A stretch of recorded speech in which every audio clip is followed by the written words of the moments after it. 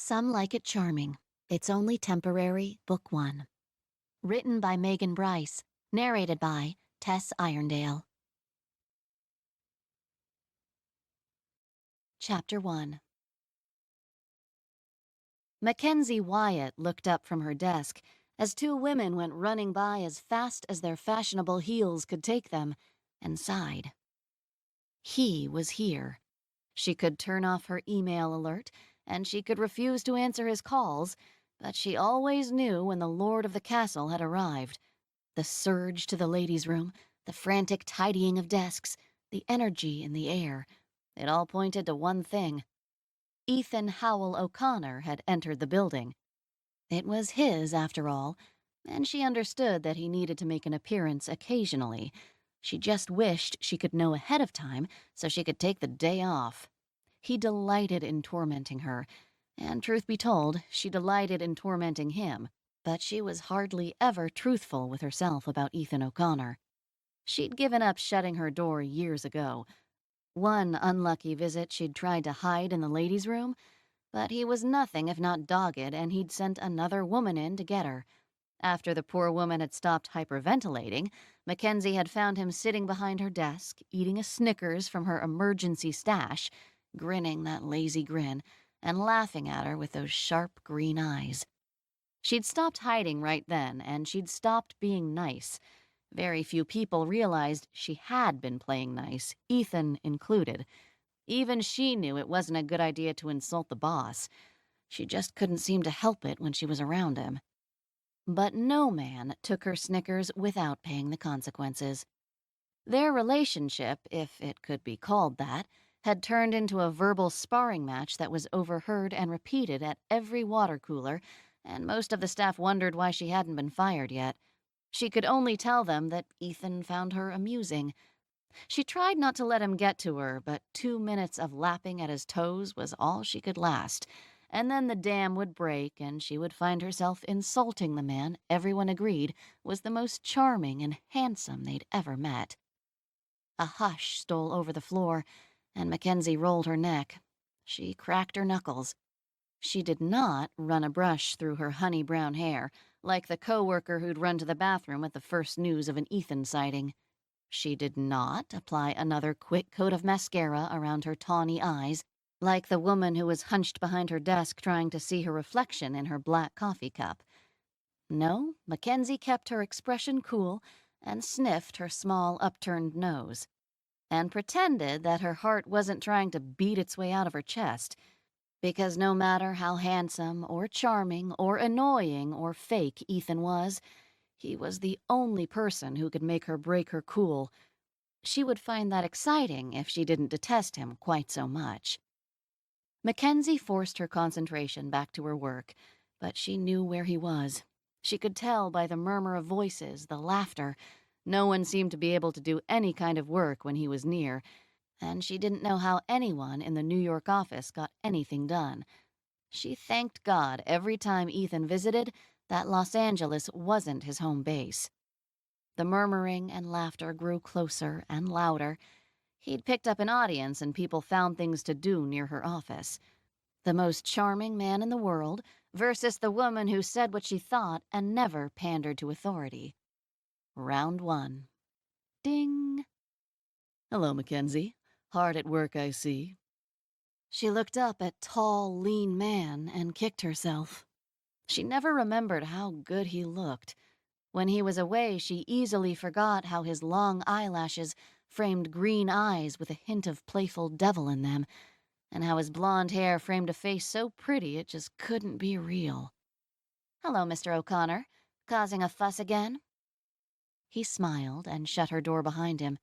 She gave him a look that quite clearly said what she thought about that, and he laughed. She stood and walked around him to open the door, wishing she'd worn higher heels. With Ethan, she needed all the help she could get. "You're not playing by the rules, Ethan. They'll bug my office if they can't hear the show." She heard him opening and shutting the drawers of her desk, and she sternly hid her smile before she turned around. She said, "How many desks do you search on your walkthroughs? I'm pretty sure that's unprofessional." He held up the candy he'd found and said, Talk about unprofessional. What is this? A box of hot tamales. And where is the chocolate, Miss Wyatt? She pursed her lips. I may be able to find some, but you'll have to sit in this chair. She tapped the supremely uncomfortable chair in front of her desk. To get it. He grinned, plopping into her cozy, ergonomic chair and propping his feet up. Nice try. At least you didn't find my Snickers. He ripped open the box. I like these. I'm sure you throw up anything you eat in my office, just in case. He choked. Maybe I should have been, but I haven't. Mackenzie shrugged. You're not dead yet. Ethan eyed the box of candy, shaking it and looking for anything suspicious, and then ate a handful. I like to live dangerously. She sat down, slouching in the uncomfortable chair. To what do I owe this visit? I'll make a note to stop whatever it is. I had to come congratulate the office and the person who made such a great sale. He nodded at her like a king approving his royal decree. Mackenzie couldn't help the cat that ate the canary grin. She'd made him a lot of money over the years, but this sale had been a doozy. Her commission had been a doozy. And truthfully, that was why she was allowed to taunt and insult the boss. He may find her amusing, but no one made more money for him than she did, and they both knew it. He plopped some more candy in his mouth. I've decided to celebrate that little piece of magic with a company picnic this Friday. I knew you needed a personal invitation or you wouldn't show. Picnics aren't really my kind of thing. There will be a very competitive game of softball, and I've heard you can play. Unfortunately, I've already arranged for Friday off. Or she would as soon as he left. You'll have to find someone else to win that game for you. His feet slid off her desk, and he leaned forward onto his elbows. He smiled fully, his white teeth flashing. They were probably caps. Oh, Mackenzie, I know you'll only play for me when money's involved. I signed you up for the other team. Her breath hitched a nanosecond too long, and his smile widened. Mackenzie got her breathing back under control with a grimace. It had only been a slight slip, but he'd seen it. Had been watching for it. And that was exactly why Ethan was so dangerous. He found your weakness, then dangled irresistible bait. And boy, did she want to beat him. She wanted to wipe that smile off his face and make him sweat. She forced herself to say, although I'd love to watch you lose, I still have plans. He shook his head. I hate to do this to you, but you leave me no choice. I'm making this a requirement of your continued employment. Are you saying you'll fire me if I don't attend this celebratory picnic and play a game of softball? Ethan nodded his head sadly. I am sorry, but it means that much to me. Mackenzie shook her head, a pity-filled smile playing at the corner of her lips. If you'll hand me the small notebook in my top right drawer, yes, thank you. She flipped to the middle and made a notation. Ethan, you're losing your touch. It's only been 1 week since you last threatened to fire me. 1 week? You sure? You called and left a voicemail congratulating me on my sale and said if I didn't return your call, you'd have to let me go. Ah, yes, I do remember that. You didn't return my call. You didn't fire me. He smiled at her. Then I guess we're at an impasse. You'll have to come play softball to see who really has the upper hand between us. I'll see if I can rearrange my schedule. He swiveled in her chair for a few seconds, then stood. Excellent. Keep up the good work, Mackenzie. He waltzed out her door, and she took a deep breath. She was going to annihilate him at softball. No matter if he had her right where he wanted her, it would be worth it. She reclaimed her chair and ignored how warm it was and how she could smell his faint aftershave. Ethan popped his head around the corner and said, Next time have a Snickers. And then he winked. Mackenzie stood, shutting the door firmly behind him. Next time, she'd have a mousetrap. Ethan Howell O'Connor eased into the back of his car and directed the driver to his hotel. He needed a massage, a hot tub, and a beer, and then maybe this growing tension would ease. He doubted it, but was always hopeful. It was just he never knew how to handle ugly breakups, and his were always ugly. One day she was happy, the next day she was crying. He always seemed to miss the middle, the part where she realized he wasn't what she thought he was, the part where she decided that even if he wasn't quite as perfect as she'd thought, marriage would fix it. How would that fix anything? It wouldn't, but she didn't really want to marry Ethan. She wanted to marry Ethan Howell O'Connor. Ethan rolled his head, trying to loosen the knot in his neck. Elise had cried so hard he'd thought her heart must be breaking, and he hated that. Hated tears, hated her disappointment. He kept thinking she didn't really love him. She didn't really know him. She'd only loved the idea of him. He could tell himself that all day long, but he still hated himself. He was a piranha, preying on women. He built up their dreams and then dashed them to pieces without ever realizing he was doing it. Ethan leaned his head back and closed his eyes. Tomorrow he'd find a way to fix the mess with Elise. He just hoped he could do it without marrying her. He was awoken early the next morning by alternating knocks and bangs on his hotel door. The massage had eased the stress in his neck and back, but the empty beer bottles had left his head fuzzy. He stumbled to the door, cursing whoever it was, and blinked a few times when he looked through the peephole. Mother? Grandma? He opened the door cautiously. His mother took one look at him and moved forward to hug him. Oh, Ethan, why didn't you tell us? I thought you and Elise were getting along fine. He groaned. His grandmother handed him a tabloid and said, "This is a fine pickle you've landed in this time. I warned you about that girl. Always had to have her own way." His mother patted him on the back, frowning at the beer bottles. "It does seem you were right, Ellen. I'm sorry I was so friendly towards her." His grandmother snorted. "You're nice to all the women your son brings home. You need to stop thinking about grandbabies and start thinking about the divorce rate in this country. He needs a woman who can handle him. He needs to stop dating these socialites and models. Worthless." This was an argument he'd heard many times over, and he ignored it to read the paper. Prince Charming really a frog? Ethan Howell O'Connor, the man voted most charming eligible bachelor 4 years in a row, is reportedly not all that charming behind closed doors. His girlfriend of 9 months, model Elise Ryan, told this reporter that he is a workaholic and has commitment issues. We've been dating 9 months now, and let me tell you, he isn't so pretty in the morning. It was time to take our relationship to the next level, and he broke up with me instead. You can ask any of his old girlfriends, and they'll tell you the same thing. As soon as a girl starts thinking he might be the one, he starts sabotaging the relationship. Late nights working, flimsy excuses about not moving in together, sit-down talks where he tells you he's nowhere near ready to get married. Well, when is he going to be ready? I guess my mama was right. Why buy the cow when you're getting the milk for free? Or why commit to one model when there's another one right around the corner?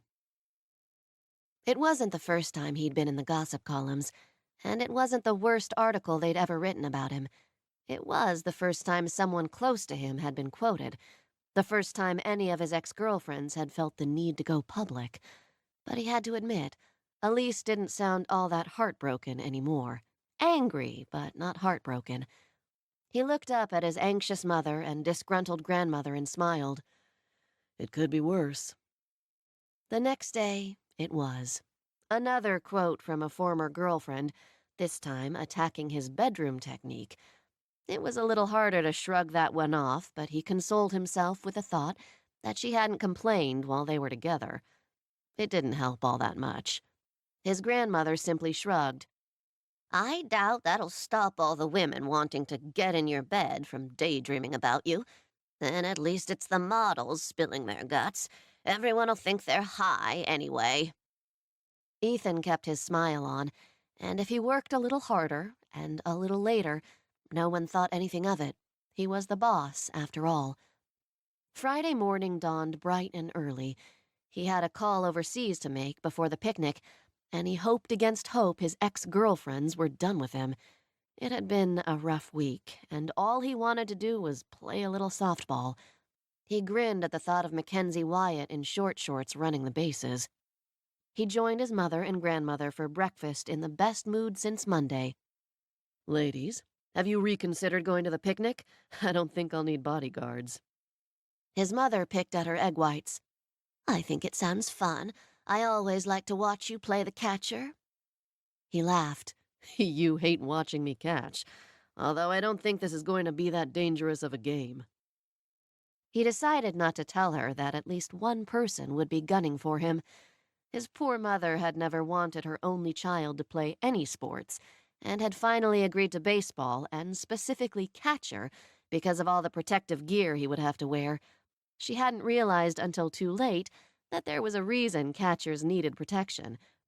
His grandmother, who never picked at her food and would never order egg whites, said, "You'll need someone to distract the paparazzi if they find you. Plus, I need some sun." He ordered his own breakfast, keeping it light and lean. He'd be running bases this morning and didn't want to feel or look sluggish in front of his employees. At least one employee would take advantage of any weakness she saw, and, he had no doubt, would constantly remind him of it. He said, "I'm sure the paparazzi won't want to hang around taking pictures of a company picnic. I can't be the juiciest thing going on right now." His mother threw a glance at his grandmother, who ignored it and kept her fork moving. He looked between them for a few seconds, then went for the weaker link. "Mother?" "Yes, dear." "Was there anything worse today?" His grandmother said, "Not anything worse. You're still their soup du jour, but I expect that won't last more than another week. Just ignore it." "It will be better if I know what it is." His mother put down her fork, abandoning the pretense that she was actually going to eat. "I don't think it would be better, dear. Ellen is right. Just ignore it." The only problem with that was that his grandmother had never ignored anything in her life. She believed in facing problems head-on. He sighed and changed the subject. His good mood was vanishing fast, but he kept a grip on it with iron control. He was going to have fun today, damn it. And maybe they just didn't want him seeing what kinds of things his ex-girlfriends were saying about him. An ex was never the most reliable judge of a man's character. Not a frog, a toad. Sarah Milton, one of New York's leading socialites, was recently heard telling a friend that when she was dating Ethan Howell O'Connor, he hit her so hard he broke her nose. 6 years ago, Sarah Milton's nose job had been attributed to allergies, but now we know she was allergic to a fist. Does Prince Charming have a nasty temper hiding behind that pretty face? Mackenzie arrived at her first company picnic and instantly decided she shouldn't have come. She tried hard to keep her real life separate from her work and had never wanted to get caught up in the culture that everyone else seemed to buy into. She had coworkers she liked, but she didn't make friends. She never went out to lunch, never joined in for birthday celebrations, didn't get into office politics, and never, ever went to outside functions. In the sales department, competition was taken to a whole other level, and she tried to keep her focus on work, and to leave that work at the door at the end of the day. Yet here she was, and all because one pretty boy had asked her to beat him at softball. Ethan O'Connor was a dangerous man, but not as dangerous as the whispers being circulated about him. If anyone could have gotten him to lose his temper, it would have been her the last few years. He wasn't the kind of guy that hit women. He liked to persuade and charm people into doing what he wanted. Using physical force would seem like an insult to his mental abilities. Rob from marketing wandered over to her, looking glum. "You guys are gonna whip our ass. There's no way Ethan is gonna be in top form today." She smirked at him. "That is just too bad. You shouldn't have made that bet." He was first team All-Ivy for 4 years. He's an all-star. We couldn't lose. He watched her take out her worn glove and plop a tattered UCLA visor on her head. He grimaced.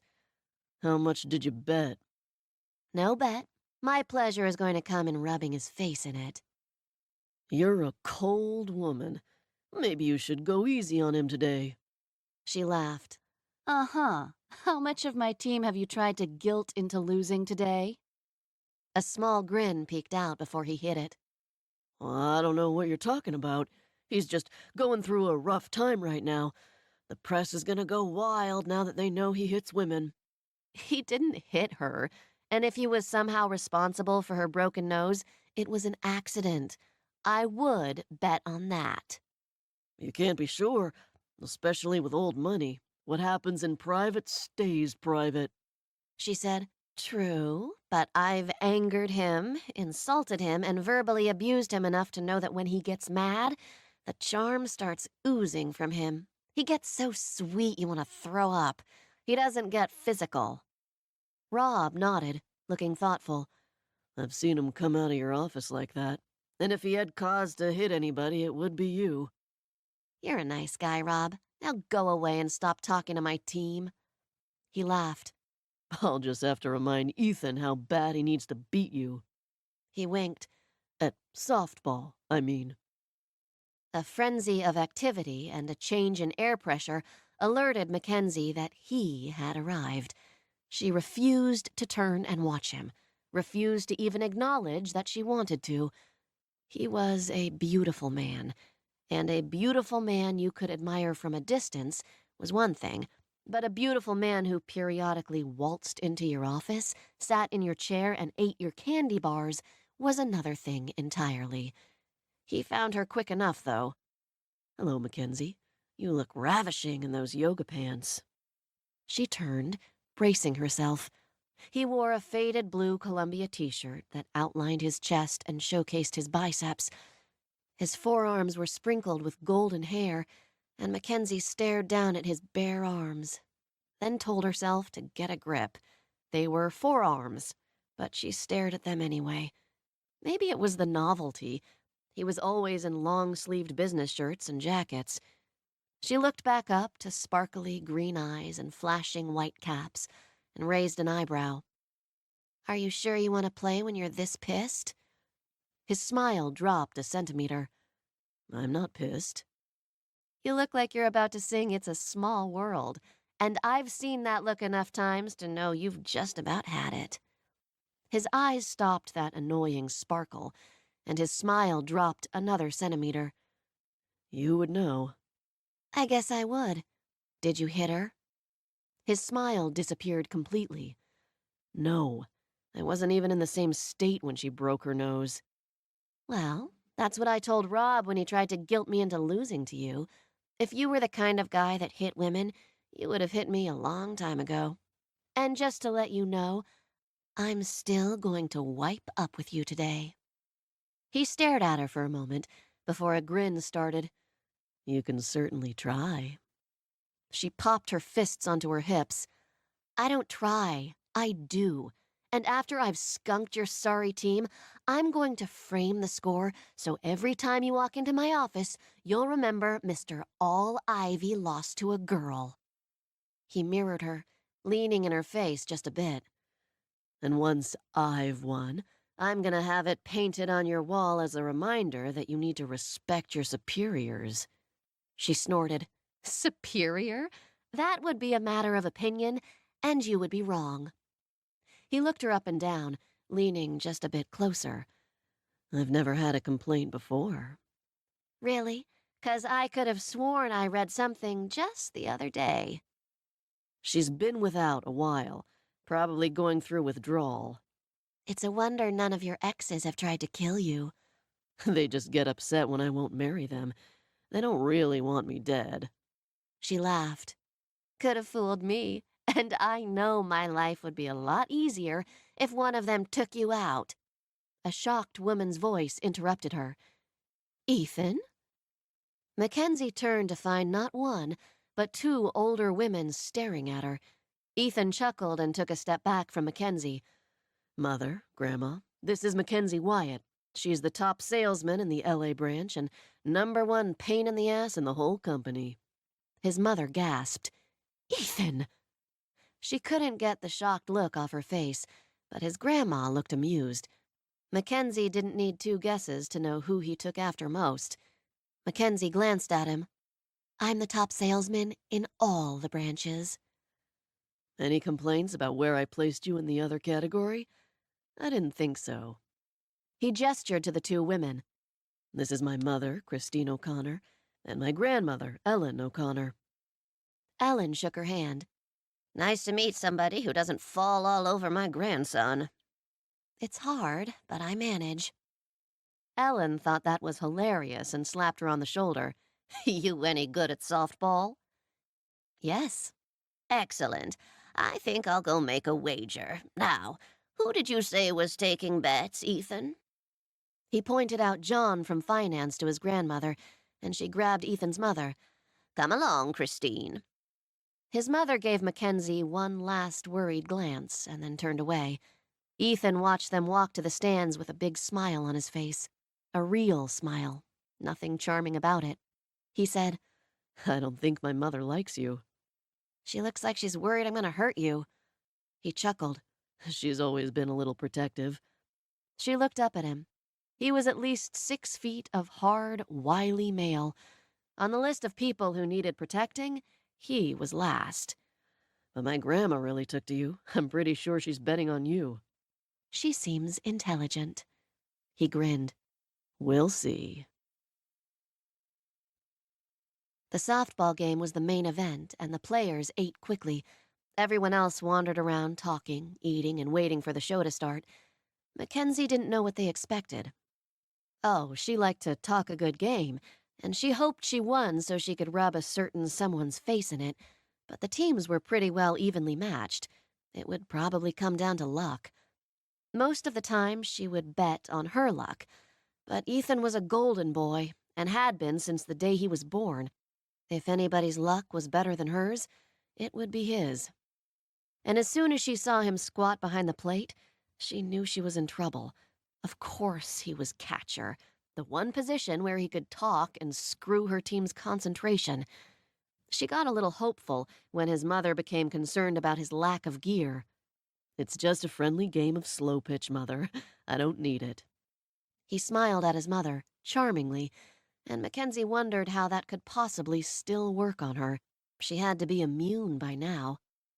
And then Mackenzie laughed under breath when Christine O'Connor looked right at her and said, "As long as it's a friendly game." Ethan looked at Mackenzie, and his grin was anything but friendly. She should have brought someone to watch her back as well. Mackenzie turned to her team and gave them one piece of advice. "Don't listen to anything that man says when you're at bat." Bases were loaded when Mackenzie went up to bat. She loved softball, started playing on a league in middle school, made varsity in high school, and had been throwing the ball around with her grandfather since she was old enough to stand. She joined the city league every summer and spent an occasional weeknight at the batting cages. She was good and she loved it, and having Ethan O'Connor that close to her made her palms sweat. But she was going to beat him anyway. He squatted behind the plate. "My God, that field looks beautiful. They're just waiting for you to send them all in. Are you that good, Wyatt?" She stepped into the box without looking at him. The first ball came sailing past her face, and she tapped her cleats with the bat. "I guess we'll see if your pitcher ever gets it over the plate." "He's just playing with you, seeing if you'll bite." "I do. Hard. Maybe your mom was right and you should go find something soft to wrap your important bits with." "You better hope she didn't hear you. It's not wise to threaten a woman's only child." Mackenzie nicked the ball, fouling it out in right field. Ethan tisked. Too bad. That would have been good if you'd actually hit it." She fought to keep her laugh back, but she was afraid he knew how funny he was. She said, "You just love being catcher, don't you? Get to talk all you want and no one can shut you up." He squatted, holding his glove out, and she stepped back in the box. He said, It's one of life's greatest pleasures. It's not going to be too much fun when I'm sliding in getting you all dusty. Another ball thrown in a little too high, and she shook her head at the pitcher. What, am I an amateur here? Ethan threw the ball back with a laugh. I've only got one thing to say before you hit that homer you're waiting for. You slide into me with your cleats up, and I'll paint your backside red. I'm sure the paparazzi would love a picture of that. They won't be invited. Mackenzie hit the ball, felt the sweet spot, and knew it was going to be a long run for the outfielder. If there'd been a fence, it would have been over it, but she ran the bases and headed home anyway. She heard Ethan cuss when she ran across the plate, and she couldn't help but notice that his grandmother was very excited, and his mother wasn't. Mackenzie grinned at Ethan. Sorry I didn't get a chance to slide. Maybe next time. Hell.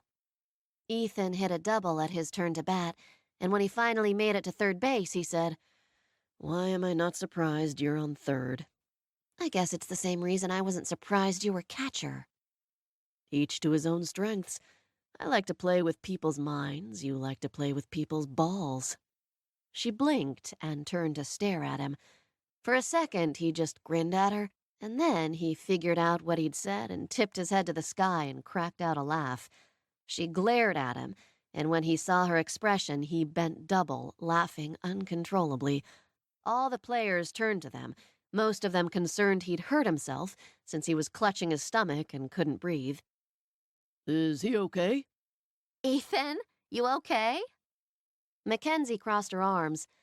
I think he's choking on something. Maybe his foot. Out of the corner of her eye, she saw his mother stand up, a worried look on her face. Mackenzie looked at her and shook her head. She said loudly, He's fine. He just thinks he's hilarious.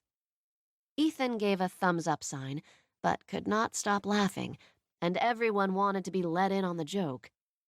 There was no way in hell Mackenzie was going to repeat what he'd said, but Shortstop gave a little snigger and she closed her eyes. No one was ever going to forget this game. Oh, God, Mackenzie. I'm sorry. I meant you like to be in on all the plays. His apology left a little something to be desired, since he was still laughing so hard he couldn't stand up straight, and she could hear barks of laughter round the bases and bleachers. He glanced up at her face and bit back another howl of laughter. He stepped off the base and hugged her, his arms wrapped around her, trapping her crossed arms in front of her, and he lifted her off the ground. He said, Aw, honey, I'm sorry. I've got to start thinking before I open my mouth. Put me down, you idiot. Not until you accept my apology. Oh, I accept it. My lawyer, however, is going to have a field day with this. He set her down, grinning at her. He wrapped his arms around her shoulders and walked her towards the pitcher's mound. I'm going to kill you, Ethan. He kept an iron grip on her shoulders and spoke loud enough that most of the players and crowd could hear him. The laughter stopped slowly, and everyone watched with cheery faces. I just want to apologize to Mackenzie and everyone here. Almost everybody knows that she and I have an ongoing battle of wits since she started working for O'Connor Capital, and we like to have fun with each other. We were just razzing each other at what positions we like to play, and what I meant to say was she likes to be in on all the plays, and third base is a great position because a lot of balls get hit there. The crowd chuckled, and Mackenzie said, You're not making this better. And I want to let everyone, and especially my mother, know that even though she looks like she's going to kill me, she has already accepted my apology. Mackenzie snorted. And is going to make me lose so bad that I won't be able to show my face in the LA office for a year. Everyone laughed, and Mackenzie muttered, I'd prefer 2 years. So, Stacy and Dan, wipe those worried expressions off your legal faces. She's not going to sue me. And let's go back to playing some ball. He chuckled again and walked her back to third with his arms still around her. She said, I'm really starting to sympathize with your ex-girlfriends. The society column seems a little tame to me. But listen to how much fun they're having. Isn't it worth it? I'm charging you $1,000 every time someone says balls to me in the next month, and you'd better pay me out of your own pocket, not the company's." He turned them around and watched everyone laughing and having a good time. "I guess it'll be worth it." Then he looked down at her and found her still frowning. He took his arm off her shoulder and patted her butt. She elbowed him in the side.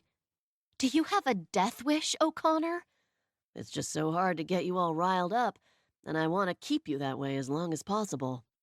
"You keep your hands to yourself, or you'll find yourself flat on the ground. And if you even use the word balls, I'm going to deck you." He laughed hard. "God, Mackenzie, this is turning out to be a great day. Who would have thought?"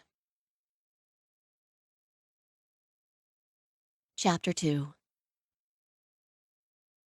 If anyone had told Ethan this morning that today would turn out this good, he would have told them they needed to fix their crystal ball. But he'd forgotten that wherever Mackenzie Wyatt was, he was bound to have a good time. She cracked him up. She stood there with no expression on her face, but he knew she was laughing inside. He also knew he really would get a bill from her if anybody said balls to her. He just hoped it wouldn't cost him too much. And God knew he shouldn't have patted her behind, but it was right there. And when would he ever get the chance again? He hoped she was joking about that lawsuit because any lawyer could chew him up and spit him out for the remarks and touching, not to mention the continued jokes from everybody else. She could probably retire a wealthy woman if she had a mind to, and he'd never have as much fun coming to L.A. if she left. She eyed him warily as she walked up to bat, and he couldn't help but chuckle. He asked over his shoulder, "Hey, ref, you got any money on this game?" Mackenzie glanced at Anderson, an accountant from the 4th floor, and said, "Of course not. That would go against rule number 1 for referees. Thou shalt not upset the players by placing money on a game you're refereeing." Anderson crouched down and said, "I would never do anything to make either you or Mackenzie mad at me, especially when there are balls flying around everywhere. A man could get hurt." Mackenzie stepped into the box. "That was the easiest 1,000 I ever made. Got any more balls jokes?" The pitcher lobbed the ball way outside into Ethan's waiting hand, and Anderson yelled as loud as he could, "Ball 1!" The crowd hooted and laughed, and Ethan smiled. Mackenzie pointed at the ball with her bat. "You have got to be kidding." He threw it back to the pitcher.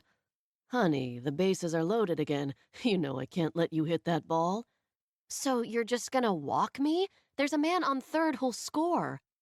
"Better one than 4. Ball 2 came sailing way outside, and Ethan didn't even bother to crouch. "Ball 2?" A few people in the crowd booed, and Mackenzie was pretty sure one of them was Ethan's grandmother. Mackenzie said, "I might strike out." "You couldn't strike out if you tried. That first hit was a thing of beauty." Mackenzie smiled. "Thank you. You do know that this little escapade is going to cost you $4,000, right? Anderson is having a little too much fun yelling ball." "He's just doing his job. You can't charge me for that." Anderson yelled in a sing-song voice, "Ball 3." And Mackenzie raised an eyebrow. She said, "That one's going to cost you $2,000. Ball 4 came sailing over her head, and Ethan had to jump to catch it. Mackenzie lightly threw her bat toward the dugout, gave Ethan a disgusted look, and took her base. He could hear his grandmother complaining loudly, but a man had to do what a man had to do. He wasn't letting Miss Home Run near the ball again. He smiled at the glare Mackenzie gave him when the next batter struck out and the team switched. When he slid into third, he said, "I was sure you were going to walk me, but I guess you don't believe in playing dirty." I thought about it, but then realized there wasn't any point. You're not that much of a threat. He wiped dirt from his sweats. "I'm on third base." "And that's as far as you're getting." Shortstop sniggered, and Mackenzie whipped her head around to glare at Ethan. He chuckled. "I never realized how many sexual innuendos can be made with a game of softball." "If I lose after this, you better find someone else to fill my position, and I hope she keeps carrot sticks in her drawer and kisses your ass." That would be a novelty.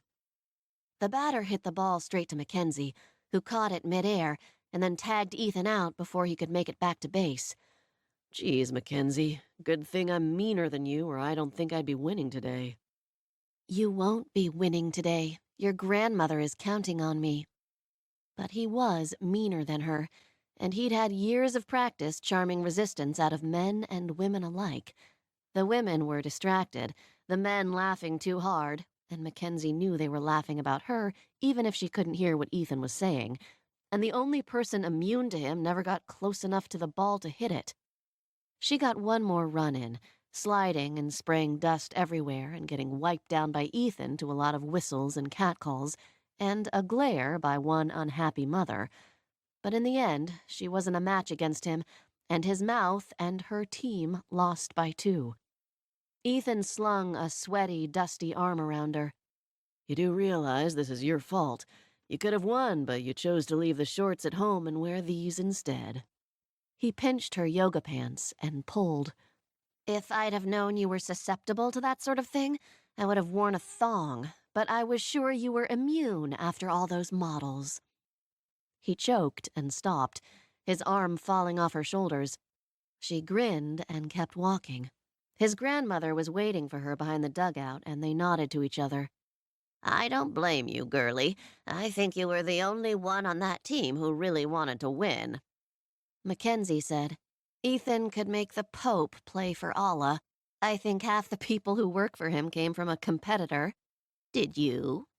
No, I was hired right out of college. She swung her bag up. And if I could find anyone who paid as well, I'd switch. Ellen glanced toward the other dugout. I'm sure he knows that. Mackenzie smiled. That's why I can't find anyone who will pay as much.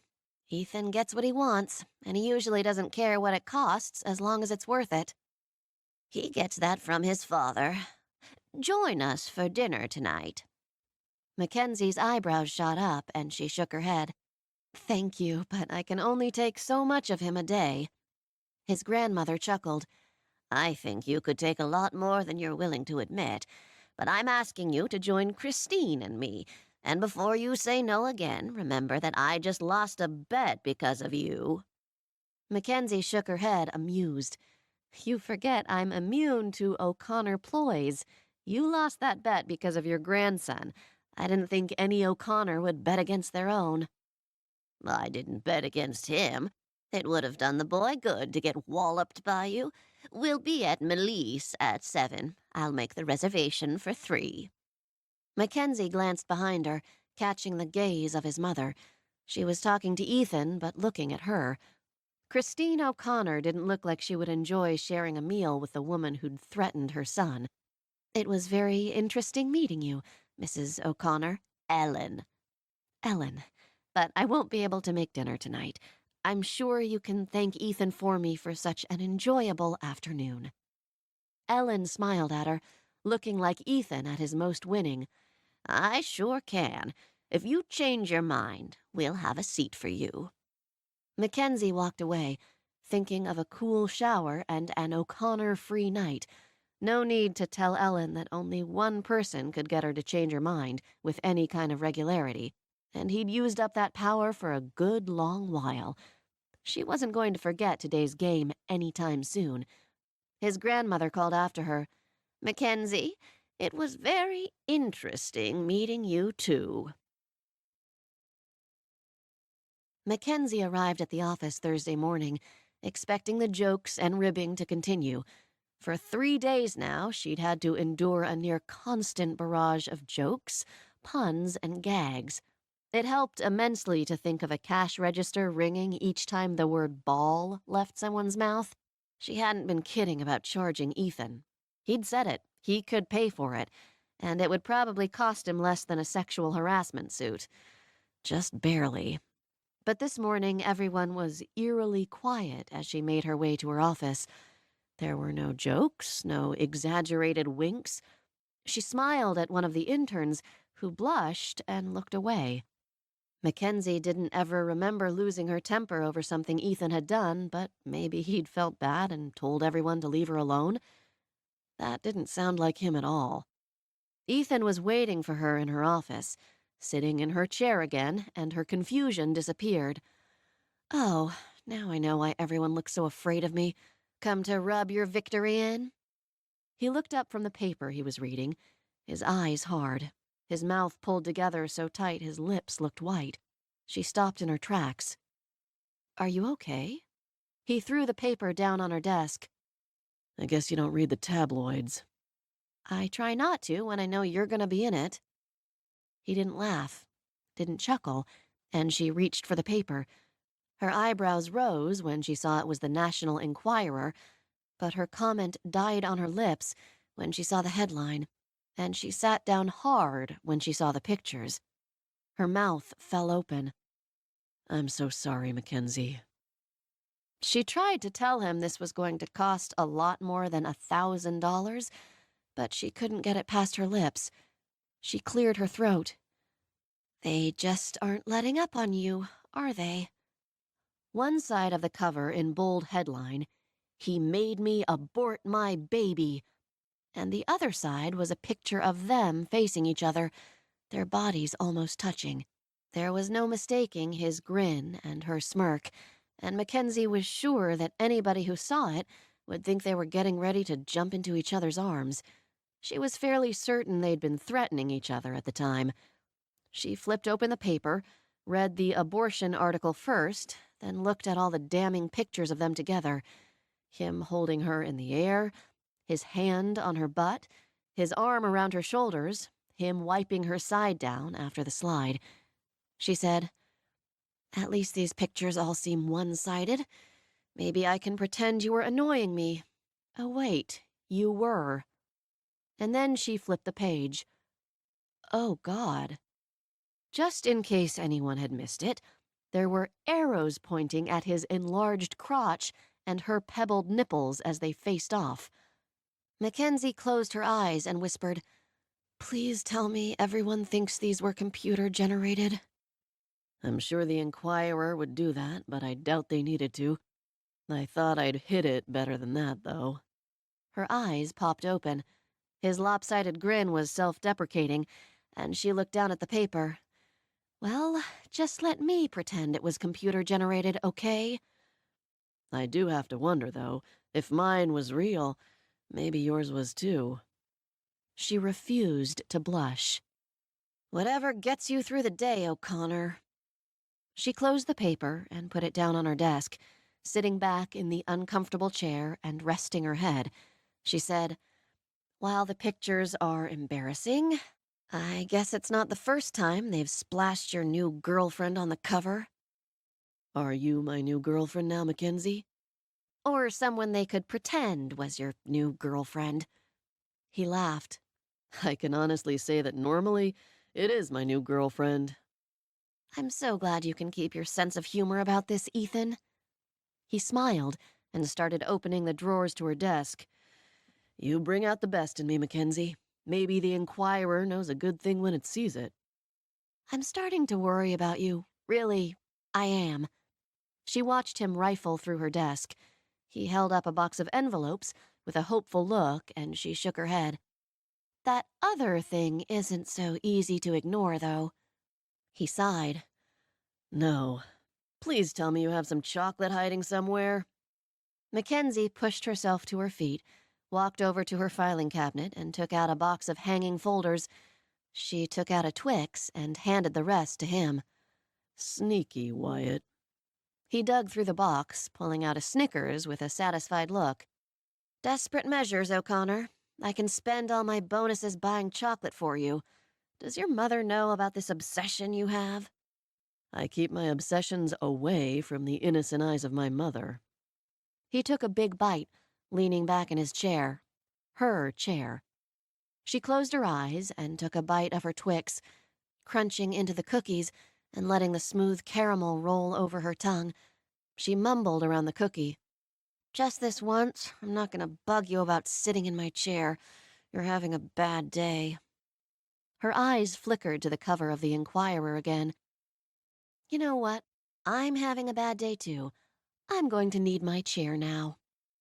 He smiled wide, chocolate smeared across his perfect white teeth.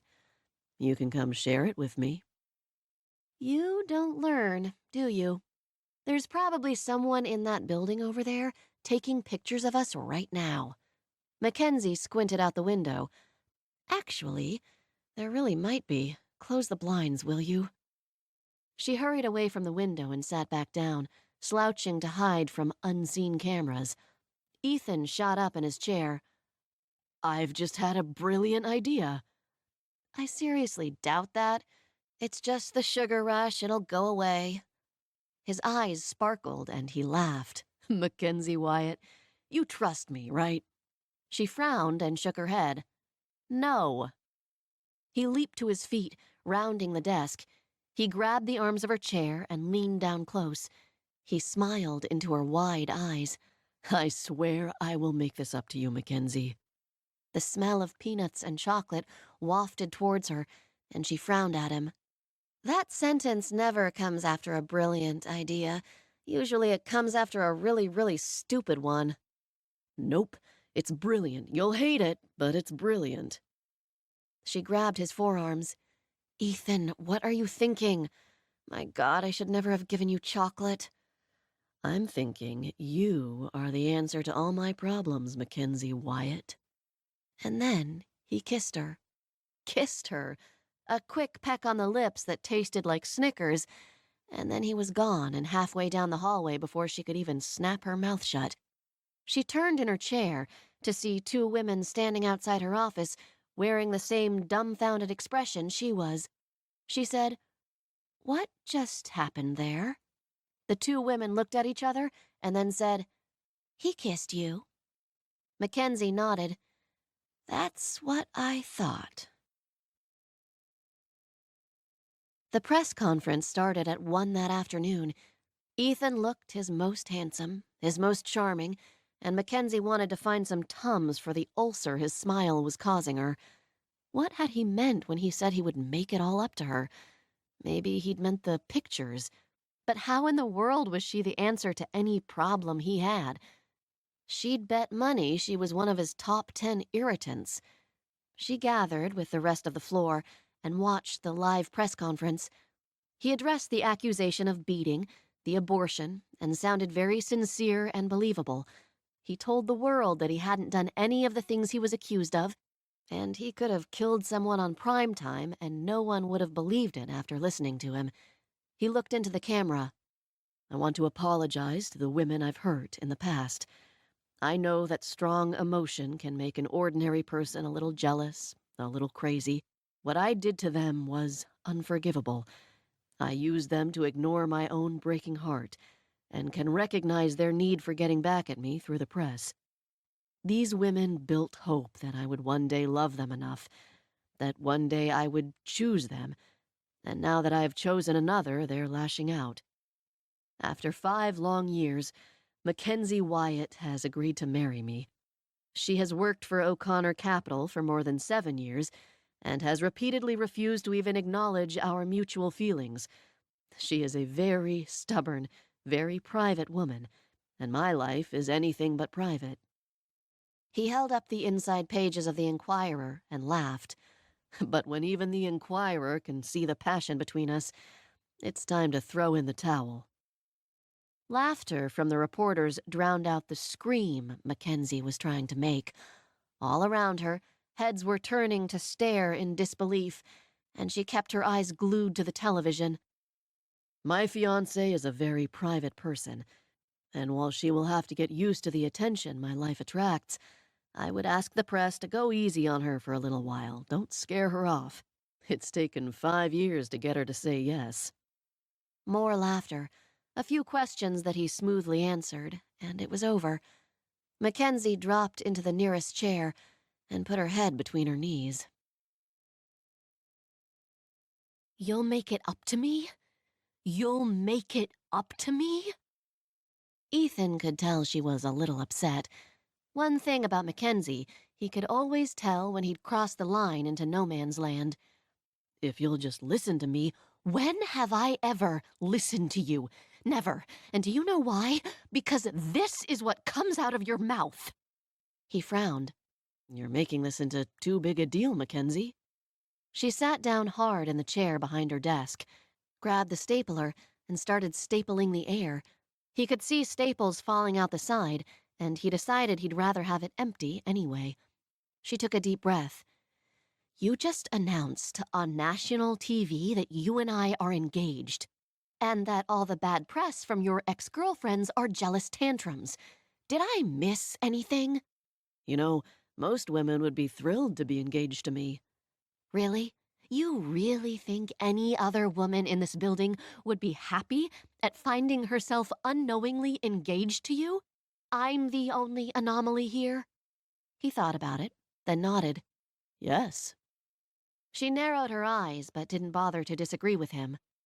Well, perhaps they can be taken in by a pretty face and a charming smile. I, however, know that you are not nearly as wonderful as everyone thinks. And why is that, Mackenzie? He leaned back in his chair and steepled his fingers. If he was going to be visiting more often, he was going to get this chair replaced. She said, Why can I see through your bull? A gift, I guess. Now, I want you to go back downstairs, get those reporters to turn their cameras back on, and tell the world you were joking. We're not engaged. He shook his head. I'm sorry, honey. We are. He could see pressure building again, and he held up a hand to stop the flow. Just for a little while, until I'm back on my feet. It hurts having all these women ganging up on me. My heart bleeds for you. We're not engaged. I'll let you dump me. You can say you couldn't handle all the press and leading a public life.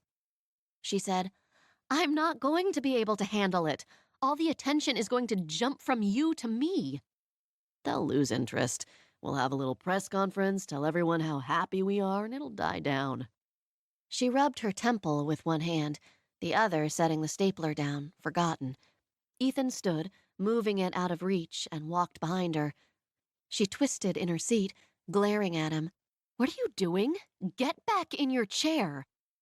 He put his hands on her shoulders and started massaging. She tried to stand up, but he pushed her back down. You're the only one I can ask to do this. You didn't ask. He ignored her outburst. Of course he hadn't asked. She would have said no. I know this may be hard for you to grasp, but most women do love me. They fall in love with me so easily. Any other woman would start out being a friend, doing me a favor, but then she would start secretly hoping, hinting, and then I'd end up breaking her heart, watching her cry, and I'd be in the same place again. Maybe you should try being less lovable. That way they'll dump you and no one gets hurt. If you and my ex-girlfriends have anything in common, it's that you have no illusions about how lovable I am. Even if I did break noses and force abortions, my name is synonymous with Prince Charming. Every woman in the world wants her own Prince Charming. I don't. He spun her chair around. I know. That's why I can trust you. He knelt to one knee, and the look of horror on her face made him chuckle. Mackenzie Wyatt, will you do me the honor of pretending to marry me? You're even nuttier than I thought you were. Was that a yes? She shook her head. No. He took her hands in his and smiled. I've always wanted my very own no man. When she opened her mouth to yell at him some more, he stood up. Just think about it. I'll give you a few minutes. He needed to nail this thing down before she could come up with a way to get out of it, and also alert his mother and Grandma. He probably should have done that before the press conference, but he hadn't thought of it. He might just leave a voice message for his mother, or let his grandmother tell her.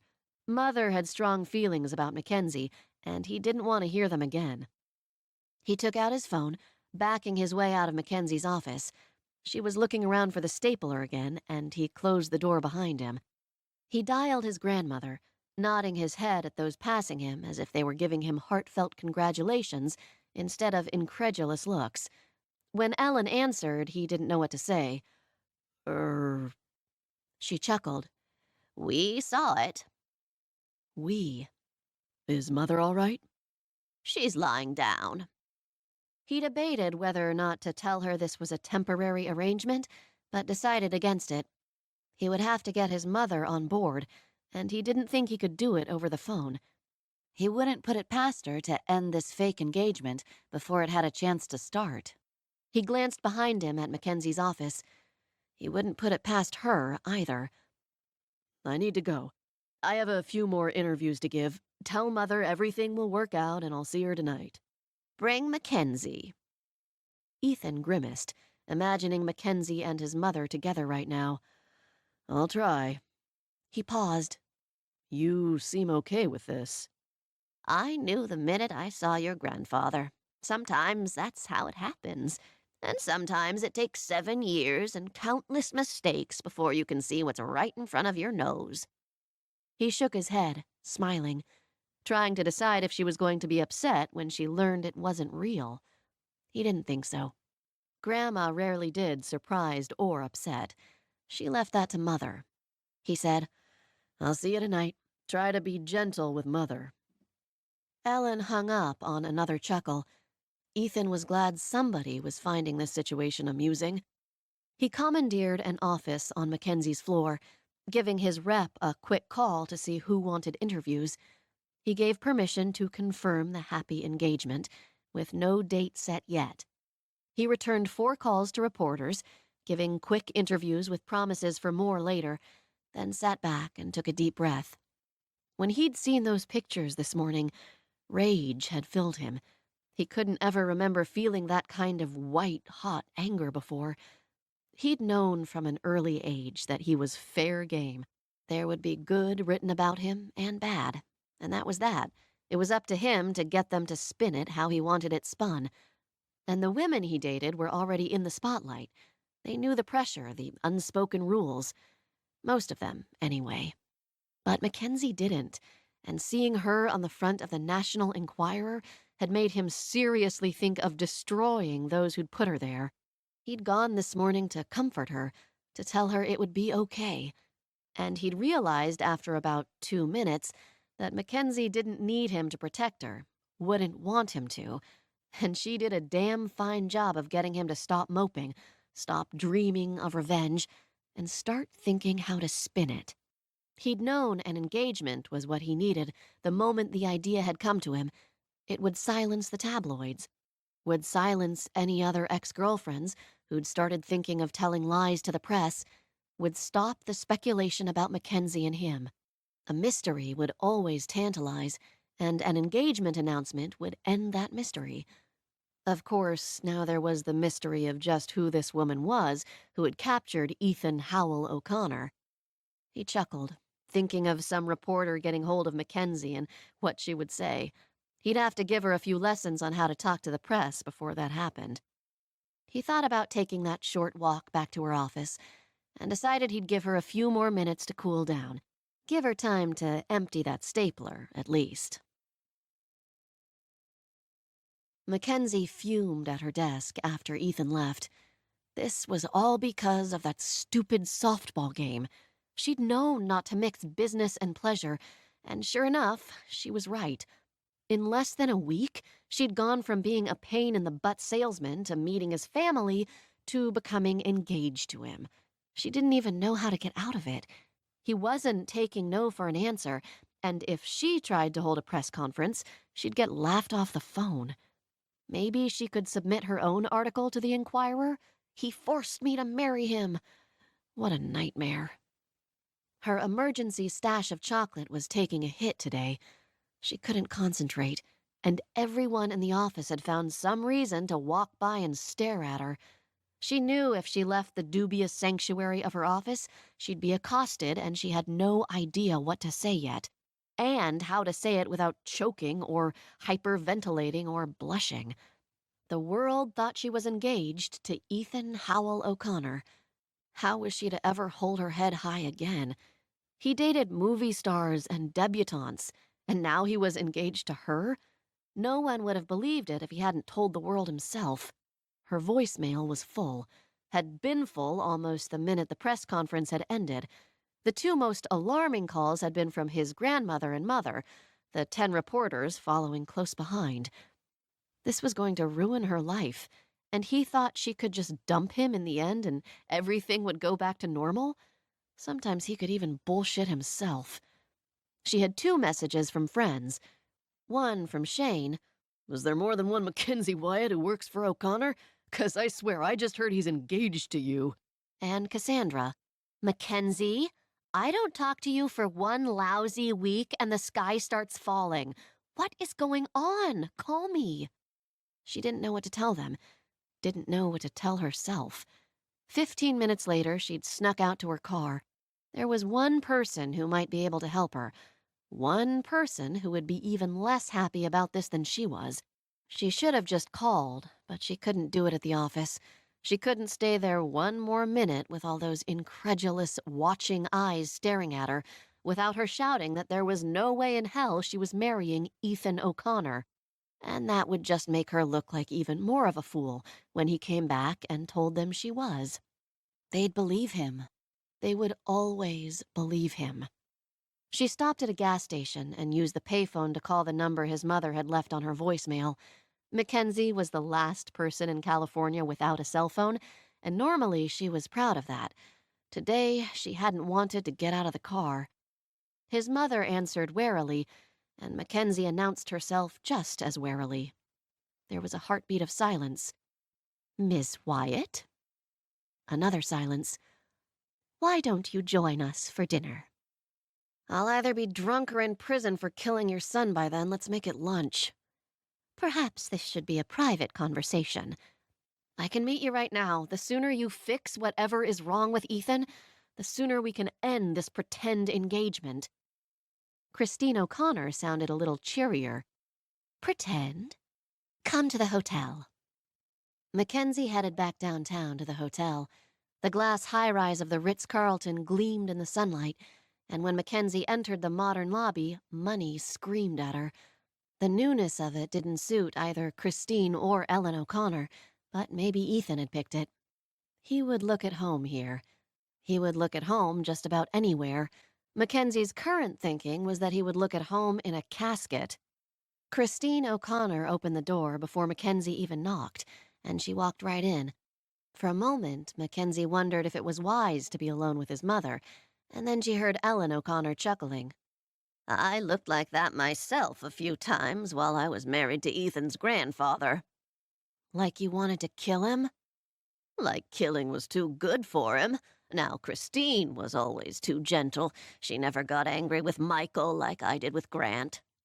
Mackenzie glanced at Christine and the frigid look she was currently wearing. Gentle was not the word she would have chosen. Mackenzie said, "Can't anybody keep a leash on Ethan? He's a menace." He needs a wife to do that.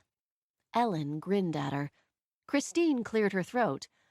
"What were you saying about this being a pretend engagement?" Mackenzie stalked to the window, staring out at the hazy yellow air.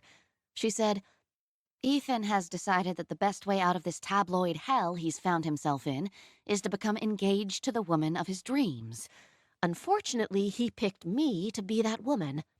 His gentle mother said, "That does seem to be a stretch." Ellen came to stand next to her. I think you're perfect for him. Mackenzie and Christine both glared at her. Mackenzie said, "He announced it at that stupid press conference before he even told me what he was going to do. Let me tell you, that's not the way you want to find out you're engaged to Mr. Charming." Ellen said, He's not really as smooth with you as he is with all those other bimbos he brings home. It's good for him. And stop frowning, Christine. The wrinkle between your forehead hasn't gone away since you met Mackenzie. Mackenzie nearly laughed at the speed his mother stopped frowning.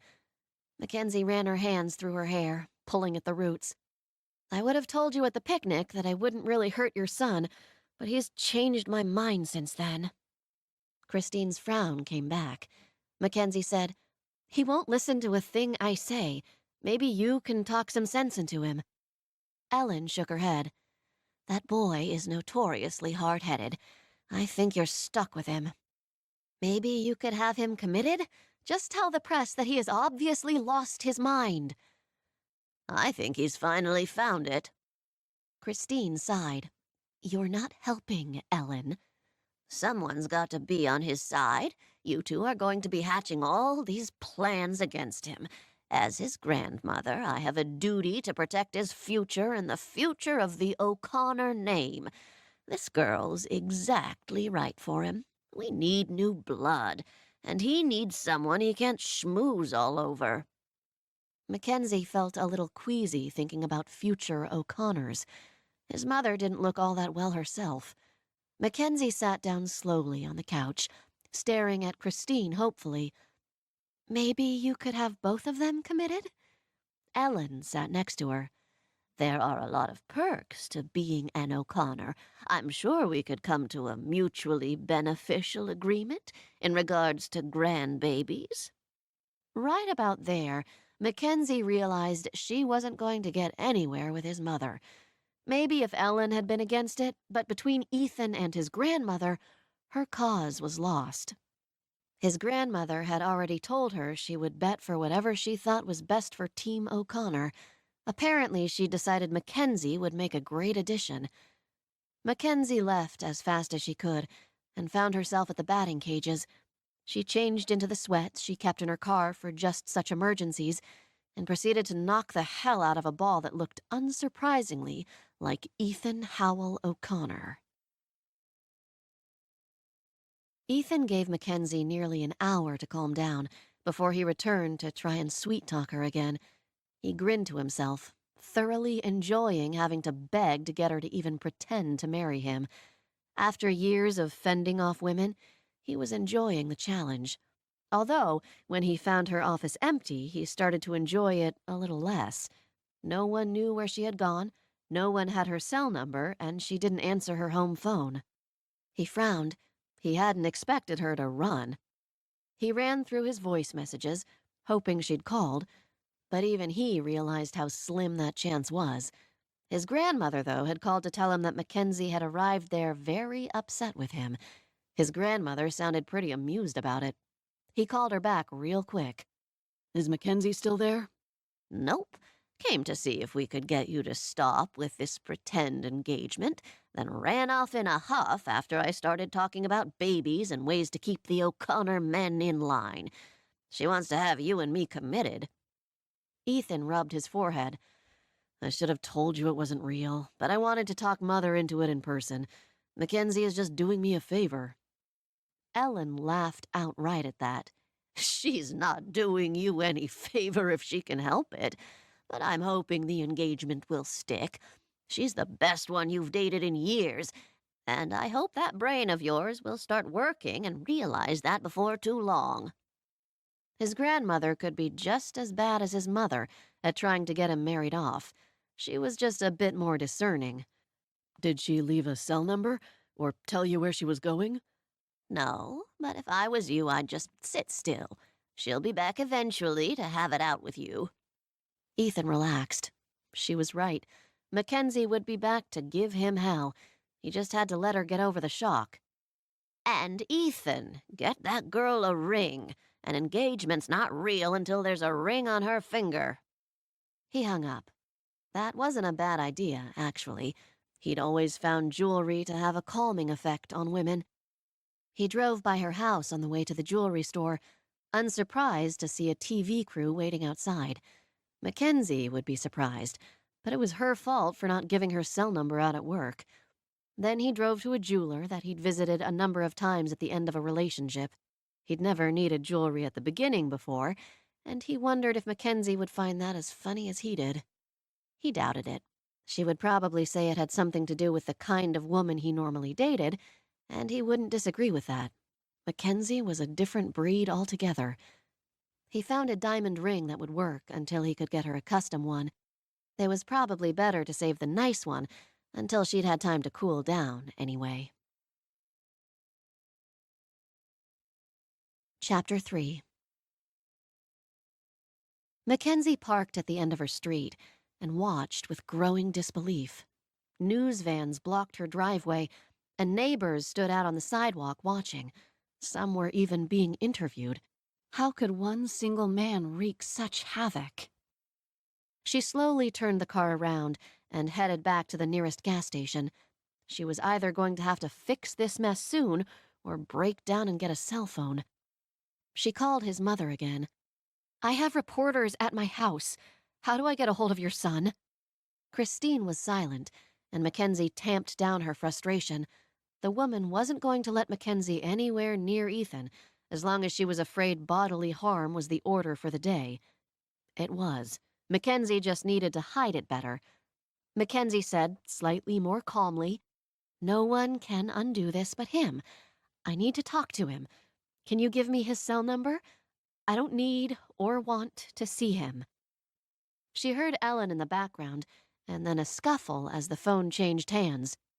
You two are going to fight this the whole way, aren't you? Call Ethan. He's looking for you. Ellen read off his number and the suite he was staying in, and Mackenzie hung up, rethinking whether she really wanted to talk to him or not. She was going to fight it the whole way, but she knew better than anyone that Ethan got what he wanted as long as it was worth the cost. He wasn't going to just change his mind about their pretend engagement. He thought it fixed all his problems. He would pay a lot for that, and considering that she was the one paying, not him, there wasn't much hope convincing him it wasn't going to work. And she certainly wasn't going to win this battle by appealing to his better nature. He'd known before he started the ball rolling that it would disrupt her life and give her a heart attack. She needed to either make him see that it wouldn't help him like he thought, or make her terms too damn expensive to be worth it. She dialed his number slowly, wondering if he would even pick up an unknown number, but it barely rang before his voice came on the line. Mackenzie? She let out a pent-up breath. "My house is inundated with reporters." I know. I drove by trying to find you after you ran away. She ignored his dig. "What are you going to do about it?" I think we should let them take some pictures. That's all they want. "They want pictures of your fiancé. I am not, nor will I ever be, your fiancé." He sighed heavily. Mackenzie, I know you normally wouldn't help me out for any reason, but I need you, I really do. There was silence on the line as they both digested that. He didn't seem to like saying it any more than she liked hearing it. He sounded desperate. How in the world was she to fight a desperate Ethan O'Connor? He cleared his throat. Come to my hotel, or tell me where you are and I'll meet you. We can work out a mutually beneficial agreement, okay? She shuddered as he inadvertently mimicked his grandmother, then gave herself a shake. He didn't want kids, he wanted a fake fiancé. No need to make this worse than it already was. She sighed heavily, leaning her forehead against the payphone box. She was still trying to figure a way out when he said, "What number are you calling from? Is this your cell?" "It's a payphone. I don't have a cell." There was a long, confused pause. You don't have a cell? Kindergartners have cell phones. She hung up on him. She was just getting into her car when the payphone rang. She stared at it, then stomped back to answer it. "What?" We could meet at your place, but you've seen the vans. At least the hotel will keep the paparazzi away. She closed her eyes, sealing her fate. "Fine, I'll come to you." I'll have some dinner waiting. What do you like? She looked at the phone in frustration. "This isn't a date, Ethan." No, it's a business meeting in my hotel room at a time most people have dinner. We'll eat and hammer out the terms. Her stomach squished at the thought of being alone with him in his hotel room. "Don't they have a restaurant at that fancy hotel of yours? Make a reservation." She could practically hear him shaking his head. You know that's not going to work. We can't have someone overhearing this particular negotiation, can we? Besides, I get the impression you're going to need to yell at me some more. She almost smiled. "You got that right," he said. I'll order something chocolate. That'll help. She hung up on him again. He'd better have a lot of chocolate. And back downtown she went. His suite was on the top floor of the hotel, of course. Nothing but the best for Mr. O'Connor. She stood in front of the panoramic windows, staring out over the city. Lights glittered in the night, and she watched the red and white stream of cars on the freeway below them. Ethan walked up beside her. It would have just gotten worse and worse with the tabloids. I have a lot of ex-girlfriends. She couldn't help but laugh at the understatement, and he flashed a wry grin at her before looking back over the city. She said, "Have you ever thought of taking a break? Do you always need a girl on your arm?" I know this sounds conceited, but a girlfriend is sometimes the only defense I have. Women just Throw themselves at you? He nodded, and she rolled her eyes. "Have you ever considered just saying no?" He turned toward her.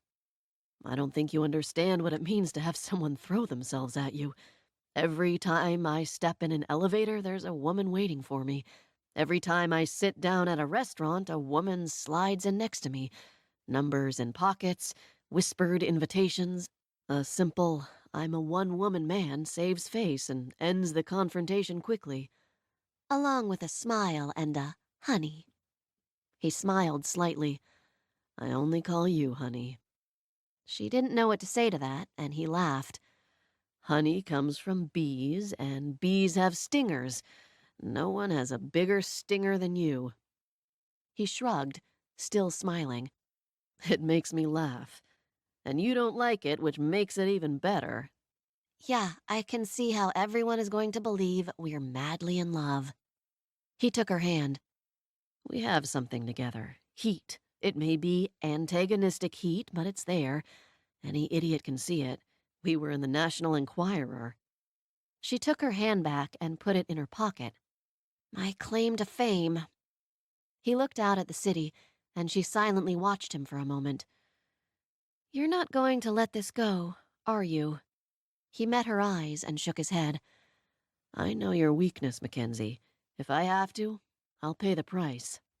She raised an eyebrow. And just what is my weakness? He grinned. "You like to win." I thought you were going to say money. He shook his head. "Money is a trophy, but winning is what you want." "How in the world am I going to be a winner engaged to you? Do you know how many sales I've made since your little fiasco of a press conference? None. Do you know how many times I've heard 'sleeping with the boss' whispered? Twice." "I'm sorry for that. I really am." "Ethan, I don't know how I can continue to work for the OC. Whether I go along with this charade or not, every accolade I've ever received is now in question. Every bonus wondered at." "No one will ever doubt that you earned everything you got." "Oh, they would. They will. They'll start wondering if I'm getting special treatment, the easy sells." Room service knocked on the door, and Ethan went to answer it. A cart was wheeled in, heaped with dishes. 2 bowls of soup, 2 plates of salad, steak, pasta, a bottle of wine, 2 bottles of beer, and chocolate cake. Mackenzie shook her head, a smile hovering at the corners of her mouth, and Ethan grinned at her. "I didn't know what you wanted, except I was pretty sure about the cake." She grabbed a steak and salad and beer, and he did likewise. He pointed to their plates and said, "See how compatible we are?" Uh-huh, I can see it now. Matchmaking services based on what you eat. Or perhaps based on what you won't eat. If you don't like fish, you don't want to wind up with a fish eater. Mackenzie snorted and shook her head. And there goes romance. What if love is putting up with stinky fish? Ethan eyed her. "That's love? I had no idea." "I'm just saying that love isn't all good parts. Sometimes there will be things you just can't stand, but they don't matter."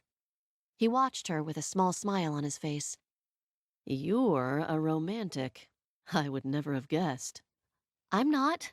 I just think that if there's love, stupid little stuff shouldn't matter." "Nope. You're a romantic. Can't talk me out of it." She sighed, reaching for a slice of cake. It was thick and rich and chocolatey, and she felt a little less hostile about getting herself engaged to Ethan O'Connor after eating it. She said, "So what happens if I go along with your crazy idea and agree to be your fiancé? Pretend that all the little things you do that drive me crazy don't matter? Just how are you planning on making me come out on top after all of this?" First of all, there aren't that many things with me. Don't you know I'm Mr. Charming? Uh-huh. She said again, and he grinned. And second of all, I'll give you a share of O'Connor Capital. She sucked in a long breath, gauging his sincerity. He looked at her. No smile on his face, no twinkle in his eye. She opened her mouth to say something, say anything, and nothing came out. He said, "It means that much to me." Mackenzie cleared her throat. You can't be serious. I am. I'll give you a 3% share. That's worth about $100,000 per year, which is comparable to your base salary, but you'll be the only outside owner. That's how you'll wind up winning. Mackenzie sat back in her seat. Can you even give a portion away? He smiled slightly. I need majority approval. Mother, Grandma, and I all own equal shares, so I need one of them to agree to let me give you the shares. Luckily, my grandma likes you. This much? And what happens when this ends? She's still going to want me owning even a little part then? You've worked for O'Connor Capital for 7 years. You know sales, you know the business. I have no worries about bringing you on board as a minority owner. She knows this engagement won't last, and still thinks it's a fine idea. A laugh escaped her lips. Do I even want to know how your mother took it? He took a bite. I didn't tell her. I only need one of them to go along with it. She shuddered. I don't want to be there when she finds out. You're crazy for even thinking of giving me a share. I need a break, Mackenzie. A break from women, from drama, from the stupid tabloids. I need a break from Mr. Charming. I feel as if I'm standing on the edge of a cliff and one more rumble from any direction, and I'm going right over. He sat back, looking at her. I know I can trust you. I don't need to worry about hurting you because you've never believed anything I've said. I can be myself around you. That's not worth 3% of your company. He closed his eyes and said softly, I can't see one more woman look at me like I'm the answer to all her prayers when I know I'm not. When I know in just a few short months I will be one more hurt. I don't want to hurt anyone, especially anyone I care about. I can't seem to stop, though. He opened his eyes. I need a buffer. I need you to be my buffer. She stared at him, trying not to feel sorry for him. He said, And I know that you will only play for my team when I pay you.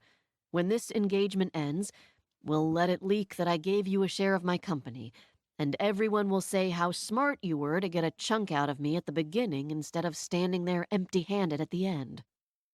She closed her eyes, shaking her head. She hadn't quite realized how desperate he was.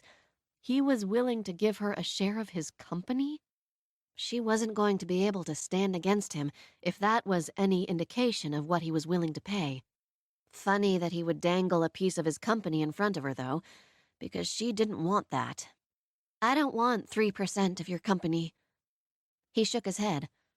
I'm not going any higher. It's my best offer. I'm not negotiating here. I don't want any part of your company. He blinked. Why not? You can't give away part of your company for a favor. You can't. It's not worth that much. I can't believe your grandmother would even go along with this. She wants it to turn out real. She looked at him in disbelief. Because I almost beat you at softball? I think because you threatened me. She can't stand women who throw themselves at me, who fall for the O'Connor charm. I can't be the only woman who can keep my wits around you. It's a short list. She pointed to the growing stack of tabloids piled haphazardly at the end of the couch. Getting longer every day. He laughed. I can only hope. I'll need a few more women than just you to choose from if I ever want to find the woman who can see past the money. And the looks. And the bullshit. He saluted her with his beer bottle and nodded. O'Connor's marry forever. If I'm going to give my wife half my shares when I get married, I'd better be damn sure of who I'm marrying. And she'd better damn sure be able to see me. Mackenzie choked. Half your shares? It's tradition. When my grandfather married my grandmother, he gave her half of his shares. When my father married my mother, he gave her half of his shares. When I get married, I'll give her half of my shares. She shook her head. You O'Connors are crazy. No wonder you dump your girlfriends as soon as they start thinking marriage. Maybe love isn't putting up with stinky fish. Maybe it's giving half of everything you've ever worked for, everything you will ever work for. That's not love, that's stupid. He looked into his beer bottle and said with a sigh, It's being certain of who you're marrying. And if you never find the woman who is worth half your fortune? I will. She's out there. She couldn't decide if she thought him incredibly sweet or the dumbest person alive. Now who's the hopeless romantic? He smiled. Maybe, or maybe a hopeful romantic. She took a deep breath. Well, I'm not going to take 1.5% from your future wife. I won't take any shares from you. You'll have to think of something else to get me to play for you. He stared into her eyes, then smiled. Oh, Mackenzie, I can even trust you not to take advantage of my desperation? You'll never get me to change my mind now. She saw that it was true. She should have negotiated for half his company, half his life's blood. Now she'd never shake him loose. He leaned back in his chair. How about this? Take a little break from work and come be my fiancé. I will continue to pay your average salary for the last year, including bonuses, out of my own pocket. Then, after a few months, when all this blows over, you can go back to work. And you think I can go play fiancé for a few months, break up with you, and then go back to work for your company like nothing happened? That my clients would even still be there waiting for me? He was silent, knowing she was right, but refusing to agree with her. She said, I can't work for you now or after. I can't go work for a competitor engaged to you. No one would hire me. They would be afraid I would spill all their secrets to you. There's more to life than working. Take a vacation. She laughed at him. There's more to life than working? That really just came out of your mouth? He shrugged. I've had plenty of girlfriends to prove I'm not a workaholic. How about you? Lots of boyfriends to prove there's more in your life than work? He froze. Is there a boyfriend right now? Mackenzie mentally kicked herself. Now that would have been an excellent reason she couldn't go along with his outrageous proposal. Yes, I have a boyfriend. He was understandably upset when he heard I was engaged. Liar. You would have brought him up before this. He leaned forward, taking her hand. Come with me to New York. Whatever you want, I'll do it. We'll work something out. Just come with me. She knew she would. She'd go with him to New York, disrupt her whole life, and come back to nothing when it was all over. But it had to be worth it to her. I will do this on one condition. I will take my accrued vacation time while we live out this little fantasy of yours, and at the end of it, I get a nice severance package. Nice enough that I don't need another job until everyone forgets that I was engaged to you. You won't have to leave the company. I'll simply stay away from the LA office for a while. I will have to leave. I will be your ex, Ethan. You said it yourself. Your breakups are always ugly. There's no way I could continue working for you. Are you willing to give up your best salesman for this? He looked her in the eye and said, Yes. But she knew he didn't believe he'd have to pay the price. She shook her head. Let's write a prenup. Huh? A prenup. I'm sure you've heard the term. You know I don't actually want to marry you, right? She went to the desk, searching for paper. It's an engagement prenup. I have about 6 weeks of vacation time. At the end of the 6 weeks, we break up and I quit. That will be the end.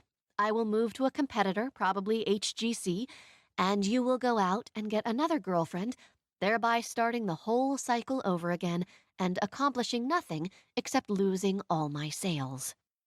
He slouched in his chair, folding his arms. Not HGC, anybody but them. She smiled. Oh, I think it will have to be HGC. I can just imagine how much Bob Givens would love to hire Ethan O'Connor's ex-fiancé. He's a putz. You'd hate working for him. Probably, but I doubt I'll see him as much as I've seen you. And besides, my severance package will be good enough that I won't have to for a while. She spied his laptop and waved towards it. May I? He nodded, following her as she went to flip it up, and leaning over her shoulder to see what she was doing. You're willing to give me a 3% share for doing this. She looked at him, which is stupid, and you're not stupid. Desperation sometimes leads to the same destination. She turned back to the computer. Let's be conservative and say the OC will grow at 1% a year, and I will live another 50 years. You know I really hate it when you call it the OC. I know. And 1% per year? That's not conservative, that's insulting. Let's say 10%. For 50 years? She twirled the chair around, forcing him to step back. I didn't realize you indulged in fantasy.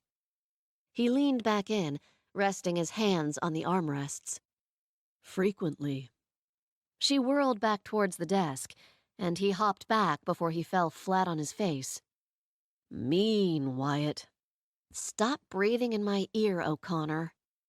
She didn't even have to look at him to know he was smiling. He would like knowing he was getting to her.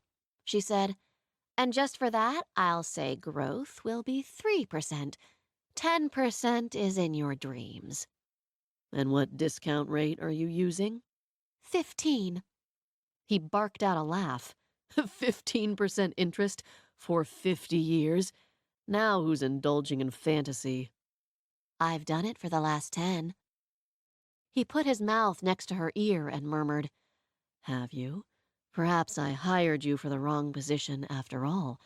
But let's be a little more realistic and say 10. If you're not going to beat the market, what's the point? Let's just see what you come up with. She worked on the spreadsheet for a few minutes, then sat back and they looked at the number together. Her heart started beating very fast. Well, he said, you should have been an accountant. Looks to me like I can be anything I want now. She swallowed. Is it worth that much to you? She couldn't decide if she wanted him to say yes or no. Talk about a mutually beneficial agreement. She just might throw in a kid or two for that.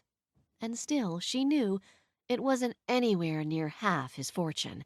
Ethan said, If you really can get 10% per year, I can just give you an even million. You won't have to go work for HGC at least. She wouldn't have to work for anyone ever again. She could sell her house, move somewhere cheaper than LA, and live pretty well. He breathed in her ear. You could just take a share of the company. It would practically be the same. Except she'd never be rid of him. I don't know why you keep trying to give away part of your company. Stop it. I think my mother would like you if she could hear you protecting my interests. Someone has to. You keep trying to give away your legacy. But this way you know I'm serious. She gestured toward the computer. I'll know you're serious with this, too. Are you really going to pay me $1.5 million to be your fiancé for 6 weeks? No, just $1 million.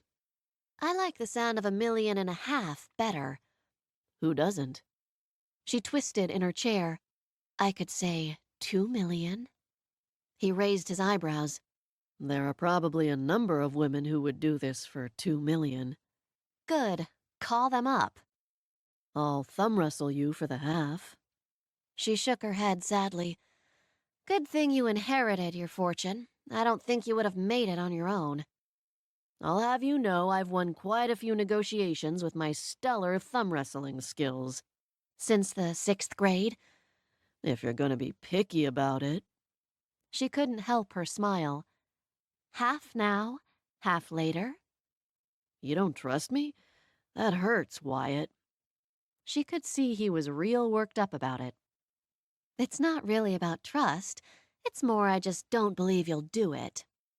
To show you I trust you, I'll have the full $1 million wired into your account in the morning. $1.5 million. He shook his head. It's never going to happen. You shouldn't have begged. I know you'll pay the half. He held his hand out, and she gave him the prenup. He read it over quickly. I hesitate to bring this up, but you're missing something. What am I missing? He wiggled his eyebrows at her, and she shook her head. I'm not missing anything. There will be none of that. None of that, or none of that? And what about this and that? There will be none of any of it, so I don't need to include it. He looked down at her lips. I'm just saying it's ambivalent. Just how real is this pretend engagement going to be? It's not real at all. This contract is for our public performance. He leaned down close to whisper in her ear. Ooh, public performance. Will there be any of that? She placed her fist in his belly, and his breath rushed out. He said in an exaggerated wheeze, I'll have to remember you have a temper. Please do. He rubbed his stomach, then grinned. Okay, you can have the half, but I expect something good for that half. If only we were in Nevada, because that is illegal in California. He sighed heavily. He grabbed the pen from her, scribbling 1 million only where she'd put 1.5, and signed it with a flourish. He held the pen out to her. Very well. At least this way I'll know that if I get you into bed, it will not be because I'm paying you. She took it gingerly. You're not getting me anywhere near a bed. Semantics. It could be the couch, a table, the floor. She shook her head. But a bed is the most comfortable. A guy's got to hope. She paused, staring at the paper, then closed her eyes and scrawled her name hastily. She whispered, Shit. He chuckled, folding the paper and putting it in his pocket. I'll keep this until we can get a copy made for you. You're the devil. You're the only one that thinks so. That doesn't make me wrong. His fingers circled her wrists, pulling her gently out of the chair and towards him. She resisted. What are you doing? Sealing it with a kiss. She reared back. No, no, no. He kept pulling her closer. We're engaged. I think it's traditional for a man to steal a kiss from his intended after a lengthy battle. She kept her eyes wide open as his lips touched hers, as his breath mingled with hers, as his heat touched her skin. He looked at her through lidded eyes and whispered against her lips, Thank you, Mackenzie. When he pulled back, she nodded and tried to pull her wrists out of his grip. He held on. Really, Mackenzie, thank you. She looked into his eyes and saw no twinkle, no charm, no persuasion. She stopped fighting and simply said, You're welcome. He smiled, releasing her wrists. Before we leave L.A., we need to give them some pictures.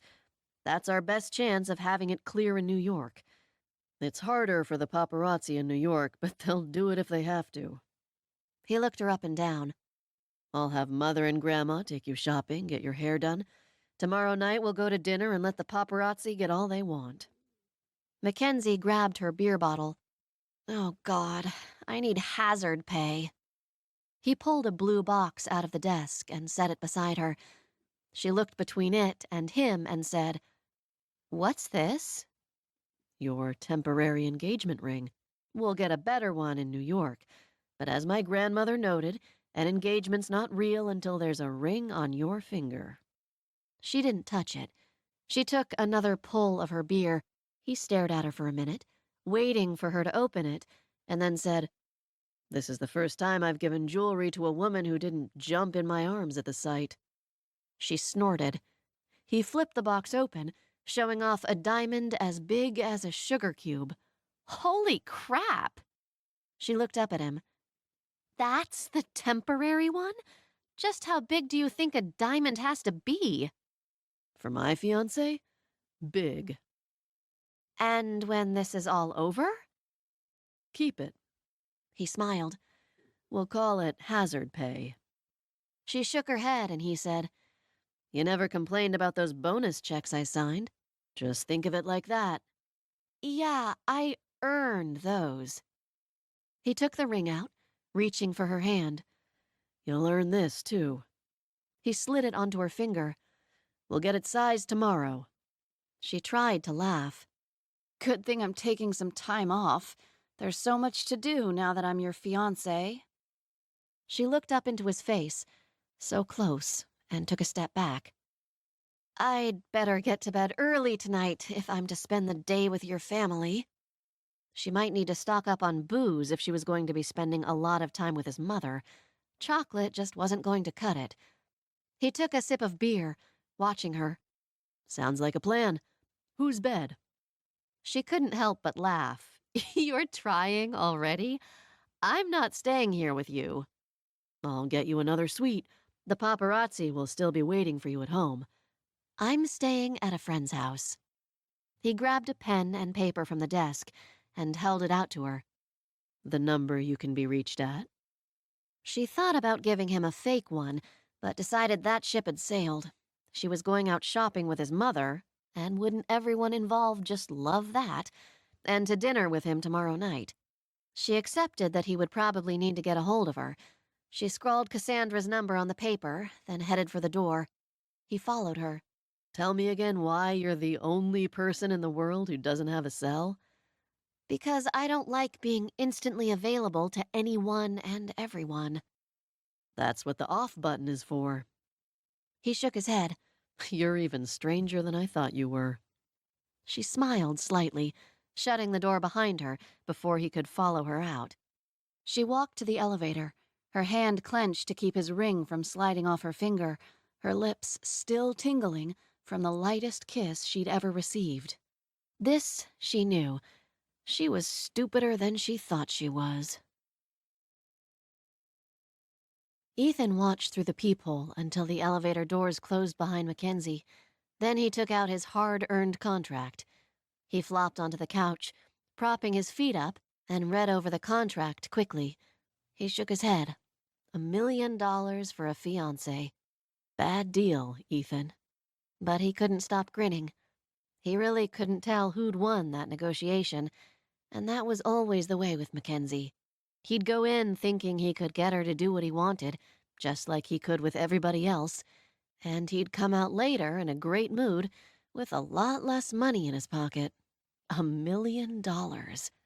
And if she kept after that half, he knew he'd eventually give in. He was turning her life upside down, and he felt an inkling of guilt about that. She'd ferret that guilt out eventually. He frowned when he read again that she would leave O'Connor Capital at the end of their engagement. She was his best salesman. How she did it, he didn't know. She wasn't personable, friendly, chatty, sexy. Okay, she was a little sexy, in a hold-the-whip, take-no-prisoners kind of way. But she could see if and how much others wanted what she was selling. He couldn't remember how many times he'd heard her clients say they wouldn't have paid $1 more. He'd talk her out of leaving at the end. He knew she didn't want to, even if she did suddenly find herself holding a small fortune. It was the game that drove her, and if she left, she'd have no one to compare herself to, no one to compete against. Ethan knew she was too competitive to flourish without that in her life. She'd get gray and boring without that drive. Ethan had 6 weeks to point that out to her. He pulled out his cell and called his grandmother. You might want to get Mother something strong to drink. I talked Mackenzie into playing fiancé. Good. Not more than 3%, I hope. Ethan grimaced. She didn't want that. She wanted payment up front. How much? $1 million, with a possible half at the end. A possible half your shares at the end? He laughed. No, another $500,000. I guess it's a start. He shook his head. We'll go to dinner tomorrow night, give the paparazzi some happy couple pictures. Can you take her shopping in the morning? She's out of her element with all the cameras, and I don't want her to feel self-conscious. I'll bring your mother. They'll fight each other and distract themselves. He'd hear about it from his mother, and wondered briefly if he'd hear about it from Mackenzie as well. His grandmother asked, Did you get a ring? She has it. It needs to be sized. We'll do it. She laughed. Tomorrow will be fun. And don't worry, your mother will warm up to her. Ethan grinned. I doubt it, but it should be pretty fun anyway. They hung up, and Ethan glanced down at Mackenzie's hastily scrawled signature. This would work. The tabloids would stop quoting his exes, reminding him how much he hurt those he cared about. Mackenzie would keep him from hurting anyone else for a while, and he had no fear of somehow finding her falling for him. If anybody in this world was O'Connor-proof, it was her. He would go into a woman-free mourning. He could make sure Mackenzie came out on top and that the world knew that his heart had been broken. If he played it right, he could get a year off by this 6-week engagement. He would become more careful, a little more introspective, slower to jump into the next relationship. He already knew this was going to be the best $1 million he'd ever spent. All he really had to worry about was keeping that $500,000 in his pocket for the full 6 weeks. Chapter 4. Ethan's grandma had called Mackenzie early the next day. Ellen had said, We've got some work to do today, I hear. We'll turn you into a pretty picture to hang on my grandson's arm. Is that the goal for today? Let's just aim for no one questioning whether this engagement is real. I don't need to look like a Barbie. Ellen chuckled. Good. Then in that case, we'll go out, have some fun, spend some money, eat some lunch. He doesn't need a Barbie hanging on him. He needs a grown woman walking beside him. We'll make sure he gets what he needs. It had gone worse than Mackenzie could have possibly imagined, with her somehow ending up with blonde locks worthy of a pinup. All it had taken was one look from Christine O'Connor that plainly said no one in their right mind would believe that Ethan had fallen for her, and wham! She'd allowed the stylist to do whatever he wanted. Mackenzie's only consolation was that Christine had hated the transformation just as much as she did, and probably for the same reason. Mackenzie hadn't known hair could scream sex, but this hair did. After escaping from the stylist, she headed to work. She quickly tamed the fluffiness as best she could, wrapping her hair into a bun. Maybe she could deal with the color. Maybe she could wear a hat. She grabbed a baseball cap out of her batting bag and instantly felt better. She wasn't willing to test whether blondes really did have more fun. She was way too sure they did. Mackenzie entered her office, thinking this was the last time she'd ever come here. She started boxing up 7 years of hard work and was surprised when Rob came in, sitting down in her uncomfortable chair like it was a cozy sofa. You're marrying the boss? I didn't see that one coming. You and me both, she thought. She tried a smile. He wore me down. There was a bet going on how long it would take for you two to sleep together, but no one guessed you'd ever get engaged. She closed her eyes. She'd been very, very right about having to quit. She would never be able to show her face here again. Rob said, I lost a packet. I didn't think you had it in you. She looked up, trying to decide if that was a compliment or an insult. His smirk made her lean toward insult. You should leave before you say something really stupid. He stood up. Probably. He pointed to the chair he'd just vacated. Take that thing with you before it injures someone. She shut the door behind him and leaned against it. She wasn't really sad about leaving. She had no one she even wanted to say goodbye to. Rob was as close to a friend as she could call a coworker, and she wouldn't exactly miss the guy. But it felt like a closing. This chapter of her life was ending, a situation she'd been working toward for quite some time now, but the suddenness of it kept catching her off guard. Technically, she had 6 weeks left. As far as anyone knew, she was only taking a vacation, but she knew she'd never come back. A bet about their sex life? Ugh. Ethan was going to pay for that. She finished packing her things, smiling slightly when she took out her hidden stash of chocolate. She'd miss that. She'd miss Ethan waltzing in and disrupting her life. She shook her head. This time, he'd made it a doozy. She threw the boxes into the trunk of her car, looking longingly at her batting bag. She could go spend an hour at the batting cages, or she could go home and wash the gunk out of her hair and prep for an evening filled with Ethan O'Connor and camera-wielding crazies. She sighed, slamming the trunk. She was not getting paid nearly enough. Cassandra greeted her at the door with her mouth hanging open. Well, that's different. Here's a general rule. Don't get your hair done with the mother of the man you're pretending to marry when she hates your guts, even if she knows it's pretend. It doesn't look bad. It's just different. As different as she could make me without surgery. Mackenzie flipped the bathroom light on and inspected her now blonde hair. This was not what she was going for. She should have taken me to a stylist not quite so versed in bleached blondes. Cassandra started opening drawers and piling makeup on the counter. With this color, you're going to need more dramatic makeup. Your usual boring look will wash you out. Please, I have spent the afternoon with a woman who would like to run me over with her car. Can I get a little less lip from my best friend? What's a less insulting word for it? Demure? Your usual demure makeup will wash you out with this color. Don't make me look like a clown. I will be the judge of that. You think any lipstick brighter than nude is clownish.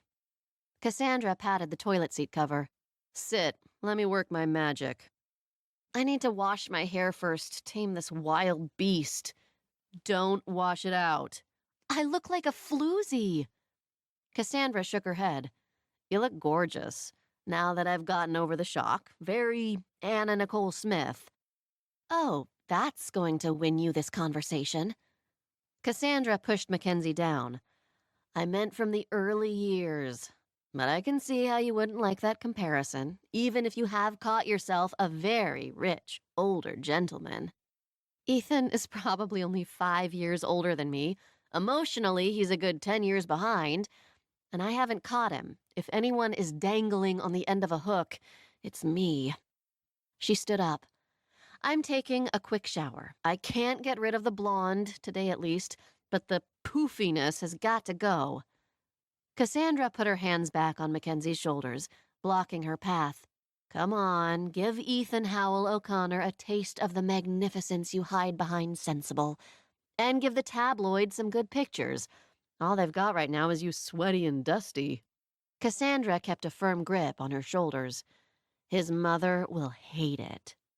Mackenzie rolled her eyes. You are very unsubtle. But, unfortunately for you, also very right. Mackenzie closed her eyes, giving in. You know, she's turning into my Achilles heel. This is exactly how I got my hair turned Anna Nicole blonde in the first place. Cassandra made up Mackenzie's face, and even if Mackenzie hated how bright and perky she looked, she had to admit she did look good, and not anything like herself. Cassandra said, And I've got something every woman who finds herself accidentally dating a celebrity playboy needs. Be right back. Mackenzie yelled after her, If you come back with a box of condoms, I'm going to strangle you. Cassandra came back in. I wish I'd thought of that, but no, something even more practical. She held up an elastic bodysuit. Spanx. Every woman in LA owns a pair. They pass them out when you move in. Cassandra dropped it into Mackenzie's hands. I don't know how they missed you, but trust me, everything wears better over Spanx, and these pictures will be haunting you forever. I'll get your outfit. Mackenzie squeezed herself into the Spanx, ignoring with all her might the thought of being splashed on the front of every tabloid. The Inquirer had been bad enough. Cassandra handed her a slinky gray dress. Mackenzie took it reluctantly. "What's this?" "It was in the bag you brought home." "No, I got pants, classic pants and a nice blouse." "This was the only thing in the bag." Mackenzie glared at the offending fabric. "Ellen." "Ellen has good taste. Put it on." Cassandra shut the door. Mackenzie shouted through the door, "I can't wear this. He dates models." She looked down at herself. "I will not compare well." "Lala, can't hear you. Put it on and then we'll see." Mackenzie glared at herself in the mirror. Was this all worth $1,000,000? No. But she threw the dress over her head anyway. She flung the door open without looking in the mirror. A slow smile spread across Cassandra's face as she inspected Mackenzie. "So, this is what money can do, and you compare just fine." "I'm too muscular for a dress like this." Years of softball had left her with nicely toned arms and too wide shoulders. She spent a lot of effort minimizing her upper body, and this dress hugged her body, leaving her exposed and self-conscious. Cassandra shook her head. "No, you look fabulous. The Spanx is pushing everything up. This is what all the celebs do." "I look like a football player." "Trust me, you do not. And you don't look anything like a wafy, breastless model either.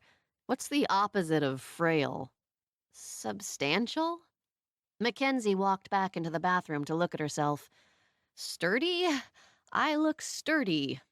Cassandra made a face. "No, you look capable. Entirely capable of handling Ethan O'Connor." "Oh, great. I look like a schoolmistress." "The hottest schoolmistress I've ever seen. No one will doubt for a moment that you hooked Ethan Howell O'Connor." "Give me some pants. I don't want to look like a hot schoolmistress. I want to look like a serious, professional woman." "Who happened to get her paws on Ethan O'Connor?" Mackenzie made a face. "It does seem like a stretch.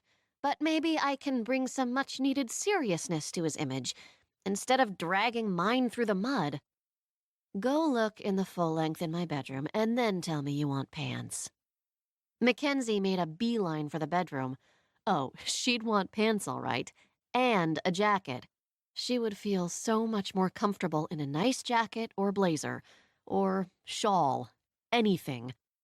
Mackenzie found the full length, adjusting it so she could see herself from head to toe. She looked at the woman in the mirror and wanted to vomit. Cassandra was right. No one would be looking at her shoulders. This was what happened when a playboy got his mitts on you. You found yourself turned into a sex object. Her newly blonde hair hung in waves past her shoulders, looking as if gravity didn't exist anywhere near her head. Her Spanxed body was pinched and pushed up as far as it was physically possible in two very prominent areas. She turned to the side, inspecting her now extremely perky butt, and dreamed about pinstripes and kitten heels. The only good thing that could be said about the dress was that her skin was at least covered, and it was a dark gray, and her strappy high heels were silver. She'd picked those out herself, and they made her legs look longer. She twirled, the material of the dress flaring out. If she pretended it wasn't her, she could admire it. Her legs did look pretty good. And with her blonde hair, she was nearly unrecognizable. You'd have to look close to know it was her. For one moment, she thought she might be able to pull this off without destroying her reputation and sense of self. And then the doorbell rang, and she thought, who am I kidding? She was engaged to Ethan Howell O'Connor. She was going to have to change her name and move out of the country when this farce was finished. She went to answer the door, but Cassandra had beaten her to it. Ethan held Cassandra's hand in his own and was smiling down into her eyes. She was looking up with a stupid expression on her face, and Mackenzie knew he had conquered one more hapless female. She couldn't really fault Cassandra. He was dressed in a dark gray suit, a light lavender shirt and silver tie, and he looked expensive and sexy. Mackenzie couldn't help but think that she liked him better in a short-sleeved t-shirt and sweats. He looked up when she walked into the room, and his mouth fell open. His eyes widened as he looked at her hair, then he looked down at her legs. I've never seen you in a dress before. He blinked and shook his head. I mean, you look beautiful. Ellen told me what colors to wear, but neglected to mention the change to your hair. He stepped toward her, reaching for her hands and holding them wide so he could see her dress. Cassandra stepped behind him, widening her eyes and fanning herself. She mouthed, "He's hot." Mackenzie ignored her and glared at Ethan. He smiled. Truly, you look lovely. She pursed her lips. "I'm going to change into pants. I don't know what your grandmother was thinking. She said she wasn't going to turn me into a Barbie." He chuckled and pulled her hand through his arm. Cranky already? Good thing I brought you a Twix. It's in the limo. Limo? We're celebrating our engagement. The limo keeps my hands free. She glared at him as he pulled her out the door, and he turned around to wink at Cassandra. Don't wait up. Ethan ushered Mackenzie out to the waiting limo, trying not to stare at her legs or her hair, or any points in between. He'd seen legs before, for God's sake, but never hers. And her suddenly blonde hair was throwing him off balance. He could tell by Mackenzie's cranky glare that she was not happy with the transformation. He'd have to ask his grandmother how that had happened. Call him psychic, but he thought it would be better not to bring up today's shopping trip. Ethan helped her into the limo, adjusting his pants before he got in. There wasn't going to be any problem showing some heat for the paparazzi. Maybe that's what his grandmother had been thinking. Of course, he might be feeling the heat, but Mackenzie was looking antagonistic. She sat with her arms folded across her chest, staring out the window, trying to explode cars with her gaze. He held a Twix out to her. A sweet for my sweet? When she reached for it, he pulled back. Smile first. We're engaged. We're supposed to be happy, not homicidal. Do you know what I've done today? Emptied my office, listened to 3 people wonder at our sex life, sat in a chair getting my hair dyed for 3 hours, and spent an uncomfortable lunch with your mother. I'm exhausted and you want me to smile? You're lucky I don't stab you in the eye with my keys. He handed her the Twix. Here, we can stop and get more if that doesn't do the trick. He reached into his suit pocket and handed her a cell phone. And here, welcome to the 21st century. Mackenzie stared at it glumly. Great, just what I've always wanted. He shook his head. I don't know how you've done all your sales without a cell phone. I sit at my desk and don't do anything else until the day is done. It's too easy to allow distractions to intrude when I have a cell phone. I won't argue with the results, but what about your personal life? Personal is for after work. I like to keep things separate. I've noticed. She flung her hand out, waving it towards Ethan and the limo. Look what happens when I don't. I play one little softball game and I get pictures of me splashed on the front of the National Enquirer and then fake engaged to my boss. Talk about mixing business and personal. I thought you were going to say mixing business with pleasure. She raised an eyebrow. Did you? Ethan laughed. It was a good game of softball. Almost makes everything that's come after it worthwhile. She huffed in annoyance. I didn't even win. It wasn't worth it at all. Maybe next time. Now you know to wear short shorts. Or maybe glue your mouth shut. How about we compromise and say both? I might wear some short shorts if it would glue your mouth shut. He looked down at her legs, her toes peeking out of her shoes. He could think of something better than glue to keep his mouth occupied, and he was wondering how he was going to talk her into it when he looked back up and met her eyes. She fidgeted in her seat and turned to look out the window again. He watched her ignore him and then smiled. He'd expected a smackdown. A fidget was more than he'd ever gotten from Mackenzie before. Maybe getting her out of her element would work in his favor, and he was definitely one to push his luck, especially where the unflappable Mackenzie was concerned. The limo pulled up to the restaurant, and satisfaction filled Ethan when he saw the sidewalk lined with cameras. Pictures of his new fiancée would be everywhere by tomorrow. Mackenzie jumped when a movie star and his wife walked by, and Ethan said, "If you want pictures taken in L.A., this is where you eat. Oscar campaigns, rumors of a breakup that need defending, rumors of an engagement you need to confirm." He smiled at her. "Come here, give them some pictures, and they leave you alone the rest of the time. Usually." "You live in a strange world." "I've learned to work around it. Now show me your happily engaged face." She looked at him. He said, "Come on, you're supposed to be happy. After 5 long years, we'll finally be together." "You wore me down, remember? You're supposed to be happy. I'm supposed to be horrified by all this attention." "You've certainly got that look down, but you can't go on scowling like that. Everybody wants to see us happy." Mackenzie looked skeptical. Just who is everybody? And why do we care what they want? Everybody is everybody. And I care because if I wake up to one more quote from an ex maligning my bedroom technique, I will have to go into hiding with my mother and grandma. I'd rather go into hiding with you." He glanced at her attempt at a smile. "Just barely. Now, smile." "I am." "That is not a smile. That look will send my mother running." Mackenzie let out a puff of air and tried again. "There, is this better?" He looked at her dubiously.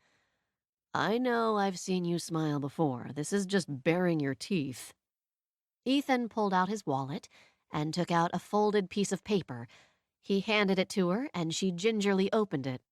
"See? You were smiling here." "Why do you have a copy of the National Enquirer in your wallet?" "Look at us, Mackenzie. Just look." "I would really rather not." He scooted over to sit next to her. "This is what people want to see. Whatever it is, we've got it. I'm getting hot and bothered just looking at the pictures." "Stop it." She thrust the paper back at him. Ethan took the paper, holding onto her hand. "You know what I've never done before? Kissed my fiancé." Mackenzie reared back in alarm. "Yes, you have.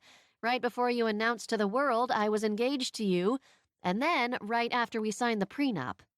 He stroked her hand and murmured, "Oh, yes, how did I forget those? Maybe because neither was a real kiss." "There won't be any real kisses. This is all fake, remember?" "It's not all fake." He looked into her eyes. "Here's the deal. You can come out of the car with me smiling, or you can kiss me." "I'm smiling." He shook his head. "Sadly, that is not a smile." Ethan hooked his arm around her waist, pulling her towards him, and she flattened her hands against his chest. She said, "This was not in any part of our agreement." "I don't know why we didn't address it then. I tried, if you'll remember." "There was nothing to address then or now." His lips touched hers, and she jerked her head back. He slid his hand up her back and into her hair, and he held her head still as his lips touched hers again. His tongue tickled the seam of her lips, and she kept them firmly shut. He looked at her through lidded eyes and found her looking back at him. He trailed kisses across her cheek to her ear. He whispered, "You look beautiful, but I liked your hair brown." Mackenzie whispered back, "It's your mother's fault." "Try not to listen to my mother, would you?" "I could probably do that." "Good. Now can we stop talking about her?" Mackenzie leaned back slightly. "You're the one who brought her up." "I did? My mistake." She laughed, and he took advantage of her open mouth. She tasted like chocolate and smelled like woman.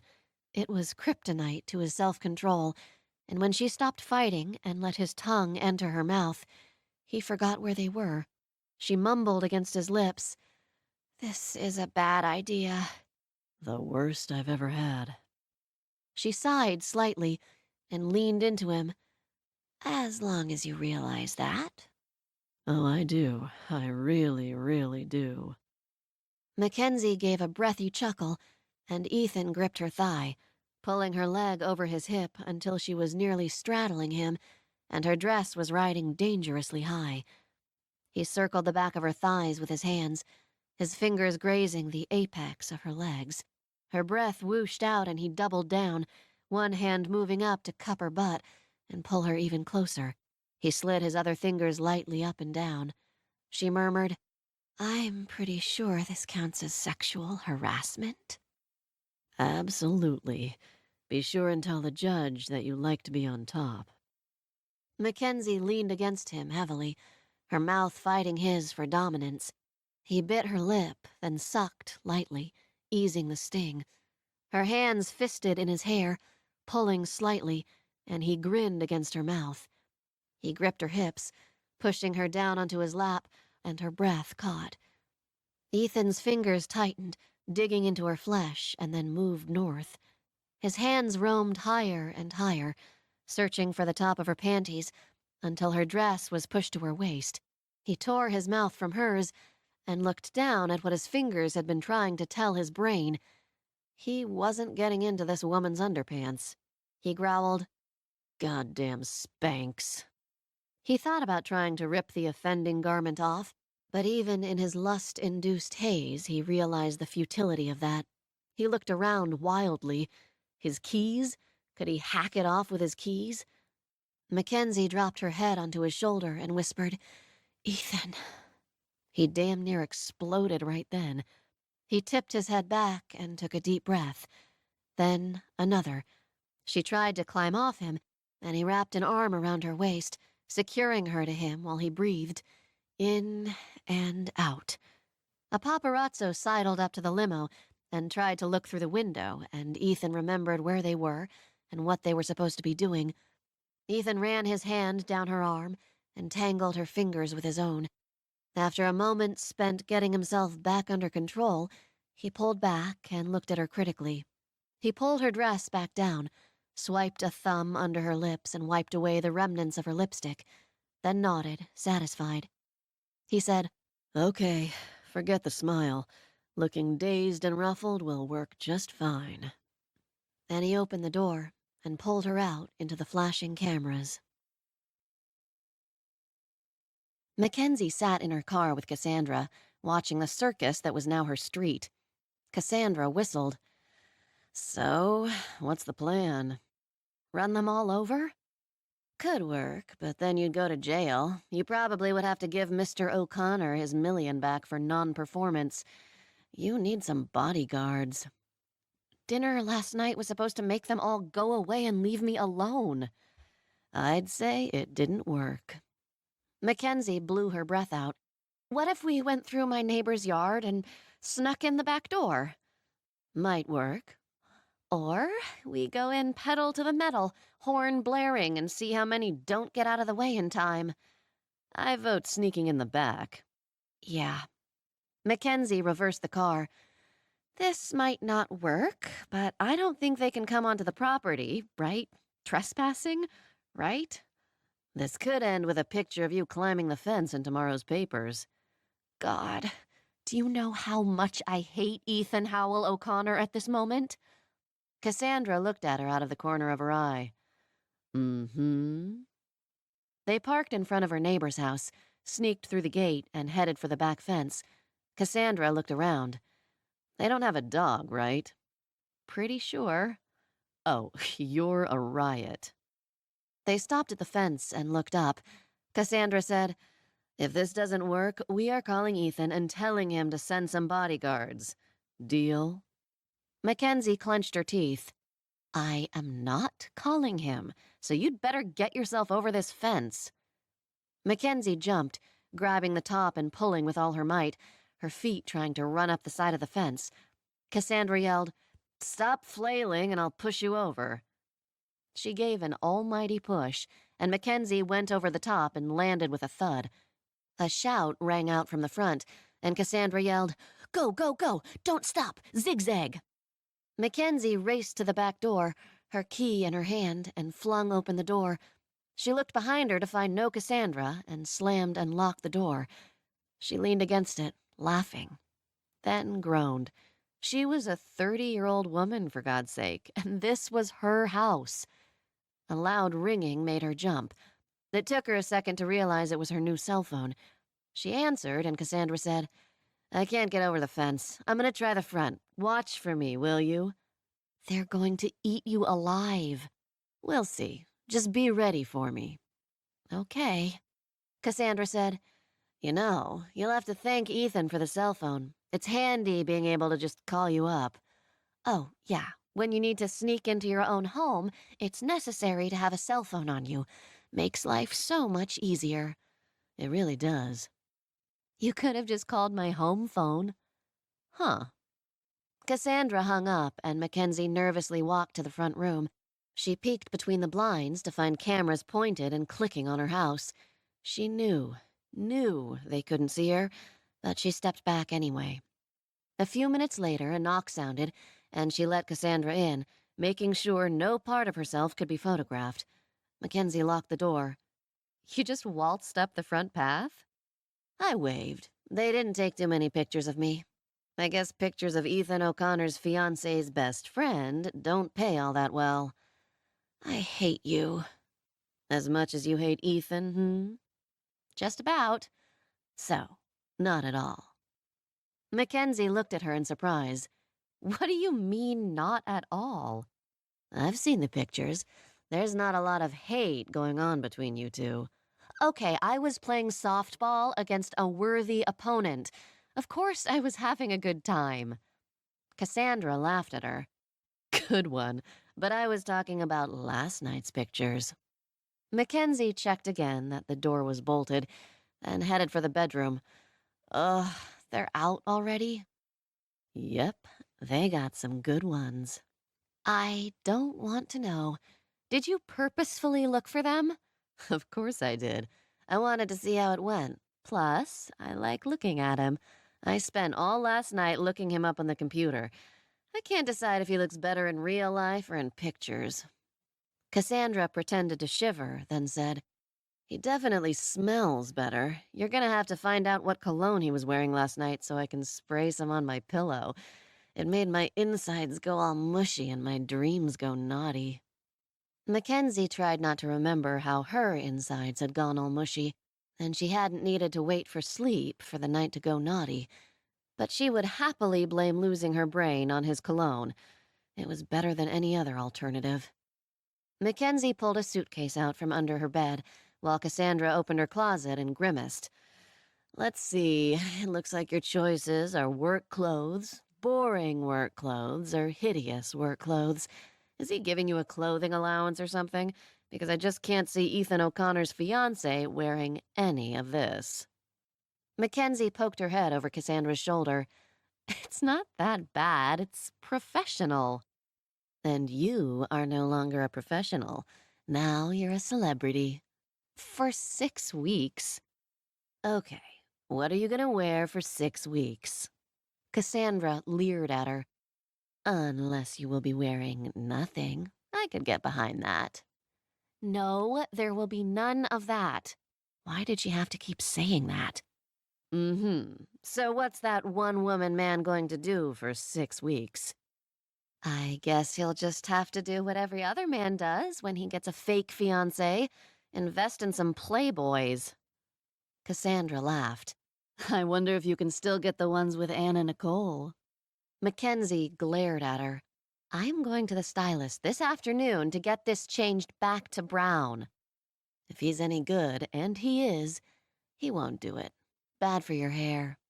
"Oh, he's going to, even if I have to threaten him with Christine O'Connor. I can't go to New York looking like this. This is California hair."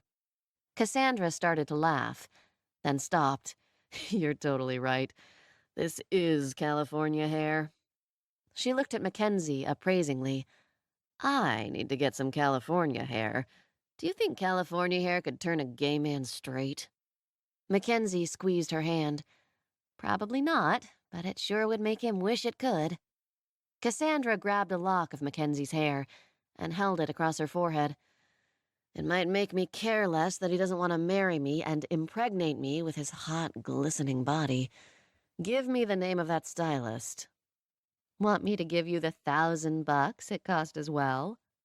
Cassandra choked, then dropped Mackenzie's hair. I've always got my dreams. She wiggled her eyebrows. And now I have 2 leading men. Gonna have to juggle them, I think. Even in my dreams, I don't want Shane getting a peek at Mr. Charming. Cassandra perused the closet, and Mackenzie watched her. She finally said, "You're making yourself miserable about Shane. You need to move on." Cassandra let out a laugh. "Tell me how to move on." Mackenzie shook her head. She'd never been in love, had never wanted to be. "I don't know how. But I think you need to. You're not going to find anyone else if you keep mooning over Shane." "I don't want to give him up. I like him, and I love him. And if that means I'm going to die unmarried and childless, then I will." "You know I'm the last person who will tell you marriage and family is all there is." Cassandra pointed a finger at her. "You don't want to get married. You don't even want to date." "I don't. But I think you do." Cassandra took a deep breath. "Maybe I want him more than I want some mythical promise about undying love. And maybe I want children. But then I look at the reality and I think maybe not. What I have right now is better than that gigantic maybe." She started ripping clothes off hangers. "He can't give me everything I need. Well, no man can. There's always something you wish you could change, but it's not a deal breaker." "You're telling me this isn't a deal breaker? He's gay." Cassandra shrugged, throwing clothes into the suitcase. "I guess it's not my deal breaker." Mackenzie pulled the clothes back out and started folding them before placing them neatly back inside. "And if he finds someone else?" "It will probably kill me, but I have to think that whoever he falls in love with, I'll probably like too. He can find a lover, he can get married, but I'll still be a part of him." Mackenzie looked at the ferocious look on her friend's face. She knew Shane loved Cassandra and would never purposefully hurt her. But talk about a hopeless love triangle. Mackenzie could only hope that if Shane ever found a man he loved enough to marry, that Cassandra didn't take a dive off the nearest overpass. Or push the newbie off. Cassandra held up a short, colorful dress. She stared Mackenzie in the eye, daring her to continue the conversation about Shane. "What is this horrible monstrosity?" Mackenzie said, "It's an authentic Hawaiian muumuu. It's very comfortable. I just throw it over leggings on the weekend." Mackenzie held out a hand for it. "I'll take it with me." "No way in hell. I'm burning this." Cassandra eyed it, then Mackenzie. "Are you a virgin? Do you want to die one?" "I think it's cute." "It's like every fashion decision you make is made to repel men." Cassandra grabbed her hand and dragged her to the living room. Cassandra sat down at the computer and pulled up a celebrity site. She pointed to the dress Mackenzie had worn last night. "This is cute and sexy." She pointed to the muumuu. "This is not. See the difference?" Mackenzie took one look at last night her, then headed for the couch to lie down. "Oh, God." Cassandra looked at the pictures. "You look so flustered. What were you doing in that limo?" "That's what everyone is going to be thinking, that we were doing something." Cassandra leaned closer to the screen and squinted. "Where did your lipstick go?" "He kissed me, okay? He kissed me." I bet he's a good kisser." Mackenzie tried not to remember. "He's had enough practice. You know what they say, practice makes perfect." It did. It really, really did. Mackenzie said, "All I can say is thank God for Spanx. The man's got hands like an octopus." Cassandra turned to look at her. "Does he? Good octopus or bad octopus?" Mackenzie stared at the ceiling. Cassandra said, Good, octopus. And why are you thanking God for a slightly evil but genius item of clothing? Mackenzie muttered, "It's a modern-day chastity belt." Cassandra started grinning. Went that far, huh? I'm gonna have to call up the makers of Spanx and tell them they've got a new marketing angle. Spanx keeps it in your pants. Mackenzie tried not to laugh, but she couldn't keep it in. Can I take it to New York with me? Cassandra shook her head. I need it, although not as a chastity belt. And I don't want a repeat of last night. One of us is going to have to get lucky with him, and I'm realistic enough to know it's going to be you. I'll just buy my own. Spoil sport. But I don't think they sell them in New York. They're against the law there. Mackenzie smiled at her. Why aren't you on my side? I don't want to do something stupid with him. Why not? You can be stupid once in your life. Be smart later. Mackenzie sat up. I don't know why I even try with you. Just remember when you're trapped under him, sweaty and ready to scream his name, that I am all for it. Mackenzie rolled her eyes. Let's go finish packing. Cassandra grimaced. Let's not. They have shopping in New York. Good shopping. See if he'll buy you a decent wardrobe. Tell him you'll trade sexual favors for clothing. This is not Pretty Woman. But it could be, if you played your cards right. They made quick work of it, Cassandra making disparaging remarks about her taste in clothing and shoes, and Mackenzie stuffing her moo-moo in the suitcase when Cassandra wasn't looking. Cassandra hefted it up, shaking her head. This isn't going over the back wall. You're gonna have to call Ethan and send some reinforcements. Mackenzie rolled it out to the living room. She wasn't calling him, ever.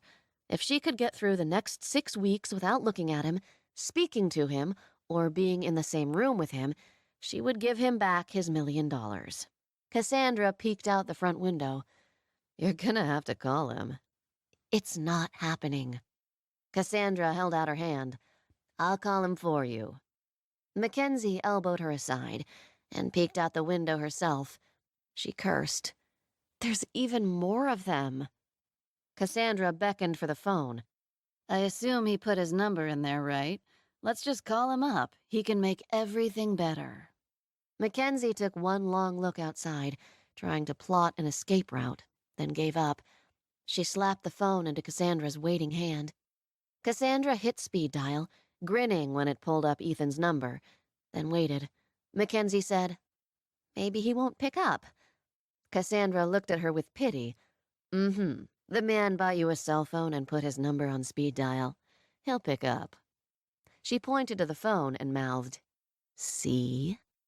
Cassandra listened for a moment, with a dreamy look on her face, then said, I would love to, but this is Cassandra. Probably Mackenzie would tell you to stick that somewhere the sun don't shine, because she's a little cranky right now. We're trapped in her house by the paparazzi. She was silent, her face going soft and stupid, and then she laughed. She glanced at Mackenzie. That's a good idea. We'll be waiting. Cassandra listened for one more moment, then laughed again. Bye-bye, Ethan. She hung up, sighing happily, and Mackenzie said, You're pathetic. His voice. Doesn't it make you think of silk sheets and sliding around on top of them? No. Mackenzie held out her hand for the phone. What did he say? Cassandra gave it to her, then slid down into a boneless heap on the couch. Just let me enjoy this for a minute, okay? What did he say? Cassandra squinted an eye at her. You are not natural. I need a moment to myself to cool down. Mackenzie gave up and left her to her lustful thoughts. She sat down at the computer, clicking through incriminating photos of herself and Mr. Charm Your Pants Off. Maybe she didn't fall at the sound of his voice, but she sure as hell looked like she'd fallen in that limo. It was even worse looking at him. He looked disheveled, and she knew she'd been the one to do that to him. He'd made her lose her mind last night, the rat bastard. He'd done it on purpose. Note to self, She was not to let his lips anywhere near hers, ever again. Cassandra stood and looked over Mackenzie's shoulder. Okay, I'm better. I can walk at least. And he said he's sending a driver to pick us up and he'll make sure there's chocolate. I like him. I'd like him even if he didn't give me goosebumps and make me want to stuff my panties in his pocket. Seriously, he's just a man. A beautiful, charming man. The most dangerous force on Earth, as far as Mackenzie was concerned. Cassandra shook her head. Not just a man. He's the perfect mix of sex and wholesomeness. Even I would marry him and have his babies. You'd give up Shane for Ethan just like that? Oh, yeah. She pointed a finger at Mackenzie. Let him know that, Kay. If it doesn't work out with you, I'm totally available. I'll let him know. Cassandra looked again at the pictures, sighing. I don't know how you came out of that limo unspoiled, but I hope you will be before this engagement is over. And tell me all about it. Don't hold your breath. And I'm going to want DETAILS. Like what religion he is. Mackenzie turned in her chair. I am not going to sleep with Ethan. Not. Cassandra patted her on the shoulder, then went to stand by the window and wait for the driver. You know what they say about that river in Egypt? It's where unexpected babies come from. A little bit of Mackenzie's breakfast came back up at the thought of being Ethan O'Connor's baby mama, and she flipped the computer off. She didn't need any reminders of how quickly she'd climbed onto Ethan's lap. Obviously, she needed a few more reminders to keep Ethan at least 10 feet away from her at all times. And barring that, some reminders to keep her legs together. Chapter 5. When Mackenzie walked into Ethan's office, he did a double take, then laughed at himself. Even after dinner last night, the blonde was catching him off guard. I'm not used to your hair yet. I'm starting to like it. I hardly recognize myself. I wish it worked on the paparazzi. Mackenzie said, Yes. Wasn't dinner last night supposed to appease them? They must not have gotten the memo. I'll send another. He looked her over carefully. Any problems getting out of your house? Not once your driver showed up. She crinkled her nose.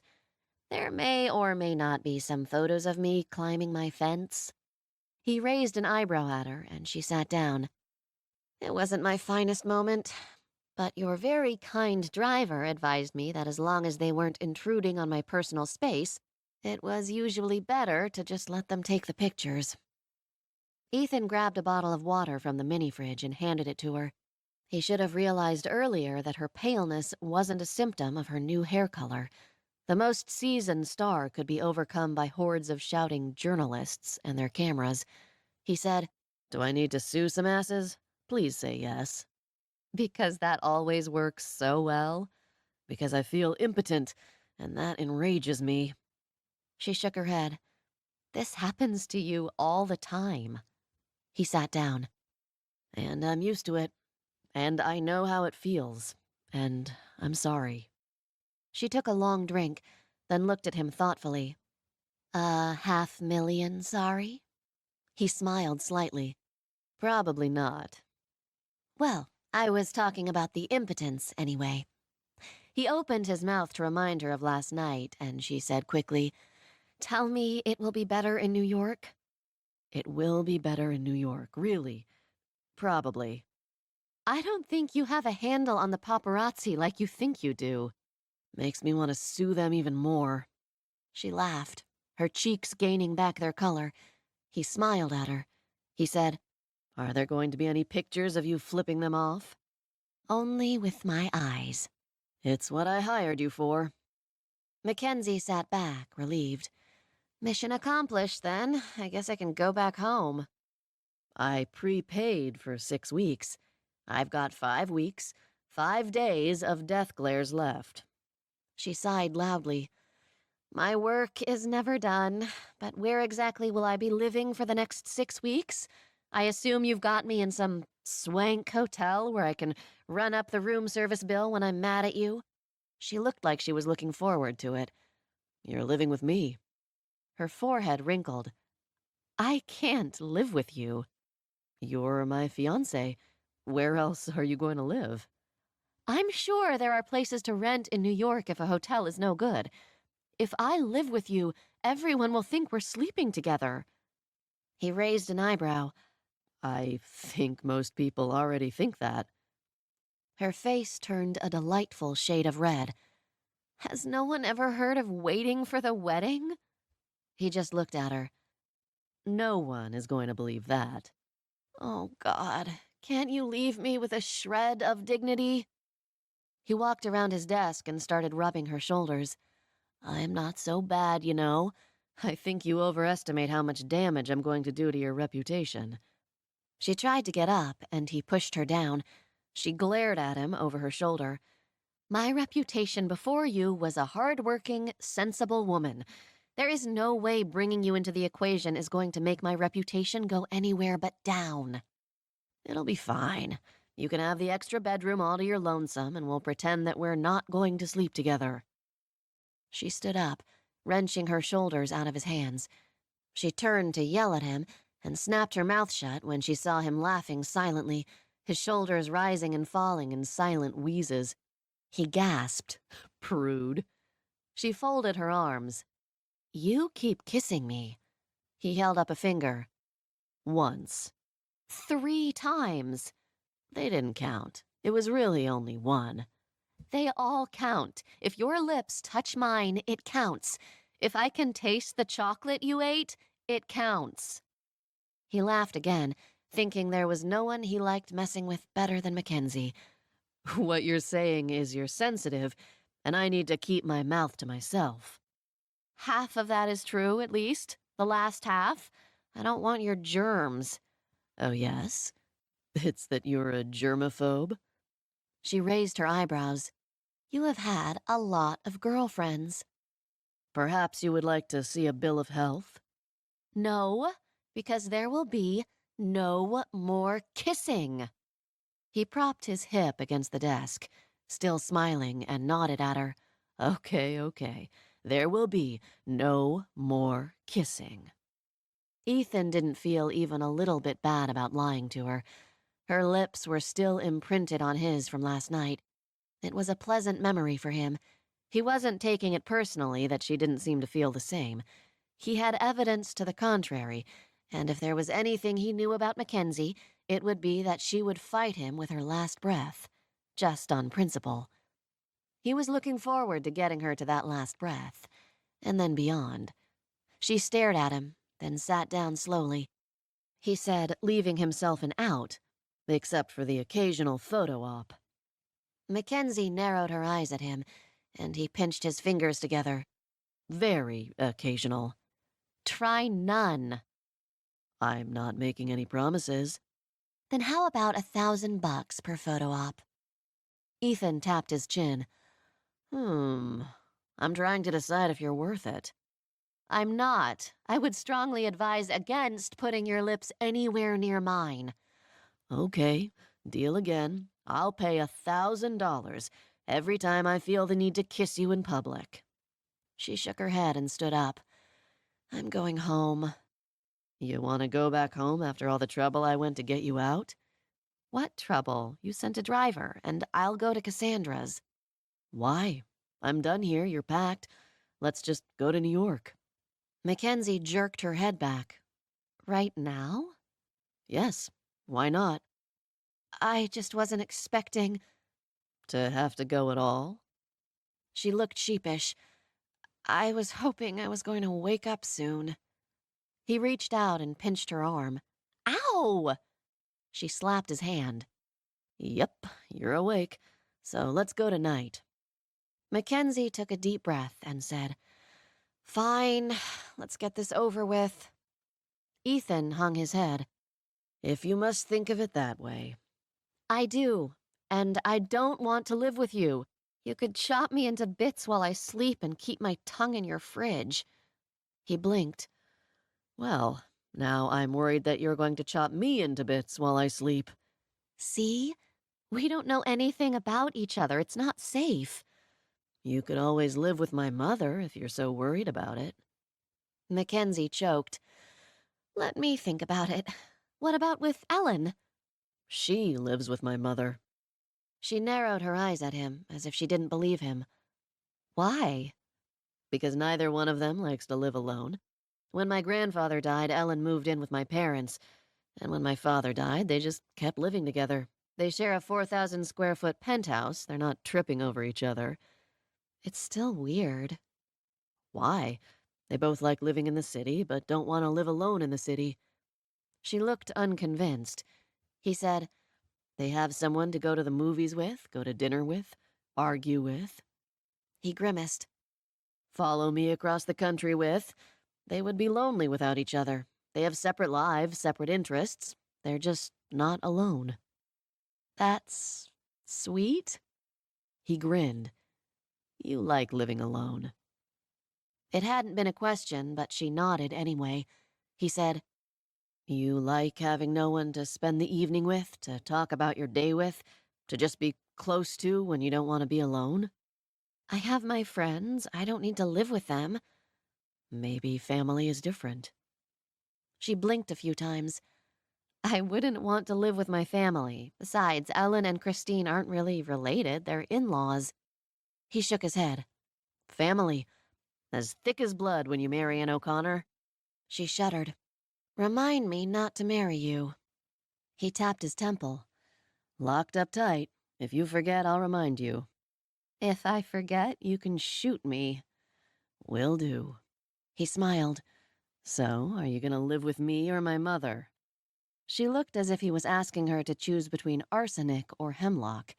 He said, Will you live with me if I promise not to chop you to bits, maim you in any way, or even leave the toilet seat up? You will be completely safe from me. He thought about Elise wanting to live with him, nearly every girlfriend he'd ever had wanting to live with him, and Mackenzie Wyatt trying to bargain her way out. There was definitely something to be said for the chase. At least for him. There was no way she was living anywhere else but with him. She took a deep breath and nodded slowly. Separate rooms? Of course. Maybe. Locks on my door? He looked to the heavens beseechingly. She tried not to laugh and said, Fine. He paused. I would like the same assurance from you.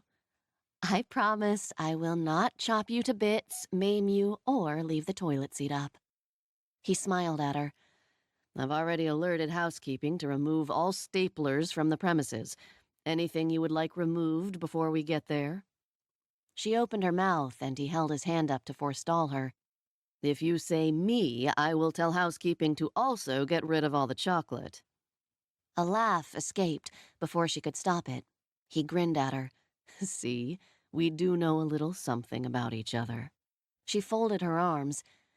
If I'm going to be living with you, I'm going to need some sort of compensation. Everyone will think I slept with you. Who is everyone, and why do you care? His eyes twinkled as he mimicked her. Everyone is everyone. And I care because if one more person talks to me about our sex life, I am going to dunk my head in the nearest toilet bowl and drown myself. Sounds extreme. You're not the one they're talking to. True. And perhaps all that trauma is worth something. He stood up, leaning in to say softly in her ear, Maybe that $500,000 you keep going on about. That's all my reputation is worth? Seems about right. She huffed, and he took a step back, grinning. But it's not going to happen. I'm not going to pay you for people thinking you're sleeping with me. You'd actually have to do it. She grimaced. I honestly don't know what everyone sees in you. He sighed in satisfaction. I can say things like that because I know you won't take me up on it. Say things like that, and no one will want to. He shook his head. You, especially, would be surprised. Mackenzie snapped her fingers. That reminds me. Cassandra said if this doesn't work out as you're hoping, she's available as a wife and mother. She's a lovely woman. Lovely. Yep, that's the word I would have chosen. You two might work out well. Want me to call her up? I'll keep her as a backup. Gotta give you a chance to earn that million first. Okay, but she's got a pretty mean death glare, too. Does she? She seemed quite sweet. Mackenzie shook her head in disbelief. That's because she loses all of her brain cells when you open your mouth. It's a common affliction. I've really only met one woman who can keep half of them working in my vicinity. She blinked, her eyebrows rising up to her hairline. She said slowly, as if she hadn't heard him correctly, half? I'm tempted to say 3/4, but I'm also a little afraid of what you'd do if I did. Good. I like you a little afraid of me. Afraid is maybe too strong a word. Worried? Cautious? Worried works. He stared at her, wondering if maybe she should stay in a hotel after all. She did have a healthy level of rage inside her, and he did seem to provoke her a little too much for comfort. She smiled slowly, and he shook his head at her. I'm not worried about my safety. Nearly at all. Good. I wouldn't want you to be worried. He cleared his throat. Yes, well, shall we? We can be in New York in time for bed. She sighed. You know at least one thing about me, Ethan. He took her elbow, leading her out of the office and down to the waiting car. And what is that, Mackenzie? How to push my buttons. It's my favorite pastime. As long as it's not dressing up in women's skin. He smiled down at her. I think you'll be okay. My closet's full at the moment. 6 hours later, Ethan took a deep breath of New York air, happy to be back home. He enjoyed traveling and that West Coast culture, but New York was home. The sights, the sounds, the smells. Both cities might be on the coast, but even the air was different. And he always missed that wonderful New York stench that proclaimed people lived here. He wasn't ever sure when he was in Los Angeles. Sometimes he thought it was a city inhabited by driverless cars. Mackenzie strained to see the tops of the buildings through the window, and he patted her knee. We'll do you a proper tour once you're settled in. Their driver pulled up to his building, and he helped Mackenzie out. She looked straight up, then took a deep breath. Whether she was testing the air, like he had, or if she was fortifying herself for untold travails ahead, he wasn't sure. Maybe it was both. They rode the elevator to the top, and Mackenzie glanced at him. What is it about you being at the top of every building? It's the best. Once you see the view, you'll understand. I doubt it. He crossed his arms, turning towards her. Are you afraid of heights? I didn't think so, but you keep testing me. She eyed him as they stepped out. Your family doesn't live on the same floor as you, right? He grinned.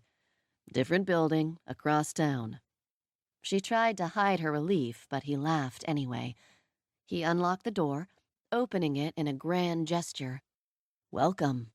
I really would prefer to have my own place. I don't think so. Besides, it'll be fine. We'll get along great. She looked at him as if he didn't know how to define great and muttered something about gaining weight. She stepped in. You're a workaholic, right? Gone from dusk till dawn? I'm usually fairly busy. She looked at him hopefully. He said, but I've managed to lighten the load for the next few weeks. And her face fell. She took a look around, and he wondered if she would be impressed. Nothing much seemed to, a fact that he found refreshing. And annoying. She glanced over the furnishings. Nothing about the beige and blue room seemed to grab her attention. And then her eyes caught the window. She walked toward it slowly, looking at the skyscrapers, the lights blinking on in the setting sun. He followed her and said, Worth it, isn't it? Doesn't it make you feel small, to be one of so many? He nodded. And amazed that it works so well. She looked at him. So says the man at the top. He couldn't argue with that. So says the man at the top. She turned back to look out the window, and he headed for the kitchen. Hungry? He opened the fridge and laughed. It looks like the housekeeper's stocked up. He pulled out a bottle of chilled champagne and wiggled his eyebrows at her. There's even some chocolate-dipped strawberries in here for us. Mackenzie turned away from the window and folded her arms across her chest. I'm going to unpack. He laughed. Maybe later, then. Not in a million years, O'Connor. He put the champagne back. Maybe he could talk her into it after she'd gotten used to living with him. A million years was an awfully long time. He showed her to her room and said softly, Make yourself at home, Mackenzie. He smiled charmingly at her, and she slammed the door in his face. Mackenzie looked around the bedroom, noting the king-size, four-poster bed. The door to the walk-in closet was open, and her eyebrows rose as she peeked into it. Maybe she would do some shopping here after all. She walked into a bathroom larger than the one back home, grateful that she wouldn't have to share with Ethan, then sat down on the rim of the whirlpool tub. She longed for a good bubbly soak, but no way was she going to lay around naked and wet when Ethan was just in the other room. Next time he left, though, she was going to enjoy herself. She quickly unpacked, her small wardrobe looking even more pathetic hanging in a small corner of the gigantic closet. She wasn't normally much of a shopper, had too many other plans for her money, but decided she'd have to give herself a clothing allowance. Might as well avail herself of everything New York had to offer. She could just imagine Cassandra leering at her, and she said out loud, "And that does not include Ethan O'Connor." She glanced at the bedroom door guiltily, then laughed. It was going to take some getting used to living with someone. She took a speedy shower, making sure all doors were locked between her and Ethan, then changed into a long-sleeve shirt and lounge pants for bed. She turned out the lights and opened the window shade. The city lights glittered in the night, and she watched for hours, trying to get used to the thoughts of all those people crammed together. Los Angeles might be a good-sized city, but it didn't compare to cramped New York at all. A soft knock on her door made her jump. She looked at the door, debating whether to open it or not, and finally got up, tiptoeing across the carpet. She opened the door a crack and peeked out at him. He was dressed in a t-shirt and green plaid cotton pants. She looked down at his bare feet. He said, "I just wanted to make sure you were settled in and didn't need anything." She looked back up, breathing in and out slowly. "Nope, don't need anything." "I'll be in the other room if you do." Oh, she knew exactly where he was. He didn't need to paint a picture. He smiled. "Good night, honey." She shut the door in his face again, making sure the lock clicked. His chuckle came through loud and clear through the flimsy door. She crawled into bed, keeping the window open and staring out at the night, and wondering how she was ever going to fall asleep with Ethan just in the other room, with bare feet. She fell asleep less than 10 minutes later, not waking until the morning. They quickly established a routine. Ethan went to work in the morning, and Mackenzie practiced sleeping in. She wasn't very good at it, but lounging around in her pajamas until noon felt nearly as decadent. And then Ethan would come home for lunch, change into his tourist clothes, and drag her around New York. She'd stopped pretending to hate it after the second day. She loved it all. The sounds, the smells, the sheer humanity, the subway.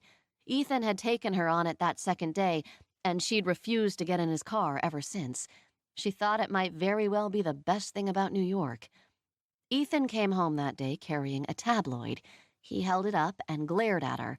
She said, "I guess this engagement isn't keeping you out of the tabloids."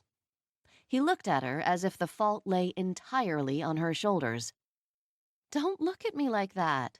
I didn't call Star and tell them you paid me $1 million to be your fiancé." "And your friend?" She hoped not. She wouldn't. She looked at the picture of him, serious and unsmiling, and the caption, $1 million for a wife. She said, "You know no one is going to believe it." I want to know who told. Who knows about this? Cassandra, that's it. You think I want it to get out that I'm a sucker? That I would agree to marry you for a measly $1,000,000? Measly.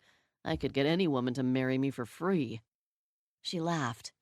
I know. Everybody knows you don't have to pay a woman to do anything to you. She flipped through the rag. They didn't get it quite right. I'm not marrying you. We're only going to be engaged for 6 weeks.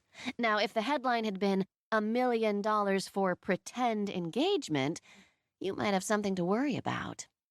He tapped it savagely. It's eerily close to the truth. What's that saying? Close only counts in horseshoes and hand grenades? He narrowed his eyes.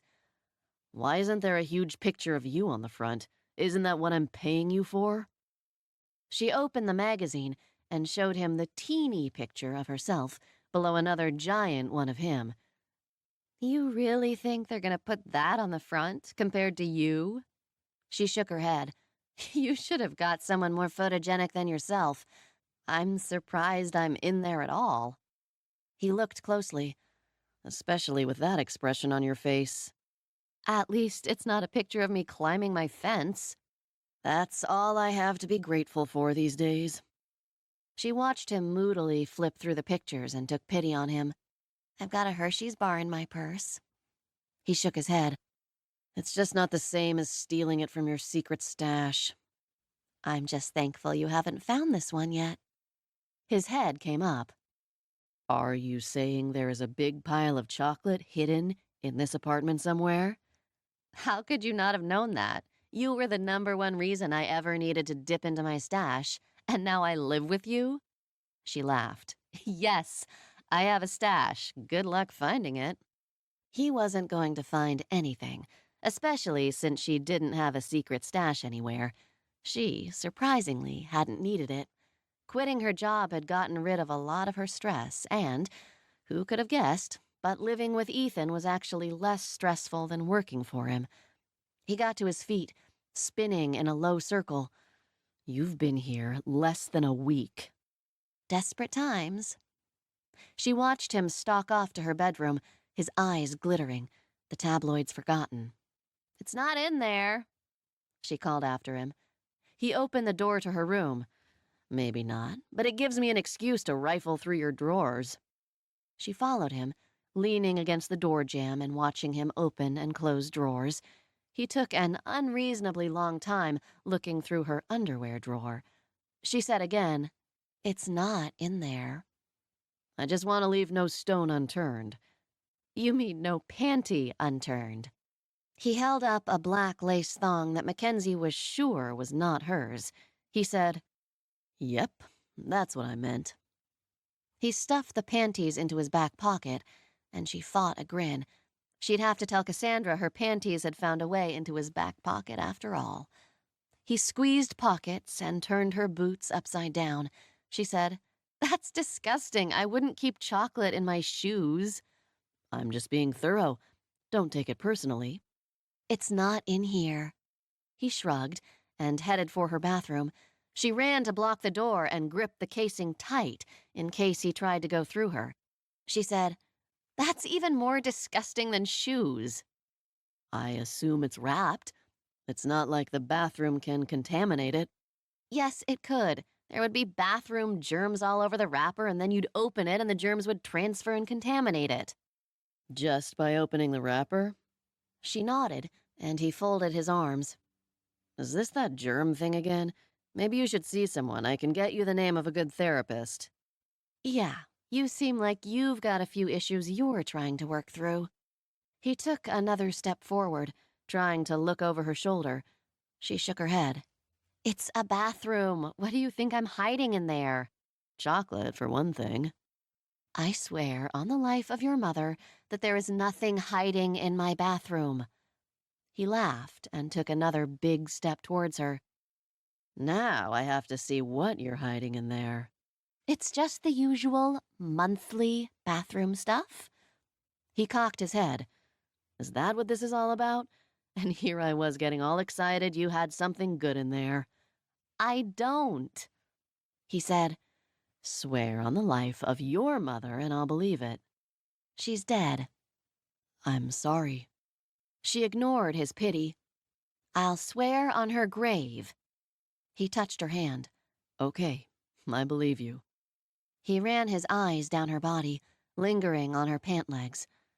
But there is chocolate somewhere. Those jeans are awfully baggy on you. Maybe you're hiding the chocolate in your pants? She laughed. Keep your friends close, your chocolate closer. He took another step forward, crowding her. She pushed him back. You stay back. You haven't had enough time to find a really good hiding spot yet. It's gotta be somewhere close. I'm not walking around with chocolate strapped to my legs. What was that? I can't hear you over all that crinkling. He shuffled forward, his body pressing against hers from knee to chest, and wrapping an arm around her waist. He whispered, Careful. Don't want the bathroom germs to get you. He took 2 gigantic steps back, dragging her with him, and flung her onto the bed. She squealed as she bounced, and her heart thumped in her chest. He jumped onto the bed, straddling her and pinning her arms above her head. Tell me one thing, Mackenzie, and I'll leave you alone. He bent down and whispered in her ear, Where is your secret stash? She turned her head away. I'll never tell.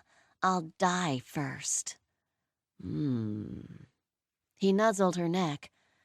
I can't decide if I'm happy you're being so stubborn. I do like chocolate, but you smell just as delicious. Get off me! Okay. He didn't move. This is a bad idea. As bad as me wearing your skin? She blinked.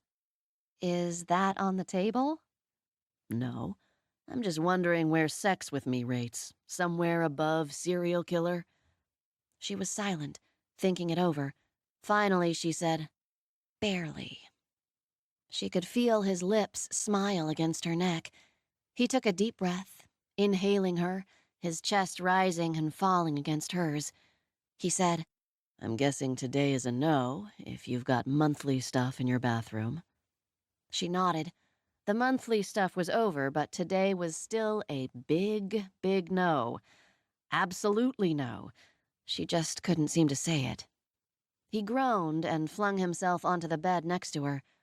She stared at the ceiling, breathing, telling herself that she was not disappointed at all. He said, Now I'm gonna need either some chocolate or some sex. Without missing a beat, she said, Chocolate. That's what I thought you'd say. He grabbed her thigh and pulled himself to a sitting position. He patted her leg, then stood up. I'm going down to the store. I need to satisfy at least one frustrated desire. She watched him leave, her blood still pumping, her heart still thumping, her hormones still raging. Dear God in heaven, she was in trouble. They were only 1 week in, 5 to go, and his constant touching, petting, teasing, and just being there was wearing her down. As soon as she heard the front door close behind him, she took her cell into the bathroom and called Cassandra. The first words out of Cassandra's mouth were, I didn't tell about the $1,000,000. Mackenzie breathed a sigh of relief. Okay, I didn't think you would. But you had to ask. I'm sorry. How are you going to make it up to me? Mackenzie laughed. A prepaid appointment to turn you Anna Nicole blonde? That would work. Or a picture of a certain someone naked. I'm not sending you that. Spoil sport. Mackenzie tried not to think about a certain someone naked. I can't send you what I haven't seen. Well, get cracking. You've already been there a week. What's taking so long?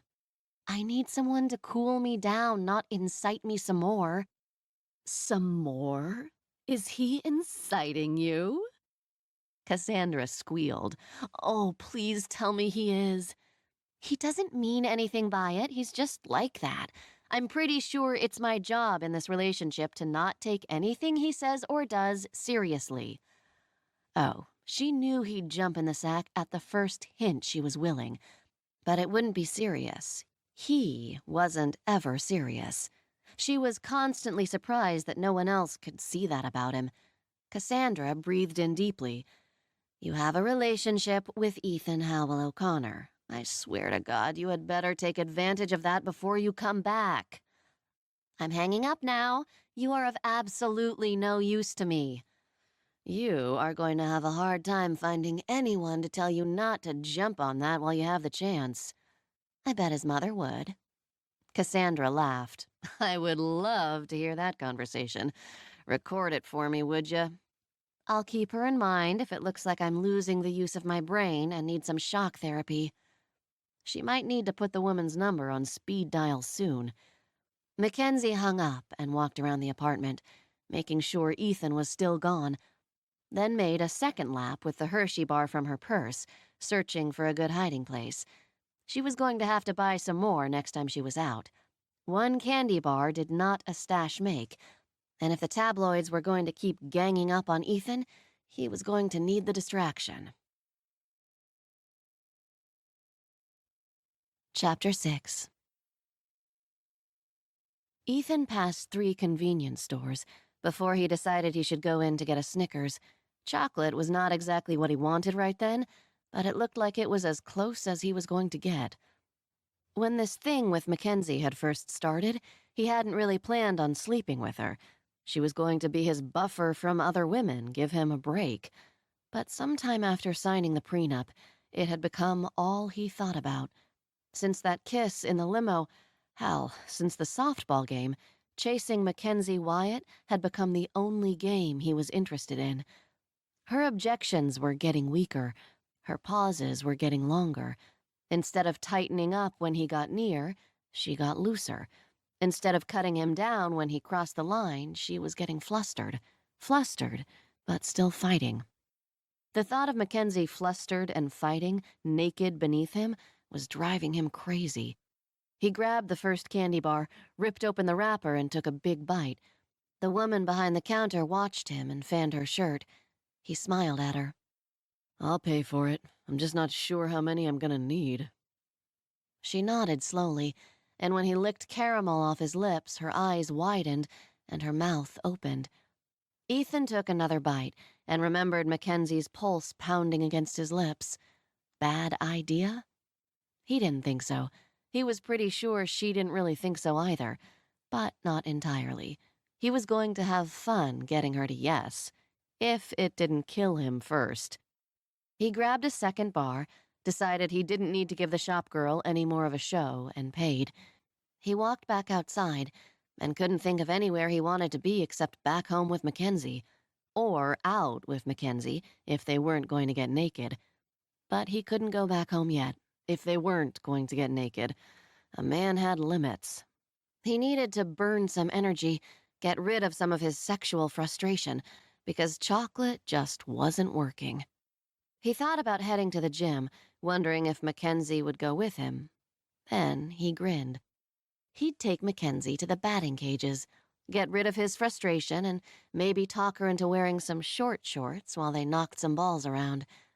He couldn't think of any better of a day, if they weren't going to get naked. A few days later, Mackenzie handed him a typed piece of paper when he came home at lunch. "What's this?" "A bill for all the balls jokes. You reminded me." He glanced at it, then looked up at her. "You're kidding." "I don't think I am." "I just paid you $1 million. "And a half." We're quibbling over $500,000, and you give me a bill for $57,000? "You're the one who keeps opening your mouth without thinking it through. Just because it's costing more each time doesn't mean you shouldn't have to pay for the earlier blunders." He snapped his mouth shut. I'm not paying for this. "Why not? You agreed to it." Circumstances have changed. "You mean instead of making embarrassing sexual comments in front of my coworkers, you are now making sure the world believes that I am sleeping with you? Somehow, I don't think the circumstances have changed in my favor."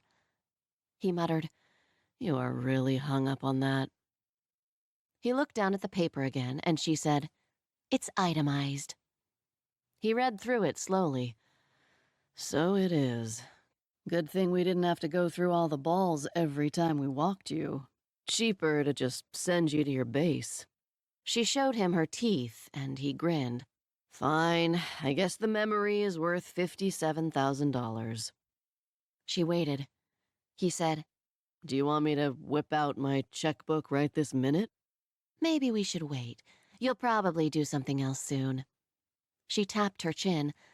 "I wonder if I can get that $500,000 out of you next time." He shook his head. I usually just buy jewelry. I've never actually had to write a check before.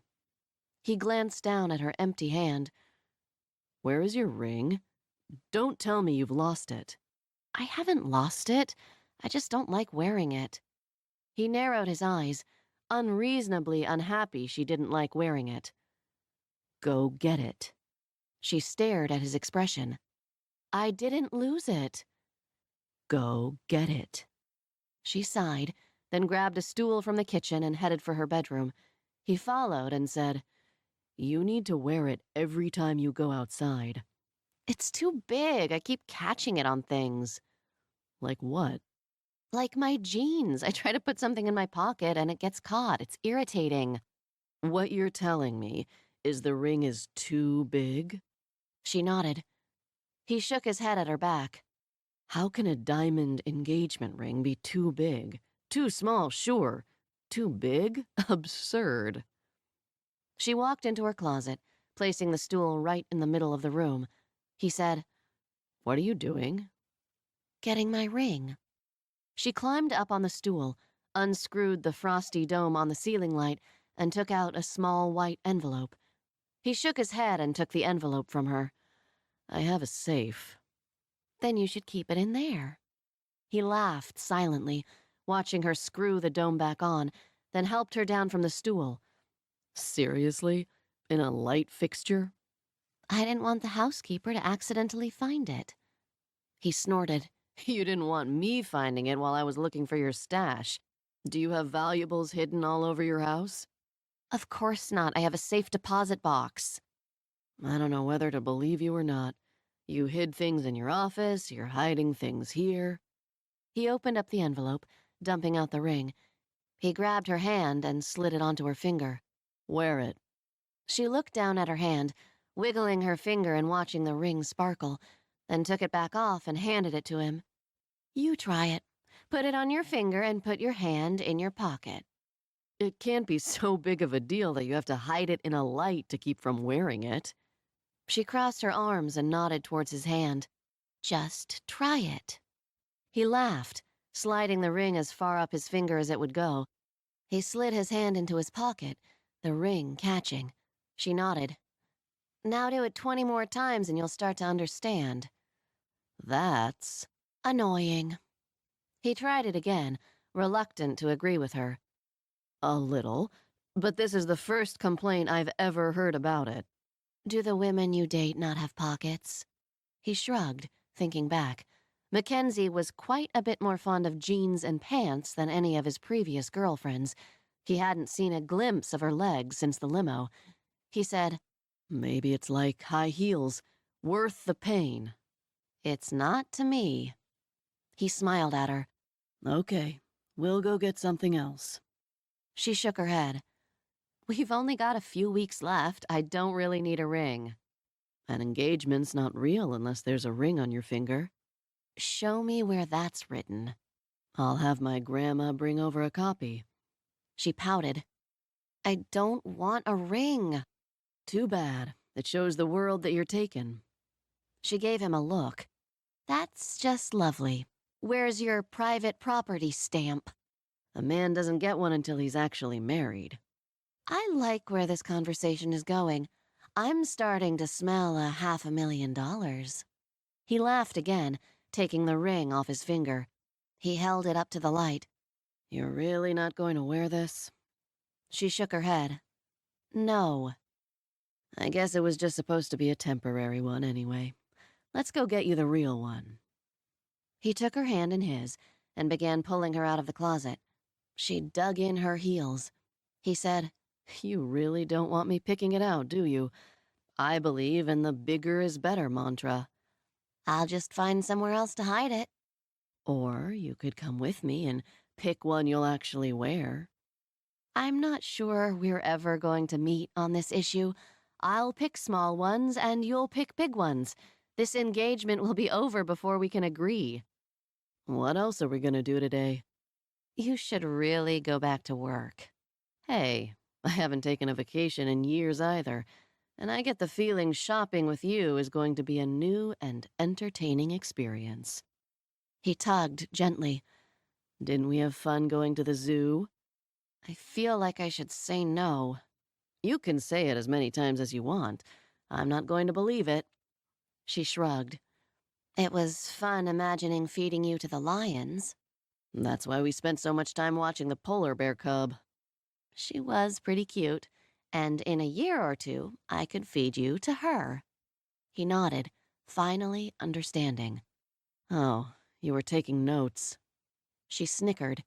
He took a deep breath, inhaling her laugh. He took a step toward her.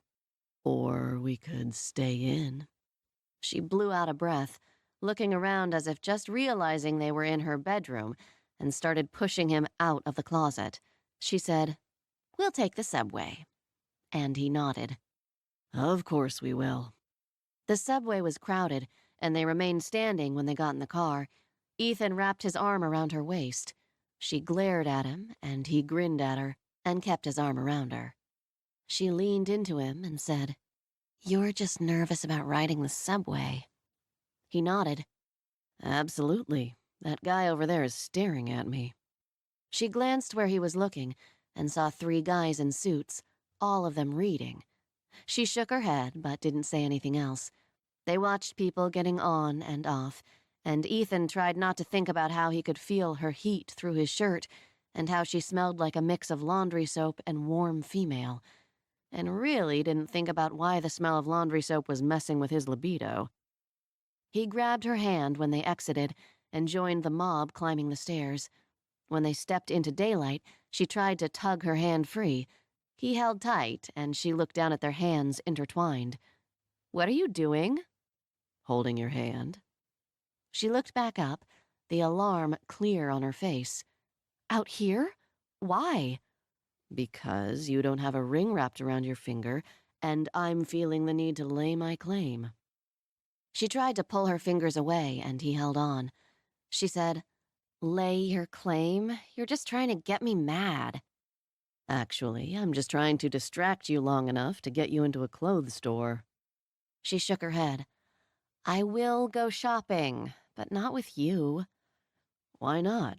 I have fashion sense, and dressing you in short skirts and high heels sounds like fun. That's only one of the reasons why I'm not going shopping with you. But we need to get rid of that muumuu. Maybe today. Honestly, a muumuu. She couldn't broadcast any clearer that she was planning on getting through their 6 weeks together without getting naked. It would piss him off if he wasn't enjoying the challenge so much. He was enjoying the challenge, damn it. She squinted her eyes at him. "Have you been talking to Cassandra?" I don't need to. I've got eyes, and I don't think that muumuu does what you want it to. "I want to be comfortable."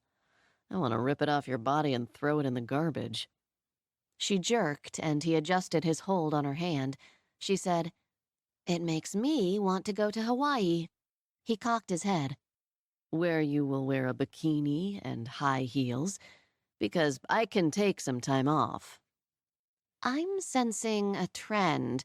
Do you need to stock up on some late-night reading material?" He looked at her out of the corner of his eye. No. "'Cause if you need to take care of something, you should do it." He grumbled under his breath and dragged her into a jewelry store. It was quiet and cool inside, and a few well-dressed customers were already being helped. Ethan bent his head into Mackenzie and indicated a woman looking at earrings. He said softly, She doesn't seem to have a problem with large rings. Mackenzie murmured, "I notice she doesn't have any pockets either." He nodded. I think we've figured out it's a pocket problem, not a jewelry problem. We could skip this store and go buy you some new clothes instead. Why don't we just skip all the stores and call it a day? Only if you slip back into that moo when we get home. She turned her head away from him and saw Ellen and Christine coming in the door. She yanked her hand out of Ethan's. What in the world? He looked up. I invited Mother and Grandma. Mackenzie let out a low groan. You have got to be kidding me. They like shopping, and they know jewelry. You don't bring your mother along when you're buying an engagement ring. I didn't do such a bang-up job of picking out your first ring, and I thought you were probably right that we would never come to an agreement. I needed reinforcements. I think we could have handled it between the two of us. His mother ignored Mackenzie to kiss Ethan on the cheek. I thought you already got her a ring. She didn't like it. His mother sniffed. I thought it was lovely. Ethan said, She thinks it's too big. And Ellen chuckled. She said, You keep him guessing, girlie. Shards of ice shot out of his mother's eyes, and she wandered away, taking out her cell phone. Mackenzie muttered, Let's get this over with. 30 minutes later, they were still arguing. Ellen had snorted at Mackenzie's first choice, saying no O'Connor would buy a piece of wire for his bride. Christine had murmured, Does it even matter? While staring at Mackenzie with her icy eyes, Ethan kept pulling out rings too big, too expensive, too noticeable. Anything but what Mackenzie would be comfortable wearing. He leaned in close. Doesn't it worry you that my mother is agreeing with every choice you make? I think you should take it as a sign. She'd take it as a sign that at least one other person wanted to get out of that store as bad as she did.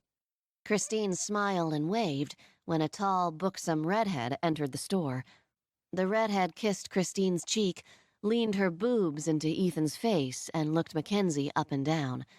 The woman turned out to be a fashion consultant, and she grabbed Mackenzie's hands, turning her this way and that. The woman laughed and said, A minimalist marrying into the O'Connor family? She smiled at Christine. Now I understand why you needed me to rush down here. Mackenzie glared at Ethan, then at Christine, and when the vixen/consultant brought over a selection of rings that no one objected to, Mackenzie glared at the rings. There was just something about having her ring chosen by a consultant chosen by Christine, a consultant who kept pressing herself against Ethan and giving him come-hither looks when she thought Mackenzie wasn't looking, while they were shopping for an engagement ring. Ethan's grandma said, You're going to have to choose something. An engagement's not. Mackenzie interrupted her. I've heard the saying. She pointed to the smallest of the lot. What did it matter, anyway? She was only going to be wearing it for a couple more weeks. She wondered if they had a return policy. The consultant smiled and said, Now, clothes. Ethan quickly thanked her, eyeing Mackenzie's mutinous expression, saying he was saving that pleasure for himself. The consultant giggled. Christine looked like she wanted to vomit, and Mackenzie couldn't decide whether to laugh or vomit herself. Ellen grabbed Christine in one hand and the consultant in the other. Now that we've helped solve the ring emergency, we'll leave these two lovebirds to shop alone. Mackenzie didn't even argue with her. As soon as they left the store, Mackenzie dug a chocolate bar out of her purse. Ethan eyed it, then her. Thank you for not attacking the consultant or my mother. I do have some tact. It's just when you're annoying me that I can't seem to control it. He took her hand, looked at the ring. Control is overrated, anyway. Are you going to wear this ring? She took her hand back, shoving it in and out of her pocket a few times. It's okay, she said, and he laughed and laughed. Mackenzie felt marginally better and put the chocolate back in her purse. She said, The consultant was pretty. Your type. She didn't know why she said that. Every woman was his type. You could probably get her number from your mother. Take care of that problem you're having. He glanced down at her lips. I am a one-man woman, Mackenzie, and right now, you're my woman. She tried to feel offended by that, but all she felt was a flop in her belly. He grabbed her hand when they left the store, and she said, You can let go. I'm wearing a ring now. He shook his head. Now I'm used to it. I don't have to worry that I'm losing you in the crowd. They spent the day roaming. They ate. Ethan tried to get her inside a few clothing stores and failed, and they finally spent a couple of hours in a bookstore, comparing investing books. She bought a few, saying, Now that I'm part of the idle rich. And he snorted. How much longer do you think you're going to last having nothing to do? She held up a book. I'll have to invest my millions. That's something to do. Million, singular. You'll be surprised how quickly that goes. He took the bag of books in one hand and her hand in the other when they left the store. He said, Really? What are you going to do if you don't go back to work? When? And I don't know. Move to some middling town? She thought. Or maybe travel? And do what? See the world? Boring. You don't want to see it, you want to conquer it. She couldn't argue with that, and she shrugged. She didn't know what she was going to do when this was all over. He said, Don't leave. You can move to the London office and I'll stay away until it all blows over. Go see if you can win over a foreign market with your particular brand of charm. She could feel her blood start heating at the thought of a new challenge, and she pushed it back down. She said, Doesn't HGC have offices in Tokyo?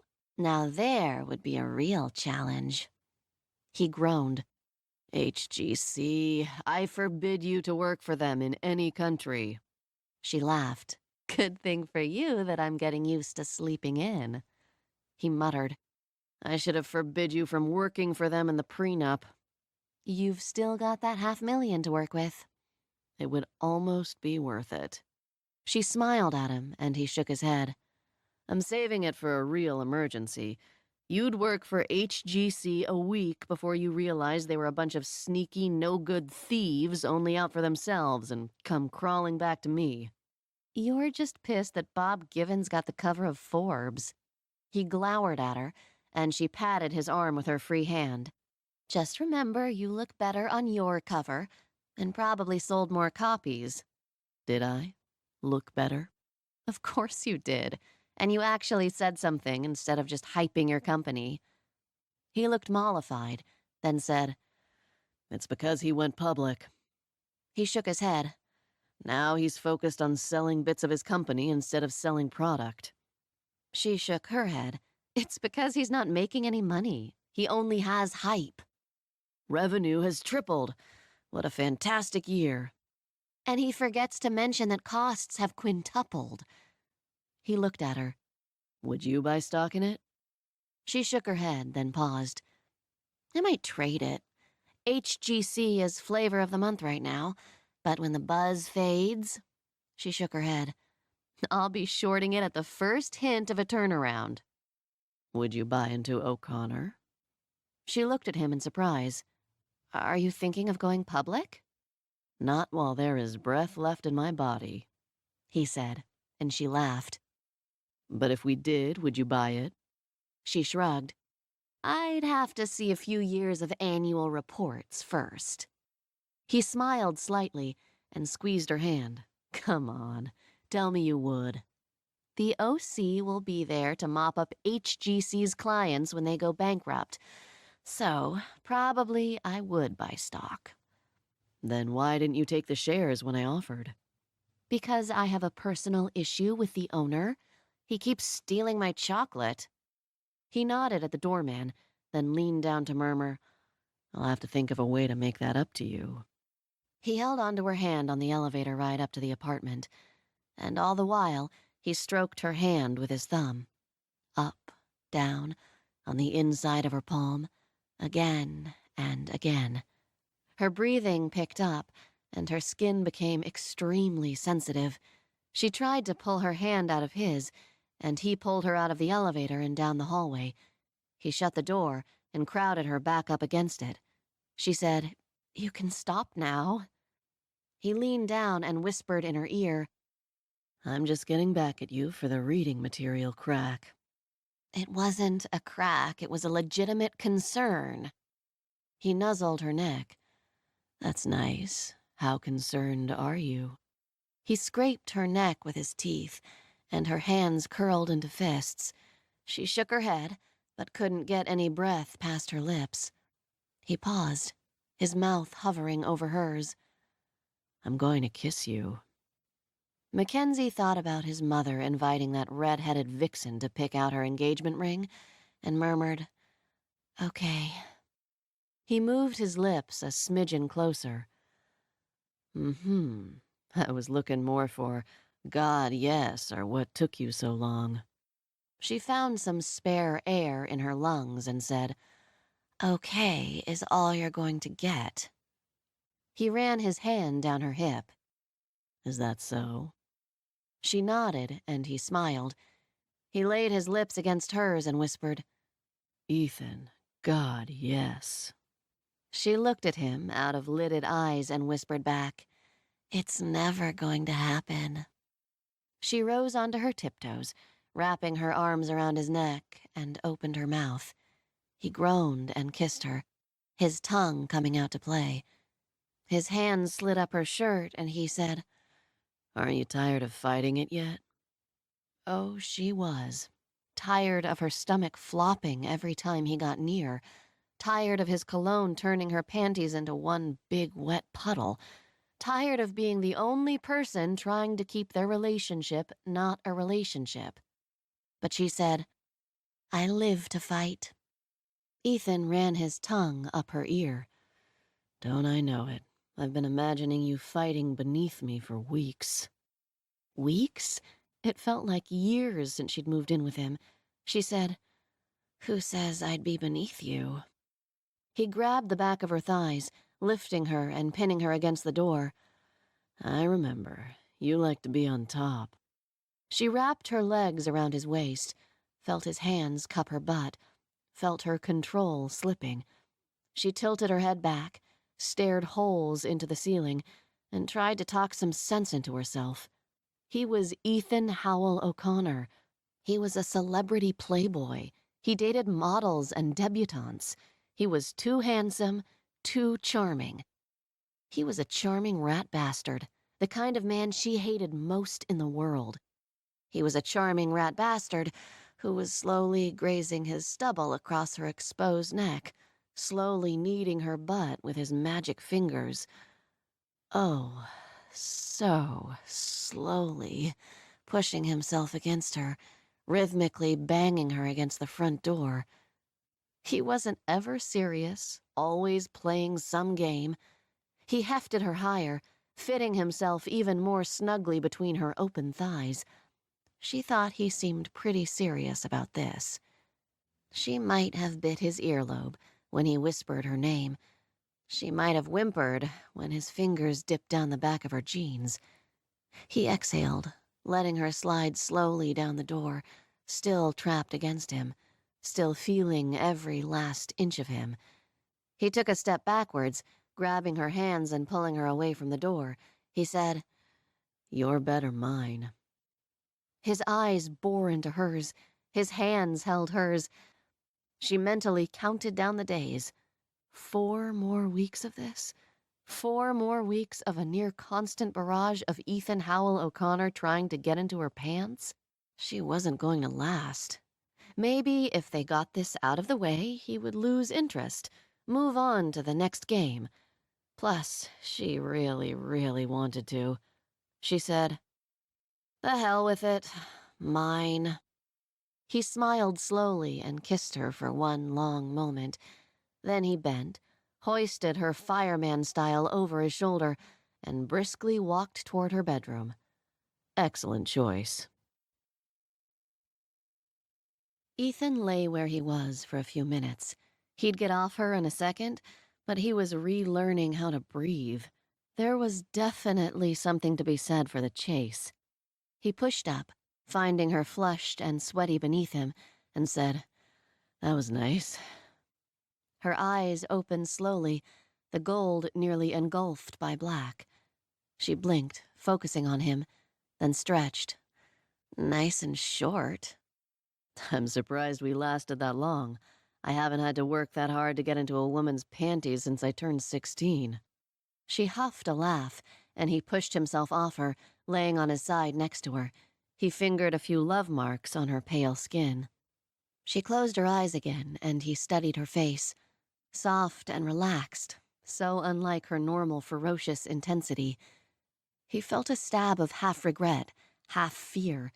Maybe Mackenzie wasn't as O'Connor-proof as he'd thought. He said, "We're still safe here, right?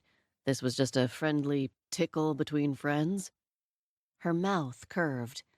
A tickle? Was that what that was? "It's just that we happen to be engaged, and I happen to be a one-woman man." She opened her eyes and looked at him, clearly amused. "You've really got a thing about that." He rolled onto his back. "You try having that phrase drummed into your brain since childhood and see if you don't have a thing." Mackenzie scooted under the covers, rolling onto her stomach and plopping her chin in her hands. Are you telling me that you have issues? Everyone has issues. It's a rule. And yours is? He crawled under the covers with her, and their knees bumped. "If I tell you, I have to marry you." She shivered. "Sorry. Involuntary reaction. I was picturing your mother's face when you told her we were getting married for real." He froze, and she said, "You're supposed to laugh, not look terrified." "I've been here too many times to laugh about casual wedding comments." She stared at him before letting out a loud laugh. "You think I'm planning a wedding now? I've hopped into bed with you, so I must be laying here dreaming of white dresses and pink flowers." He groaned. "You already know what color flowers?" A smile broke over her face. "You're seriously freaked, aren't you?" He had been, but was starting to realize he probably shouldn't be. She seemed to find the thoughts of marrying him extremely funny. She leaned close and murmured, You just think you're irresistible, don't you? He snaked his arm around her waist, running his hand down her naked back. "I would like to refer to Exhibit A." And I would like to refer to the last 2 weeks of you trying to get in my pants. I simply couldn't take it anymore." "Wore you down, huh?" "It's not really a compliment. I don't know why you're smiling." "I'll take whatever works with you." She started to scoot away, and he clamped his arm around her. He said, "That was a compliment. I've never wanted to sleep with a woman more. I'd be happy no matter what made you change your mind." "That's not as big a compliment as you think. You only wanted to sleep with me because you're a horny bastard and you trapped yourself into being celibate for 6 weeks." Ethan blinked, trying to remember if he'd ever been called any kind of bastard before. She said, "You could have gone and got yourself some strange, but no. Ethan Howell O'Connor is a one-woman man." "I don't know why you're getting mad about it." She tried to pull away from him again, but he kept her anchored. He was enjoying the feel of her breasts pressed against him, enjoying her breath coming faster and faster, the flush returning to her skin. She really was getting angry with him. He stroked his thumb along the rise of her buttock. "I'm pretty sure it was you I wanted to sleep with. I don't want you thinking any woman would have done." "I'm pretty sure it was you I didn't want to sleep with, but you kept touching me." "So it was the touching that did it." He brought his other hand up to stroke her shoulder. Her eyebrows slammed down. "I should have bought you a hooker." He shook his head. "Never would have happened. I'm not the kind of man who cheats on a woman. I don't ever want to be that kind of man, so I won't let myself slip even once. Even with a woman who is only technically my woman. Even if that woman gave me permission." "Don't ever call me your woman again. Not even technically." He laughed, and she poked his side. She said, "Remember, you have some unprotected soft bits within striking distance." He murmured, "It's not that soft." At her outraged look, he said, "You're threatening me. Seems to really get my motor running." Sick bastard. A horny bastard and a sick bastard? That seems unlikely. I would have heard something about it before now. She said, "I would like to refer to Exhibit A." And he laughed. When she started to go for Exhibit A, he pushed her onto her back, grabbing her hands and trapping them against the bed. She started to fight him for real, and he was forced to drop his full weight onto her. Her breath whooshed out, and he said quickly, hoping to distract her, "If I'm going to give half of the O'Connor fortune to my wife, I can't give her any reason to destroy it. That's why the O'Connors are one-woman men, why I have to be." Mackenzie was panting shallowly, and he eased off her ribcage slightly. She took a deep breath and said, "Or you could just not give her half your fortune." It's tradition. She raised one eyebrow. "That's no excuse." It wasn't an excuse. He didn't have to give away half his fortune to get married. But ever since he'd started noticing girls, he'd known that money changed things. Money changed how people acted around him, what they hid from him, how they responded to him. Knowing he would have to give half of his shares ensured he would take it slow when it came time to settle down. It was insurance against tricking himself into thinking he'd found a woman worthy of the O'Connor name when he really hadn't. Ethan said, My great-grandfather thought he was in love when he got married, and realized too late that she'd conned him, that he'd let himself be conned. He never would have married my great-grandmother if he'd had to give her half his fortune. "I don't know that any man would get married if he had to give half his fortune to do it." She cocked her head. "Or any woman, for that matter." Maybe not, but it worked for my grandfather and it worked for my father. They had long, happy marriages because they were sure of the women they married, because their women were sure of them. I could maybe see where they were going with this, but all it's done is freaked you out. Not only do you have to give half your money to your wife, you have to give all your pecker as well. Any man would balk at that. He stared at her, relaxing his grip on her wrists in surprise. She said, "Just don't do it." Don't do what? Give all my pecker or half my shares? He snorted, trying to keep his face in line. "Just choose one, sign a prenup." She rolled her eyes to the heavens and mumbled, "For the love of God, sign a prenup. Forever, love is just luck. Your grandfather and father got lucky." Now who's got issues? "Oh, it's you. All you." Mackenzie thrust one hip up, rolling him over onto his back and climbing on top of him. She trapped his wrists in her hands and leaned forward, her weight pinning him to the bed. He grinned at her and she said, "You can just give your future wife a nice severance package in case of divorce and keep your company. And then give her all your pecker." He barked out a laugh. Please stop saying that. It puts a picture in my head I'm afraid I won't ever get out. "I'm just saying that if I was your wife, I would be more concerned about love and fidelity than a couple $1,000,000. His eyebrows rose. A couple $1,000,000? Mackenzie narrowed her eyes. "A couple $100 million. She shrugged her shoulders and Ethan didn't bother keeping his eyes on her face. She said, "I don't think a wife is worth $50 million. Any wife." He looked back up into her eyes. Now you're just fishing. She laughed, leaning back and taking her weight off his wrists. "Don't tell me. It'll just make me want to break out the snake oil."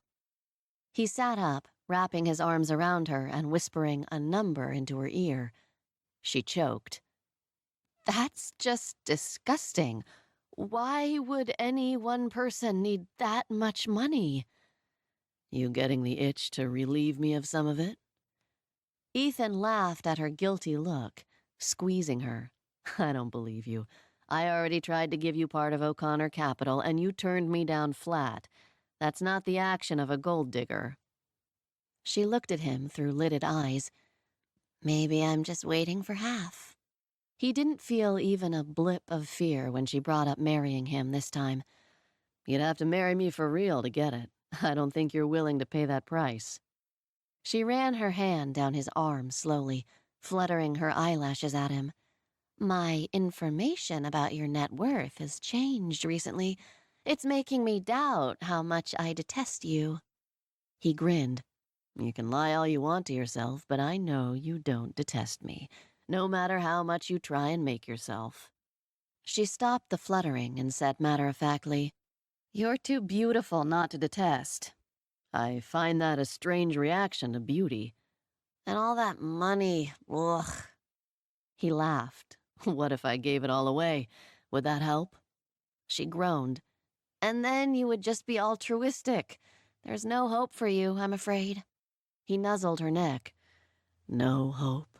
None at all. Mackenzie breathed in, sliding her body down to sit on his lap. She sounded only a little reluctant when she said, Maybe a little. Chapter 7.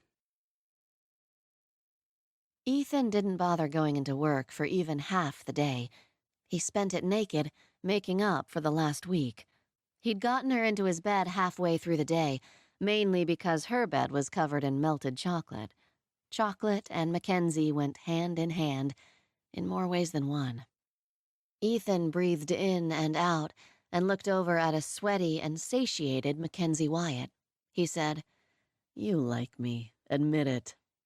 She opened her eyes slowly. What is this pathological need you have of everyone having to like you? What is this pathological need you have of being a hard ass? He rolled onto his side and ran a finger down the inside of her arm. We're in bed after a nice bounce on the sheets. You can admit you like me just a little. It would be weird if you didn't. I might like you a little. He tickled her side. Just a little. If you didn't try and charm everybody, I might like you a little more. He grunted. What do you have against charm? And why don't you fall for it? You make me work so hard. He laid his head in the crook of her neck and inhaled her scent. It's exhausting. I'd believe you were exhausted if you weren't poking me in the thigh right now. Just ignore him. He doesn't realize we're having a serious conversation. She tried not to laugh, but he could tell she was biting her cheek to keep it in. He nudged her thigh. Come on, tell me. How can you resist me? She shrugged. I'm immune. And I'm asking why you're immune. Does there have to be a reason I don't fall down dead at your feet? Yes, I think there does. Who was he? She crossed her arms and stared at the ceiling.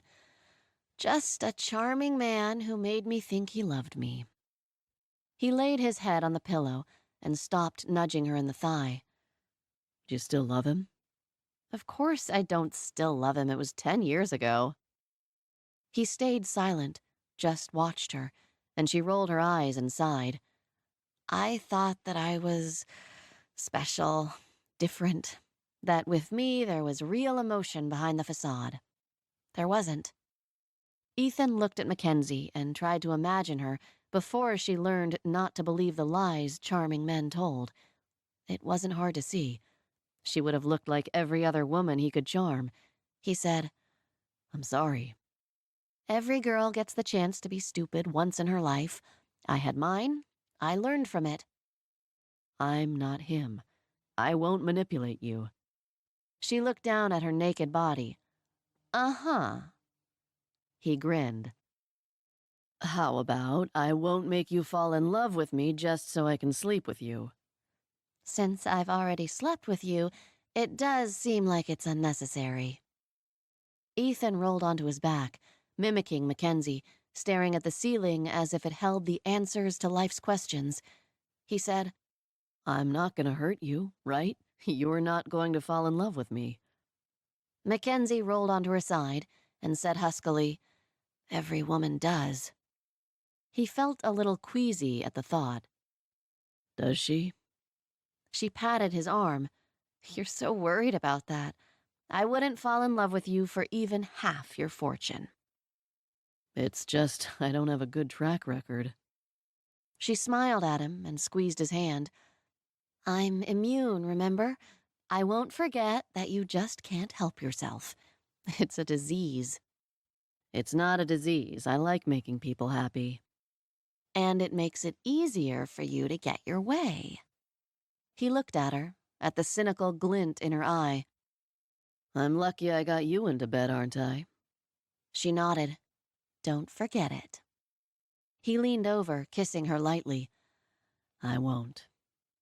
He held onto her hand and smiled into her eyes as he said, As much as I would love to spend the rest of the evening right here, we're having dinner with Mother and Grandma in about an hour.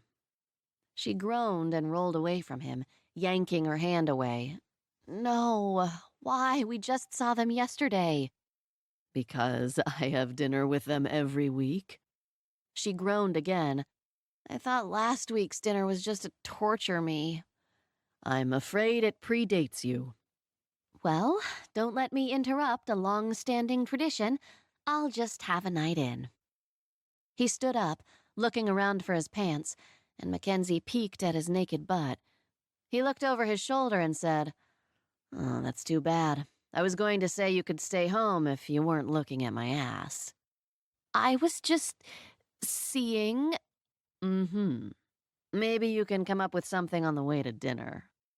She looked down again and thought it might be a fair trade-off.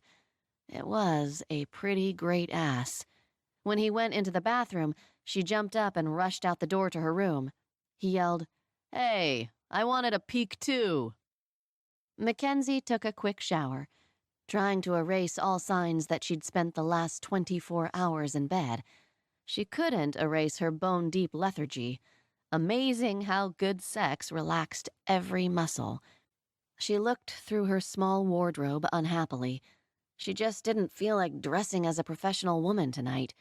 Now that she'd thrown caution to the winds, she wanted to look good. And if Ethan wanted to rip off her clothes, she didn't want it to be because he thought they belonged in the garbage. And, also, he had no problem destroying any garment he didn't like. She was going to have to go shopping just to have something to wear. She threw on the shortest skirt and the highest heels she'd brought and went to find Ethan. He was waiting for her, and he stared down at her legs when he saw her. You never wore skirts to work? He took her coat and held it out for her. She said, Work is work.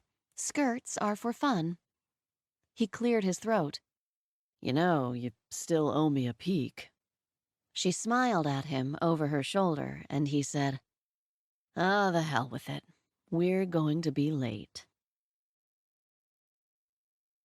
Mackenzie hid in her bathroom with her phone in her hand. She wouldn't admit it out loud, but she was kind of glad to have it. Maybe she would join the modern world and buy her own when she got back home. Cassandra answered on the first ring. Yo. Hey. You slept with him. You totally slept with him. Ah, best friends. Sometimes you didn't even have to say a word. Mackenzie sat down on the rim of the tub and said, I'm an idiot, a stupid idiot. Up for debate. Personally, I would have called you an idiot for not sleeping with him. You called me an idiot for even thinking of not sleeping with him. And was I right? Mackenzie closed her eyes and whispered, God, yes. Cassandra laughed.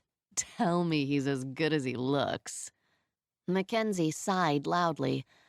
I really wish I could tell you he wasn't. Scale of 1 to 10. I'm not going to rate him. Just tell me that you are now ruined for life. Highly likely. She would never look at chocolate the same. That was for sure. Cassandra sighed, and Mackenzie gave her a moment to enjoy herself vicariously. Mackenzie said, His mother knows I slept with him. She took one look at me and nearly fainted.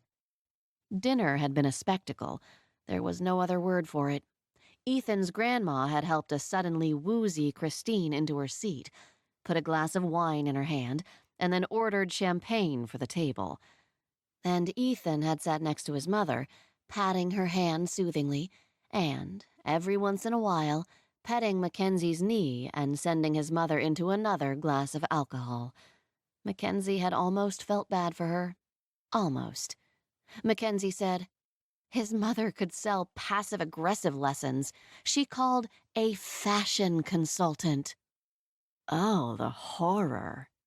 You weren't there. This woman was tall, beautiful, had gorgeous red hair, and her boobs jiggled whenever she walked, and she kept leaning them into Ethan. And you ripped her arms off? No, I should have done that. Instead, I came home and slept with him. I think that round goes to you. Mackenzie was pretty sure that round went to Ethan. And then his mother called one of Ethan's ex-girlfriends and told her to show up at dinner. There was a long pause, and then Cassandra said in a low voice, Okay, that is bitchy. Thank you. Mackenzie had just been about to tell Ethan to stop torturing his mother when a Nordic goddess had descended on the table. Mackenzie reluctantly said, She was actually very sweet and didn't stay, but still. Sarah Milton had only come to tell Mackenzie that Ethan had never hit her, would never hit any woman. Mackenzie hadn't even been sure Christine had invited her to crash the dinner, except Ellen kept glaring at Christine, and Christine had kept trying to get Sarah to stay. Cassandra said, And you came home and slept with Ethan again? Because that would really show his mother. No, I came home and called you. That round might go to his mother. Is Ethan completely oblivious? Mackenzie thought of Ethan's face when his ex-girlfriend had shown up halfway through dinner. He'd been happy to see Sarah Milton, and clearly found it hilarious that his mother was so blatant in her dislike of Mackenzie. Mackenzie was pretty sure he thought they were fighting for his entertainment. He thinks it's funny. Maybe you should go show him it's not, and record it for me. No, not happening. Then at least tell me it's not all vanilla, that he's got some moves on him. Mackenzie put her hand to her neck. She lifted her hair, looking at the red raised skin in the mirror. Not vanilla. There was chocolate involved. Ooh, chocolate and sex. And he did this thing where he bit my neck. There was silence, and then Cassandra screamed, Oh my God! Why the hell are you calling me? Go and get back in bed with him. A girl's gotta take a break sometime, you know what I'm saying? No, I do not know what you're saying. I am in love with a gay man. I will never have him bite my neck. Go get back in that fucking bed and take one for the team. Mackenzie touched the sensitive skin, flushing as she remembered him lifting her skirt and taking her from behind, biting her.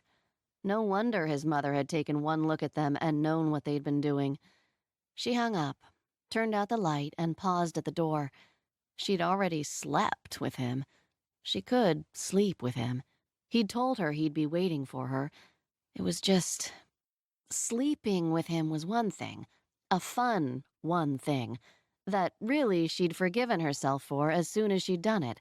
There was only so much Ethan a woman could take before she melted into a puddle at his feet. But sleeping with him felt like something else. Something softer and more dangerous. Something that real couples did, not fake engaged couples who couldn't keep their pants on. She peeked out her door to find his still open. She tiptoed down the hall, craning her neck to look inside.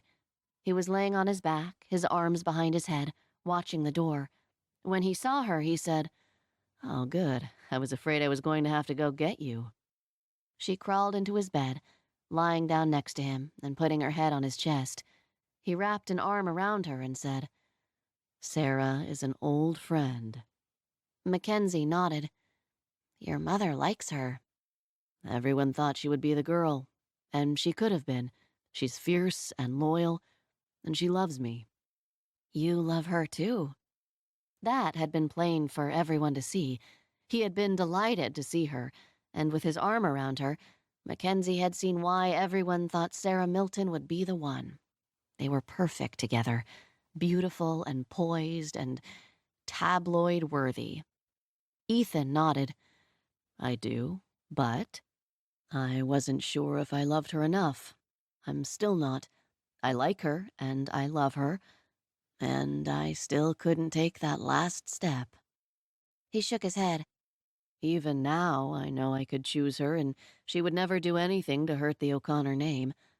I hurt her when I left, and she still would defend me with her last breath. It was nice of her to come tell me you were innocent of breaking her nose, even if your mother invited her to. He was silent, and she popped her head up to find him grinning. She narrowed her eyes at him. I don't know why you think it's funny that your mother hates me. He laughed. I honestly thought I could bring home a showgirl, and she would be beside herself with joy. It amuses me to know there is at least one woman out there she does not approve of. Oh, yeah, what a laugh. If you could see how my mother is with other women, you would laugh too. Oh, Mackenzie could see how his mother was with other women.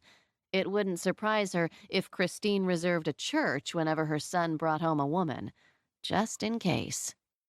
Ethan said, But you don't care that my mother hates you, right? She laid her head back down. Of course I don't care. Because if you did, I could keep her away from you for the next couple of weeks. No weekly dinners?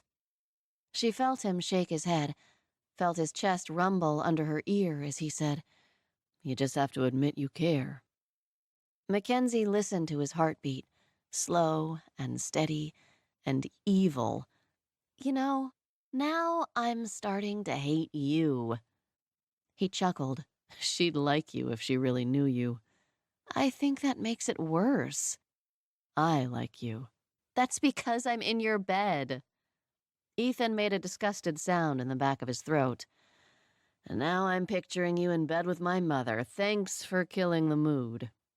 She snickered, and he adjusted his arm, pulling her in tighter. He said, I'm sure I can get the mood back tomorrow after I scrub my brain with bleach. That's probably what your mother is doing right now. She looked like she wanted to douse me with her wine and light a match. He laughed. I would say she wouldn't even know to think something like that, but since she's met you, I've seen a different side of her. He paused. And my grandma. You think I've made both of them lose their mind? My grandma was calling around trying to reserve a church when we left. Mackenzie shuddered, and I thought I was really going to like her. She popped up again to glare at him. Tell me you have it under control. It's coming back. She gave him a light shove. Not that. Them. Tell me I'm not going to find a horse head in my bed or be forced down the aisle by shotgun. He cocked his head, thinking about it. Maybe you should skip dinner next week. Works for me. He pulled her on top of him. But I'll need something in return. She shook her head. Your crazy family was not part of the deal. He grinned. My family only goes crazy around you. There's just something about you that throws us all off kilter. Maybe I'm the anti-O'Connor. My mother certainly thinks so. She leaned closer to him and said softly, You just think that if you bring up your mother, I'll get upset enough to let you do all sorts of depraved things to me. It's worked in the past. I think she might be the anti-Wyatt. He chuckled. So are you going to let me do all sorts of depraved things to you? No. She put her lips to his ear. I'm going to do them to you. I don't want to ruin the mood, but God bless my mother. Shut up, O'Connor. Shutting up, Wyatt. Another week gone, another family dinner they'd all survived. Barely. With copious amounts of liquor all around. Mackenzie had persuaded Ethan that she needed a day to recover, so she was still in her pajamas when he came home. He saw her on the couch in her lounge pants and held up a takeout bag. Lunch. Put something decent on and I'll share. She looked down. What's wrong with this? It's pajamas, it's boring, and it's on. She got up, snagged his magazine, and headed back to the couch. This is what I wanted anyway. You know that's not the Inquirer, right? She laughed at him. You're the one who reads that. I prefer heavier tomes. He looked at the magazine in her hands and raised an eyebrow. She said, "All right, I just prefer my fluff pieces to be about stocks." And have you picked something to invest your million in yet? Part of it. I'm looking at WestCon. He blinked, then laughed. We're in negotiations to buy them out. She sat up, thinking WestCon was suddenly looking a real winner. Oh, really? He wagged his finger at her. Which means no buying or selling for you, Ms. Wyatt. That would be insider trading. She put her hands over her ears. Don't tell me anything else. He shook his head, grinning.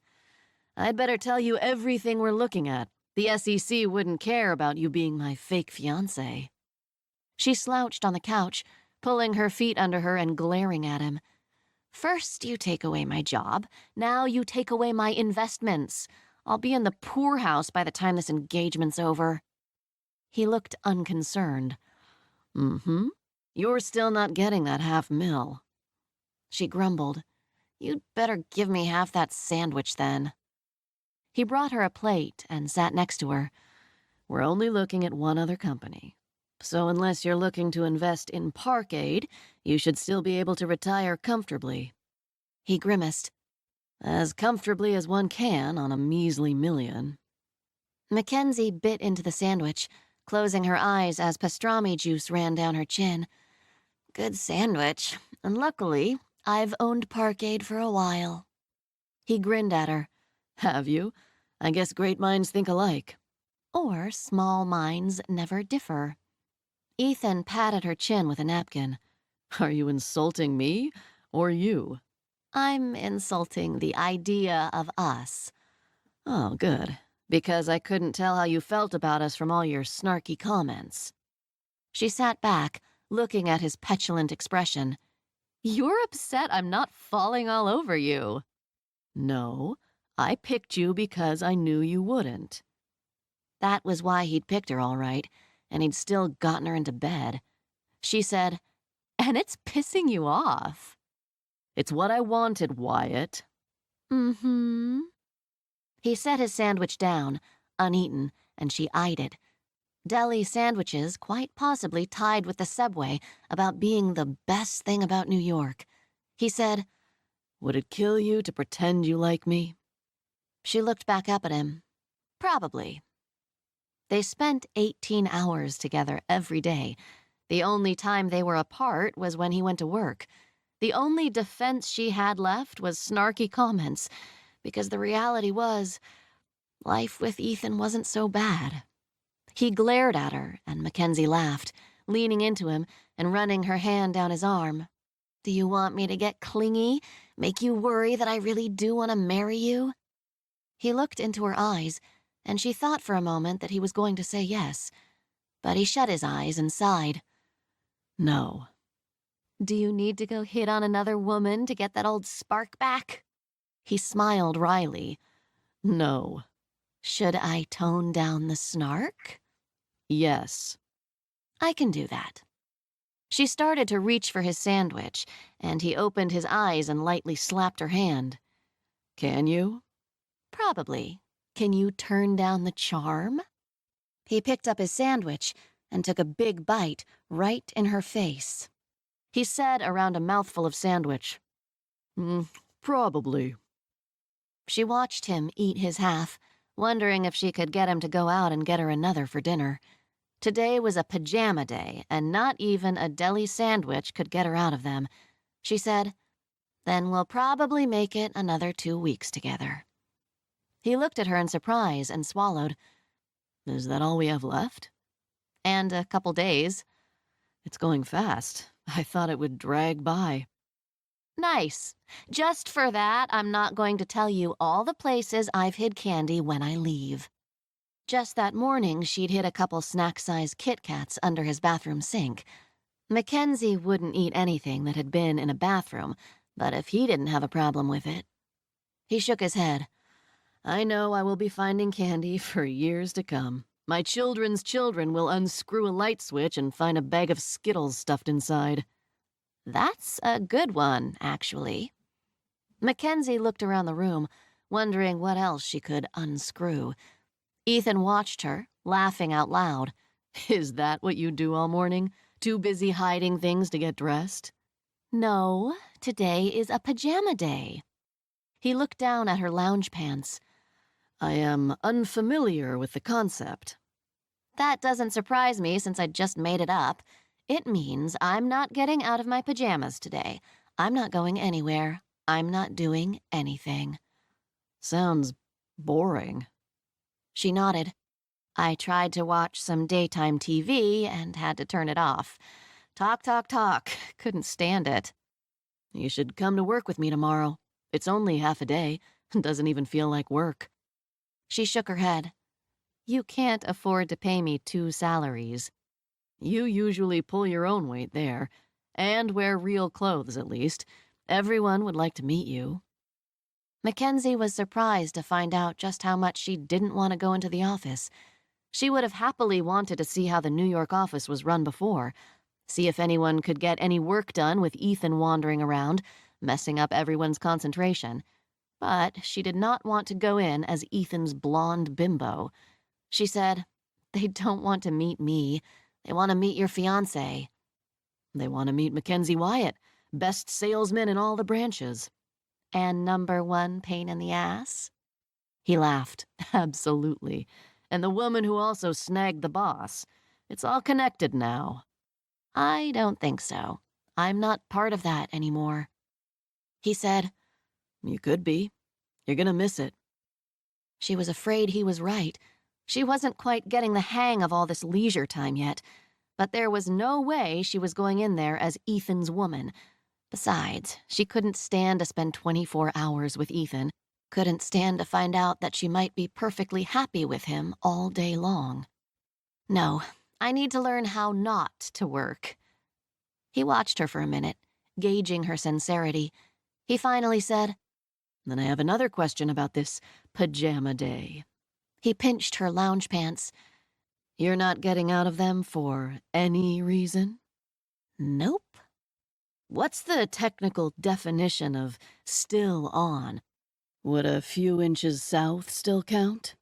Because I think I could make that work. She tipped her head to the side, and he said, What else are we going to do if we're not going out? He had a point. Chapter 8. The door buzzed and Ethan groaned. Don't they know it's a pajama day? He rolled off her, picking up her pants and handing them to her. Sorry about that. We can try again after I get rid of whoever is trying to disturb us. Mackenzie unhooked her leg from the back of the couch. Let's move it to a bed. This couch isn't big enough for the 2 of us. He grinned at her and answered the intercom. Ethan listened, furrowing his eyebrows at Mackenzie, then said, The doorman says your father is here. Luke Holden? A sick feeling washed over Mackenzie, and she blanked her face before Ethan could see. She sat up, shaking her head. Don't let him up. He raised an eyebrow, watching her closely. She shook her head again. Don't let him up. Ethan told the doorman not to let her father up, then leaned against the wall and said, Well? Mackenzie shoved her legs into her pants. She should have foreseen this, but she hadn't heard from her father in 10 years. Wasn't sure he would recognize her name, even if she was his daughter. Wasn't sure he would care if he did recognize it. Looks like he had and did, and wherever Luke Holden smelled big money, that's where he went. She looked up to find Ethan watching her. She said, on a long sigh, "He's a con man, with a smile so pure you'll think he's an angel or a prophet. He's done that one before, started his own religion, convinced hundreds of people he was a prophet sent from God to take their money." I take it you don't have a good relationship. She smiled slightly. "You could put it that way." She stopped smiling. "I'm sorry. I didn't think this would bring you to his attention. I didn't think of him at all. It's been a long time since I've talked to him." Ethan wandered to the wine chiller, taking out a bottle and saying casually, 10 years? She looked down, didn't say anything. He brought over 2 glasses filled with a deep, dark red and said, "Not a charming, hopeless crush who didn't love you back. Your father." Ethan held onto the glass when she tried to take it, forcing her to look at him, forcing her to smile and laugh so she wouldn't cry. A father who didn't love his own daughter. When Ethan sat down next to her, she stood up and walked towards the window, pretending to look outside. She said, "He's handsome and charming, and can make anybody, man or woman, think they are the most important person in the world. He did it to my mother, left her pregnant with me, did it to me when I tracked him down." Mackenzie remembered what it felt like to be her father's most important person. She remembered what it felt like to be the 2 of them against the world. And she remembered what it felt like to realize it had never been the 2 of them. It had only ever been him against everyone else. She had only been a weapon in his arsenal, maybe his best weapon, but still only a tool he used to get what he wanted. She took a sip and said, "He can see inside anybody and know what they want, what they'll give for it, how much they'll give for it." Ethan said softly, What did you give up to be loved by him?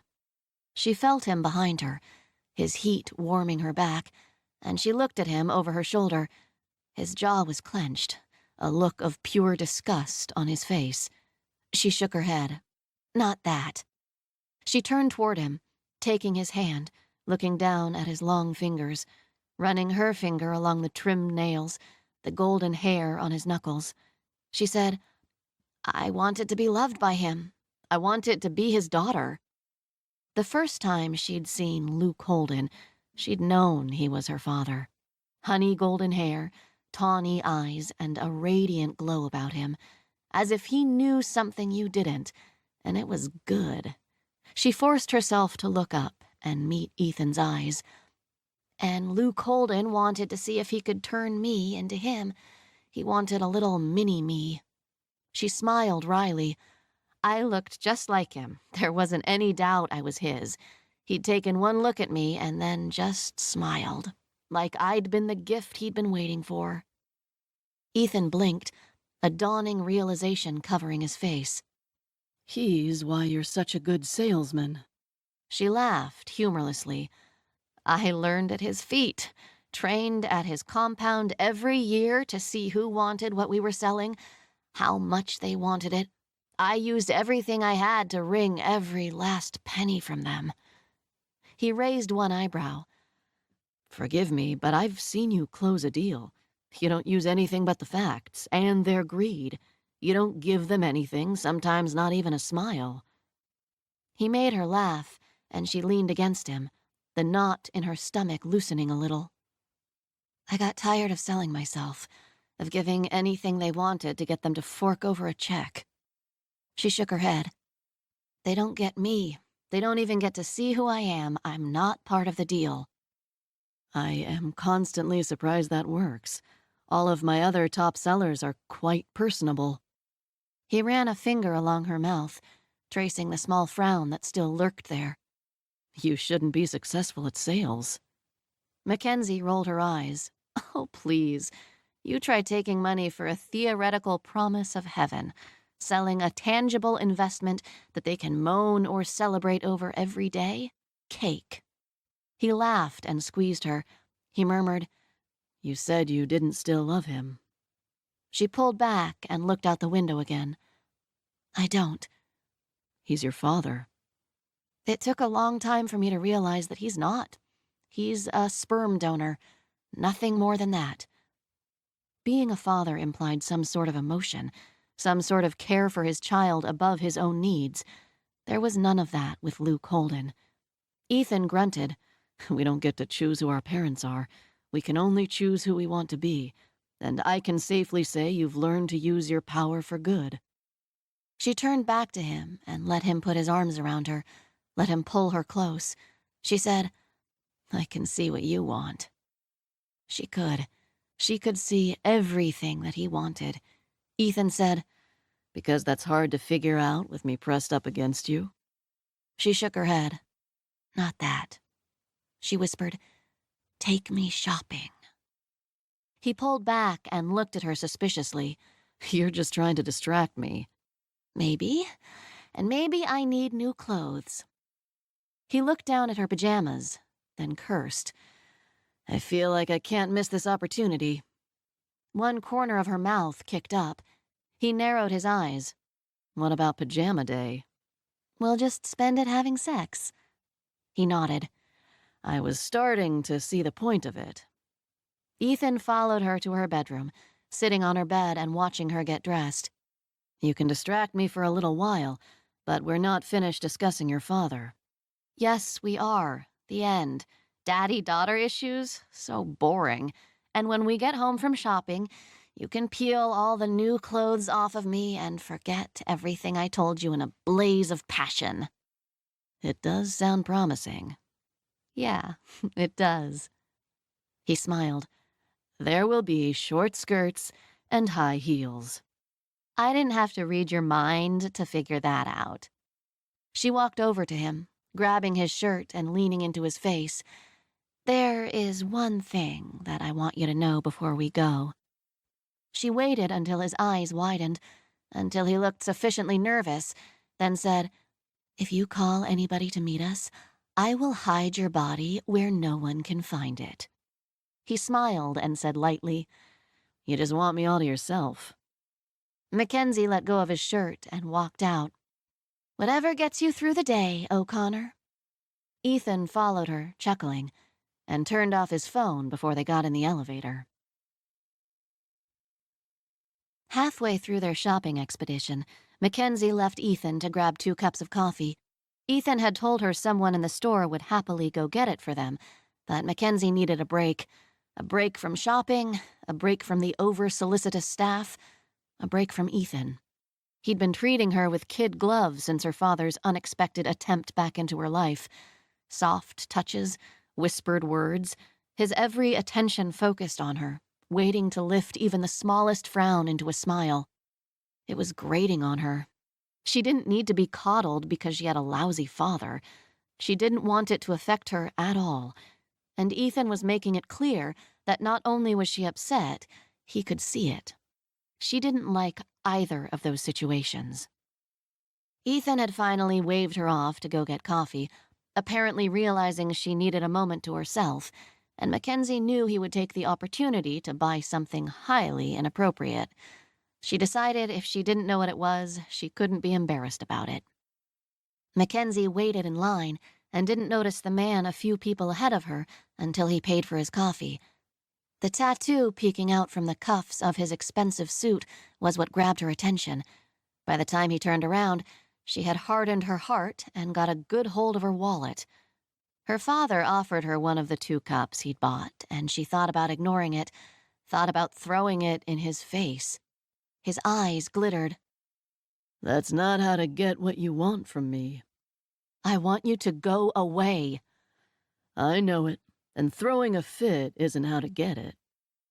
She took the cup, following him to a table and sitting stiffly. Luke looked at her, his eyes memorizing the new lines on her face, the firmness to her mouth, her blonde hair. He quietly valued the new clothes she was wearing, and his eyes lingered, just a touch too long, on her engagement ring. He sat his cup down untouched and said, You're not a kid anymore. 10 years will do that. He nodded. She couldn't help but notice the changes in him. His golden brown hair was peppered with gray, the laugh lines deep in his face. He picked his cup back up, took a slow sip, and said, I'm married. She blinked but didn't hide her surprise fast enough. He chuckled. You'd like her. Thought I was Satan himself when she met me. Hasn't changed her mind much in the 5 years we've been married. She wanted to meet you. Damn near broke my jaw when she found out I had a grown daughter I'd never bothered to tell her about. He looked out the window. Told her she could meet you next time. Mackenzie sipped her coffee, not surprised to find it sweet and rich, just like she liked it. Her father remembered the little details just fine. The little details, he always said, was what kept a con man out of jail. Luke sighed and looked back at her, reading in her eyes that there would be no next time. Your sister is turning 3 this November, he said, and her breath whooshed out as if he'd punched her. She hid her trembling hands under the table. Cozy. A nice wife. A new child. He smiled slightly. My wife is not nice. I'd call her prickly, with a side of bulldog thrown in for good measure. She got her teeth into me, and I haven't wanted to get them out yet. That's not the type you normally go for. She must be loaded and smart enough to keep it out of your hands. He chuckled, a low rumble that made the woman sitting at the table next to them spill her coffee. Oh, I'd taken her inheritance before she ever met me. Tracked me down to get it back. He shook his head, a smile lifting the corners of his mouth. She doesn't believe a word I say, and still just won't let go. Very different from my mother. He handed his napkin to the poor woman at the next table, smiling into her eyes and making her face flush red. Then turned back to Mackenzie. Your mother was a sweetheart, the biggest mark I'd ever seen, and she believed every word I told her. I'm lucky I got a hold of you when I did, or you would have turned out just like her. It took all her concentration to keep her breathing even, to keep from leaping across the table and tearing off his smug, confident face. He watched her, then murmured, You've gotten good. If I didn't know better, I'd say you'd forgiven me about that. I haven't. You can rest assured. He nodded, winking at the woman who was still trying not to stare at him. He said to Mackenzie, Are you playing this one? No. Good, because you won't win. She raised her eyebrows. You don't know anything about the O'Connors. No, I know you. And you think it's cheating to use your gifts to steal from someone. Yes, that sounds exactly like cheating to me. And so you take their money ethically? He shook his head, laughing. You sell investments. It's a step up from eternal life. He nodded his head graciously. Of course. And now you've moved on to marrying for money. Mackenzie said, You know nothing about it. I know it sounds like a con, and I've come to see if my daughter has joined the game. Luke watched her a moment. Now I'm wondering about him. It's not a con. So says the mark. It's a favor. He sighed heavily, shaking his head. It gets worse and worse. She laughed, a bitter edge to it. What do you think he's trying to get from me? What does any man want from a woman? Everything. I know exactly what he wants from me. He's not a con man. She paused. Okay, he is, but not one like you. Luke's eyes flicked behind her. Maybe he's better than me. Mackenzie turned to find Ethan bearing down on them, anger plain on his face. Her shoulders relaxed. Ethan wasn't better than her father. He wasn't playing her. She had no doubts where he was concerned. Ethan took her hand in his, pulling her up and trying to stare down her father. Don't bother her. She can take care of herself. But she doesn't have to.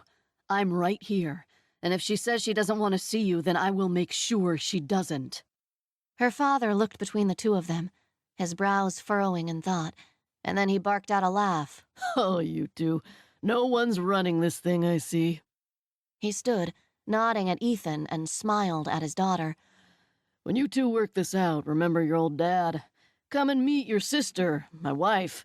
We'll get to know each other again. Mackenzie couldn't help it. The words popped out of her mouth. I already know everything I need to know about you. People don't change. Luke nodded. True, but they get older and slower and wiser. People sometimes get tweaked, and sometimes that's enough. He smiled at her, and his smile widened when he saw her hackles rising. He laughed, a crystal-clear boom that not even his daughter could see through. And sometimes it's too little too late. He shook his head. Too much of me and not enough of your mother. I did too good a job. My mother was a beautiful mark. You never wanted me to be like her. No, and I still don't. But she would have forgiven me, and you won't. Mackenzie took a deep breath. She wouldn't have forgiven you. She wouldn't have realized there was anything to forgive. And you're right that I won't. Don't come back. There's nothing for you here. She waited, staring him in the eye, letting him see everything he had done to her, everything he'd taken from her, letting him see that he could never make her believe he cared for her.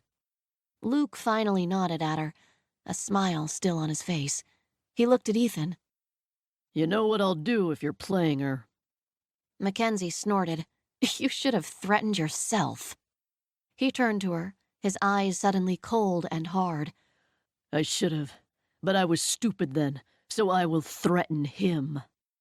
He looked at Ethan again. Your deepest, darkest fears will become reality. I might even talk her into helping if she finds she's fallen to another con man. Ethan didn't falter under her father's gaze. She hasn't. Mackenzie turned, leaving her father standing there, knowing she should have left long ago.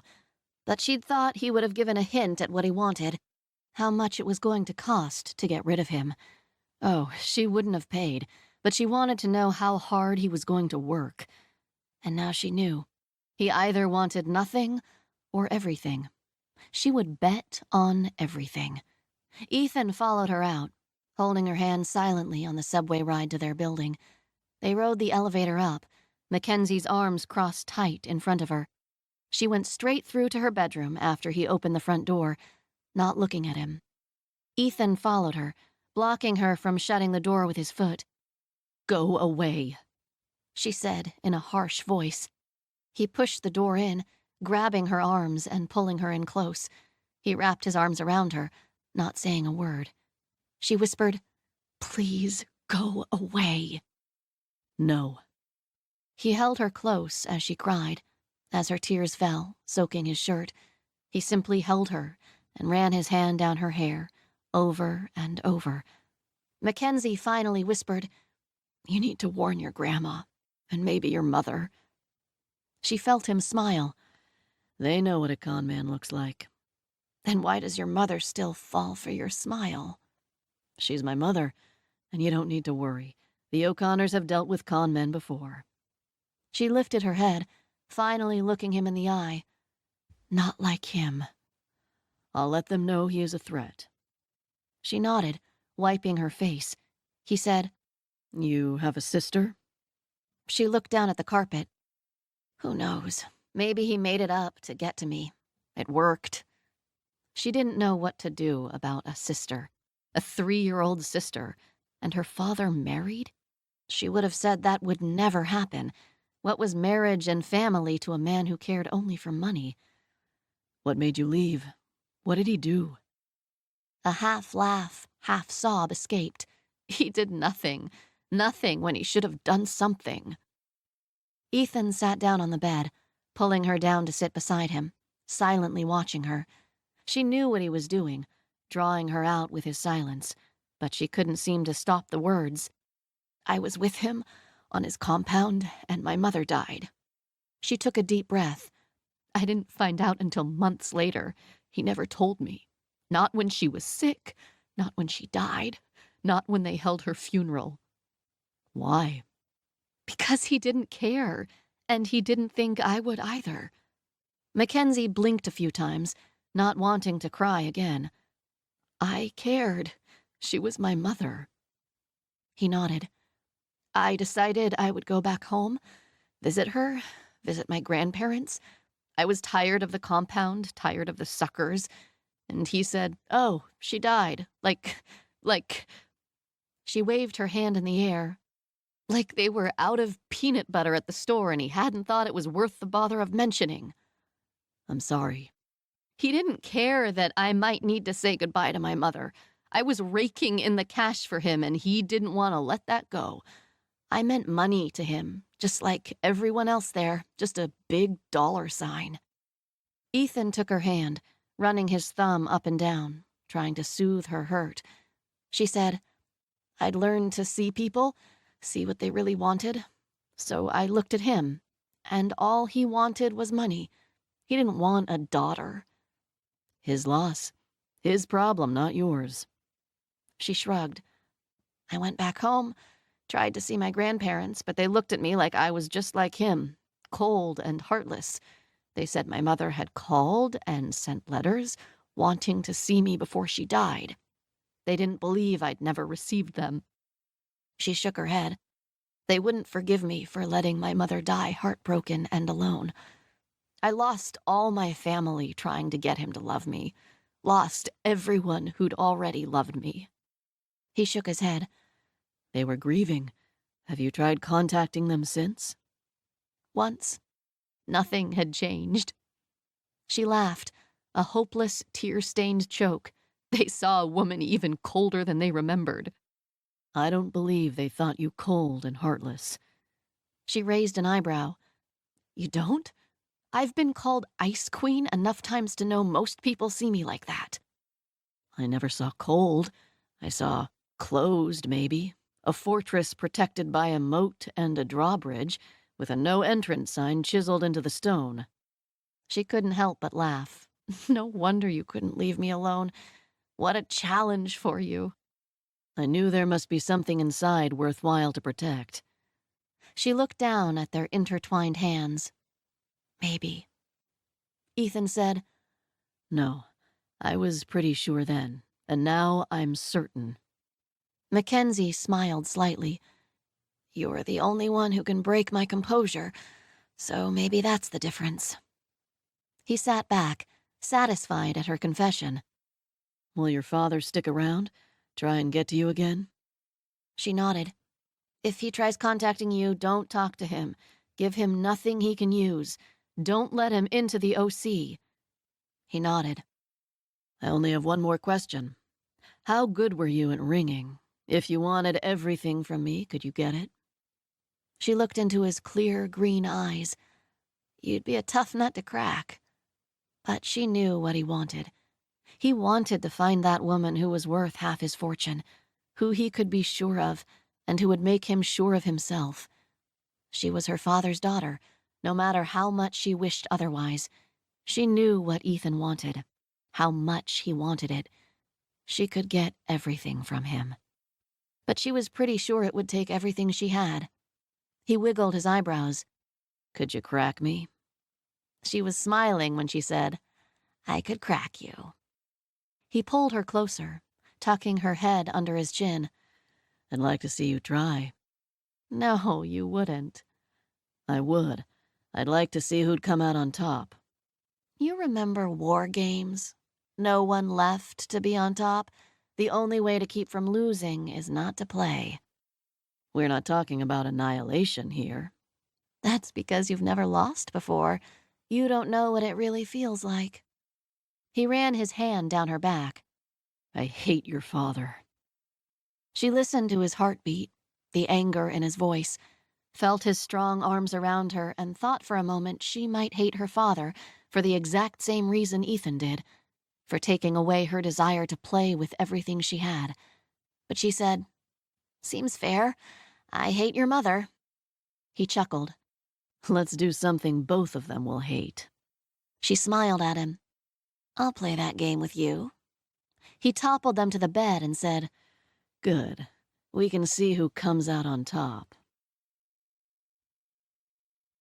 Ethan had been quietly fuming the last few days and hadn't been sleeping well.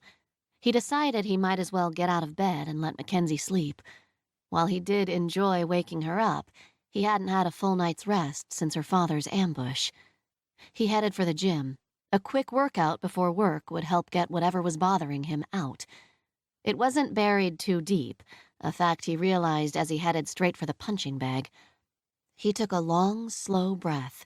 He methodically wrapped his hands, pulled on his gloves, and then he wailed into the bag, right into Luke Holden's smiling face. He thought of Mackenzie that night, pale-faced, teary-eyed, broken, and how she'd been ever since, a little closed, a little wary of Ethan. Ethan smashed his fists into the punching bag again and again and again. Hate, hate, hate. He'd never hated anyone before. He'd never loved anyone before. He stopped, stood still while the punching bag swung and his breath bellowed. What was he thinking?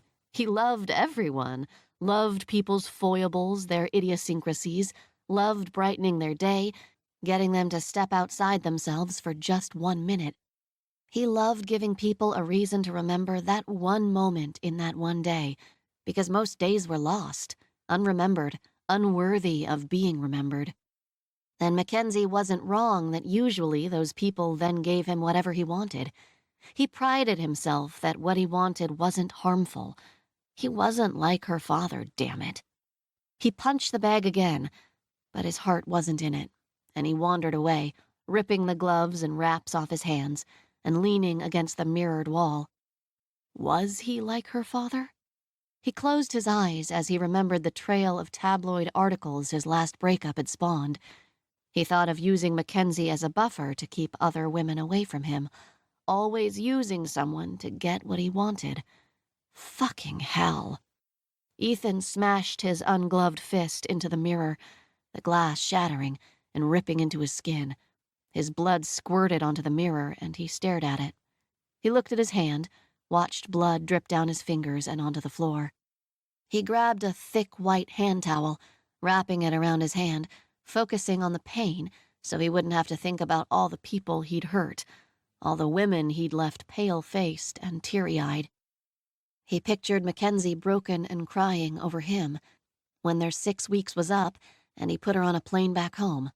Another woman left to wonder what had happened when the problem was, and always had been, him.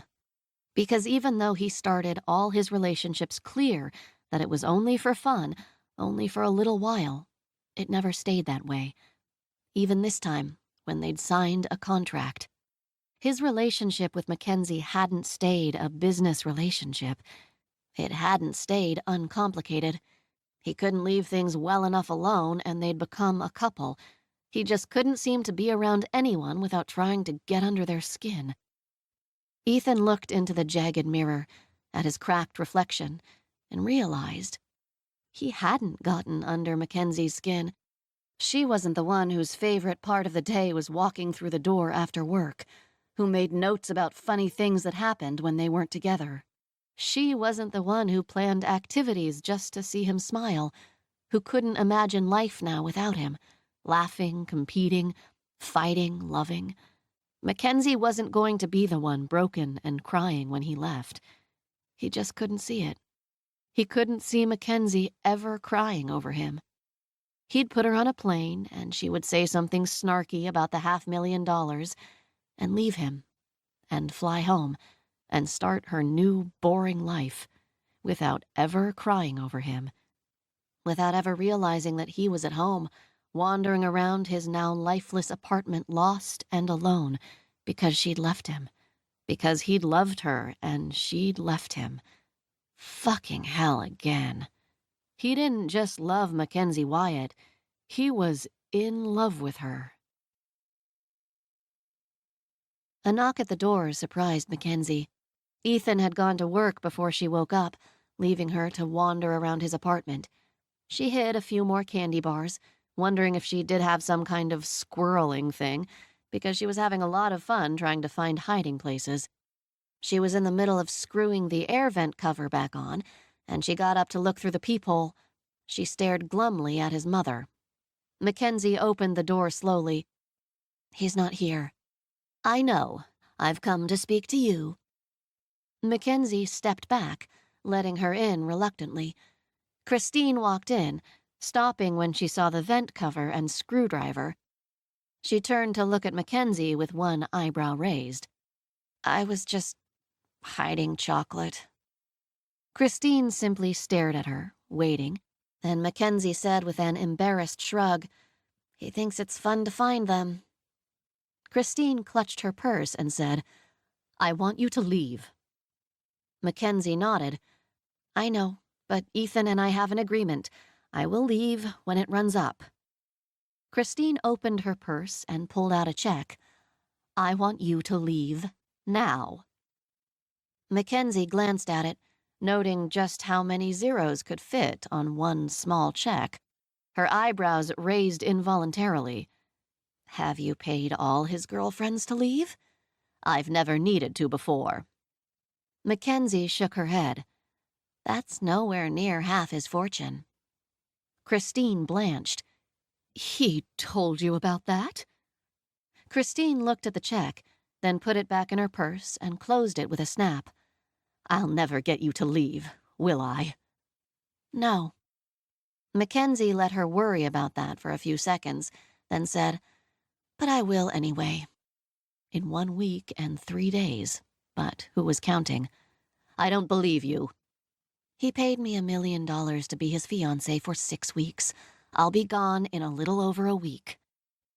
Mackenzie could see the sneer start on Christine's face, so she said, He offered me 3% of O'Connor Capital. I talked him into the money. Christine's sneer froze on her face. He offered you a part of the company? Why would he do that? I guess he wanted to prove to me he was sincere. He couldn't give you a share without... Ellen. Mackenzie nearly laughed. Christine said, And you'll leave when this ends? Mackenzie nodded. Christine didn't look like she believed her. Christine said, My son is fascinated by you, challenged by you, and you are not what he needs. He needs a woman who will put him first, who will forgive him if he falters. He doesn't need a woman who would destroy everything his family built if he hurt her. Mackenzie looked at her, thinking, surprised that this was why Christine didn't like her. Well, I think you underestimate your son. I don't think he has ever faltered, will ever falter. But you're right that if he ever hurt me, I would destroy him. Probably gut him and leave him on the floor bleeding.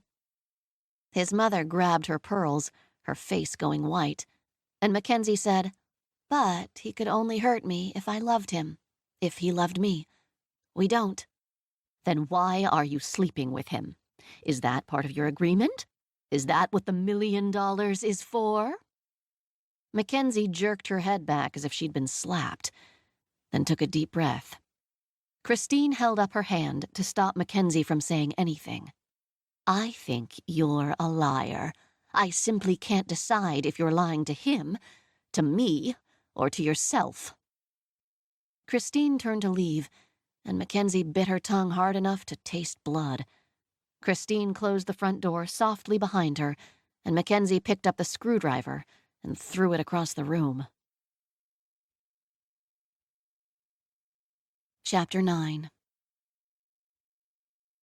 When Ethan came home, Mackenzie was pacing around the living room. He walked in and she nearly shouted, Here's why I'm sleeping with you, because I like it. Sounds good to me. And because I can. Yes, absolutely. And it's not for your goddamn money. That's not really what I'm paying you for. That's illegal. She stopped her pacing and looked at him. He said, Besides, I think you should be paying me. Her mouth fell open, and then she snapped it shut. You're not that good, O'Connor. He smiled slightly and took a step forward, sensing the danger was over. No. I've had better. He shook his head. No, you haven't. She sniffed and put her nose in the air. How do you know? He took another step closer, reaching for her hand. Because I've never had better, and I've had more experience than you. Maybe it's just me. Maybe it's always like that for whoever I'm with. The thought made him a little lightheaded. Is it? She didn't answer him, and he started breathing again. He nodded to the new hole in the wall. Redecorating? Or did I interrupt you hiding your stash? He pulled her toward him. I'm not going to be able to find it in the walls. I threw the screwdriver after your mother paid me a visit. He murmured. The screwdriver. Should have got rid of that as well. He'd known his mother had visited. The doorman had informed him on the way in. Ethan had tipped him handsomely for the heads up. Mackenzie said, "Why don't you get rid of your mother? Send her on a cruise for the next week." I don't really mind you two fighting. There are some side effects that work in my favor. I mind. You're just trying to get out of dinner. She blew out a breath. I'm not going to dinner with that woman ever again. I'll let you bring the screwdriver.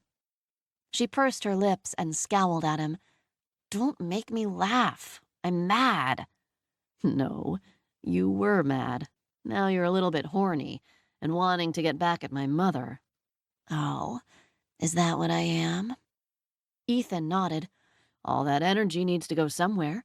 I prefer it go into my bed and not my walls. She shook her head. I've wised up. I'm not getting into your bed again because of your mother. So, when I get you into bed tonight, it will be because you want to be there? She cocked her head. I can admit that. You're pretty good in bed. It was the first he was hearing about it, but he kissed her lightly. Be sure and let the Inquirer know that in your exit interview. She laughed, missing the droop in his face, in his body. She said, That won't help keep women away from you. Isn't that what you're paying me for? I've honestly forgotten what I'm paying you for. I thought it was the sex. She groaned. That's what your mother thinks. And we're back to my mother. He pulled her toward the door and took a large manila envelope out of his briefcase. Let's move away from her and onto your intrusive relations. She sucked in a breath. Has he been bothering you? She looked at the lacerations on his hand. Did you hit him? Haven't heard a peep from him. I had him looked into. He looked at his hand, wiggling his fingers slowly, and grimaced. And my hand met with an unfortunate accident this morning at the gym. She grabbed his hand, pulling it up and inspecting it. What happened? Just a deal gone bad. I got angry. Not WestCon. Does that mean I can buy some now? He glared at her. Not WestCon, and no, you can't buy any. Then what could have possibly made you so angry? You're a lover, not a fighter. Was that an insult? No, it was the truth. You wouldn't ever hit anybody. I didn't even think you would imagine hitting somebody. He smiled coldly, remembering how he'd imagined beating her father's face into a pulp. He said, I will admit it's never happened before. Maybe you need a vacation. Violence isn't like you. You might love someone to death to get your way, but you wouldn't get violent. She pursed her lips. You're not mature enough to realize you can't always have what you want. She was right. He wasn't that mature. At all. He smiled at her, charmingly, and she narrowed her eyes. He said, It was just a moment. I won't do it again. He could see she was going to want to know all about the deal gone bad, so he said, It was probably just low blood sugar. You should hide some chocolate in my gym bag. He slid the envelope between them. Here's what my investigator found about your father. She took a step back. I don't want to know. He nodded, but said, He's left New York, and he wasn't lying about your sister. He left New York? She took the envelope from him, took out a couple of large pictures of her father and a dark-haired, extremely pregnant woman. She was holding a little girl's hand and scowling up at Luke's face. He looked amused, and Ethan's hand clenched into a fist. Mackenzie murmured, Pregnant. He didn't mention that. Ethan breathed in through his nose. He would be the voice of reason if it killed him. Maybe he didn't want to throw it at you all at once. Mackenzie snorted. He just didn't think it would get me where he wants me to go. She looked at the little girl with honey-colored hair, and tawny eyes and whispered, "Shit." He'd had the same reaction. The little girl looked like a miniature Mackenzie. He said, "These were taken in Spain." She looked up in surprise. "Spain?" He nodded. "That's where they've lived for the last 5 years, a little village on the coast." She looked down again at the little girl, clearly worried that Luke Holden had another daughter. Ethan said, "She has her mother."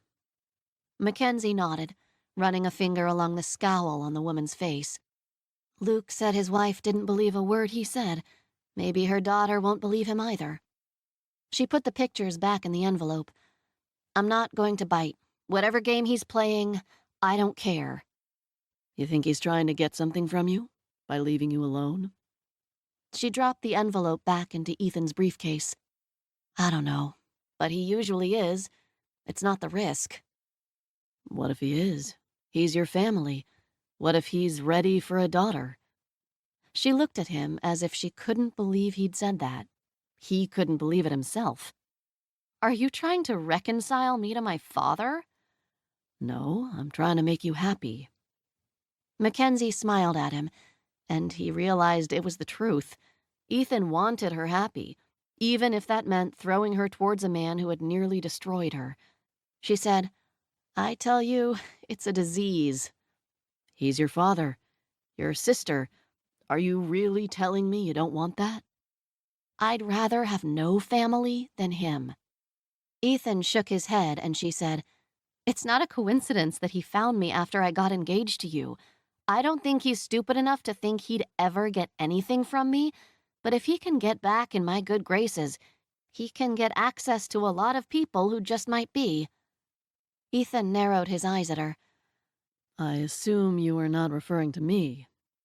"He might even get you." She shook her head. "You don't understand what he's like. He'll strip everything from you and you'll thank him when he's done." He looked down his nose at her. "He wouldn't get me." She conceded, "Probably not. It was more a hope that he'd go after your mother." "She must have really pissed you off." Her face clouded over. "She thinks I'm some money-grubbing whore." "She said that?" "She implied it." Mackenzie thought about it. "She looks at me like she thinks that." "I think you're seeing what's not there." She pointed her finger at him. "You know she doesn't like me." "You're not imagining that, but I think it's because she's scared of you, for me, physically." He looked at the hole in the wall. "I don't know why." "Yeah, she does think that. I told her I would gut you and leave you bleeding on the floor." He tried not to think what his mother's reaction had been to that. "Why would you say that to her? She doesn't get your sense of humor." Ethan loosened his tie, and she followed him into the bedroom saying, "She brought up a hypothetical situation. I wasn't joking." "I hesitate to ask." "If you faltered." Mackenzie laughed. "If this was real, you and me, and you cheated on me. If I loved you and you betrayed me." He stopped unbuttoning his shirt. "I wouldn't." And he realized he really wouldn't. Wasn't even a little bit worried about it, because he could never do that to her. Could never bear to see her look at him like she'd looked at her father. He couldn't even imagine looking at another woman. If he ever did, he knew she would do exactly as she told his mother. She said, "That's what I told her. I don't think she needs to worry about it, but she thinks you need a woman who would forgive you, just in case." He turned around and looked at her. "You told my mother I would never cheat on you?" Mackenzie said, "Not me, but you know, the one." He took a big step towards her, cupping her face in his hands, and kissed her, long and slow. He pulled back and said, "How come you don't doubt me? Women throw themselves at me every day. I have ample opportunity." She blinked. "Because you wouldn't." "Go on." He couldn't help the smile blooming on his face. "You know you wouldn't." "I don't know that." "Have you ever faltered on any of your girlfriends?" He didn't have to think about it. Of course he hadn't. But that didn't mean he hadn't wanted to. He'd feared that want. She said, "And why haven't you? You've probably had women throwing themselves at you since you were 18. 16. She rolled her eyes, but undid the last button of his shirt and slid her arms inside. Okay, 16. Why haven't you ever taken advantage of your many opportunities? Because that would hurt someone I cared about. And that's not the kind of person you are. You're the kind of person who makes people happy. If that really mattered, I would still be with my very first girlfriend. She shook her head. No, my guess is that you break things off when you start feeling the itch, because you know it hurts less and for a shorter amount of time to break things off cleanly. Maybe that's why I was afraid of marriage, afraid to find my devotion fading without being able to get out of it. He smiled at her, his hand still cupping her face. He'd known that if he'd found just that one right woman, his fears of marriage would seem silly, powerless. He'd been right. He'd just never expected that when he found her, she would want nothing to do with him. Never expected to find that she might like him just fine, but hated everything that made him him. Hated his money, hated his family, hated his charming face. He'd been looking for a woman who could see past all that since he was 16. The woman he'd been looking for nearly 2 decades said, "I've already said you've got issues. It's like you've never heard the word divorce before." It's like budgeting. Just because I've heard the word before doesn't mean I believe in it. She smiled up at him and started to undo his belt. He grinned at her, and she said, "I've had a bad day. I thought we could stay in tonight." What about dinner? "I thought I already got out of that." You're just going to let my mother win? She unzipped his pants. "I don't think this is your mother winning." He backed her towards the bed. I could tell them you came down with something. She smiled evilly. "Tell them I have to repair the hole I put in your wall." You don't want my mother dropping by again, and she'd come running if I told her that. She laughed. "Maybe I could just torture your mother for the next week. I might just make it then." He pulled her shirt over her head. Or we could extend this for a few more weeks and really torture her. She said, "You can't afford to pay me overtime." He popped the button on her jeans. Oh, I probably could. "No, we already agreed on 6 weeks." But if you're not going back to work, there's no rush. You can spend $1 million just as easily in New York as you can in Los Angeles, and you still haven't got that half out of me yet. I really thought I was going to, too. So stick around. Stop trying to do nothing, come to work with me, and stay a little bit longer. He sat on the bed and pulled her down onto his lap. She shook her head, and he said, Stay. I like living with you. "Why?" He squeezed her butt. Guess. "Oh, please, you don't need to live with a woman to sleep with her." It's nice knowing you'll be here when I get home. We don't have to coordinate. "It's a scheduling issue?" He rolled his eyes up to his head. A scheduling issue. You do that on purpose. Kill all my moves just for the fun of it. She pointed to her backside. "You sneaked a butt squeeze past me. I didn't see that one coming in time." You saw it coming. She pinched his nipple and said, "Did you see that coming?" Ow! He grabbed her hands, trapping them against his chest. Vicious. No wonder my mother doesn't like you. Just think of her head exploding when I tell her you're staying a little bit longer. "I'm not staying any longer. I've got a new life to figure out." You mean a non-life. I've got to be better than that. She shook her head, wriggling her hands free. He said, You know I'll talk you into it. "Not this time. I've learned all your tricks now." He rolled her onto her back and held her hand to his heart. Not all my tricks. He bent his head, and she said, "You're going to love me to death, aren't you?" No, I'm going to love you into staying. "You can try," she said, and his heart thumped. He knew with Mackenzie that success was never guaranteed. Luckily, he liked a good challenge.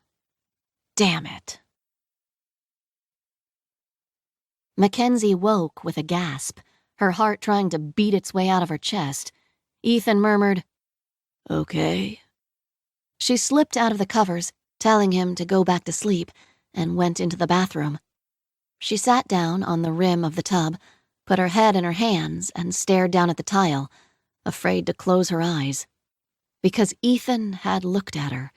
He'd held her hands, and kissed her, and made love to her, and looked at her. Is this what he did to his girlfriends? Looked at them like that? Like he loved her. Like she was everything he had ever wanted.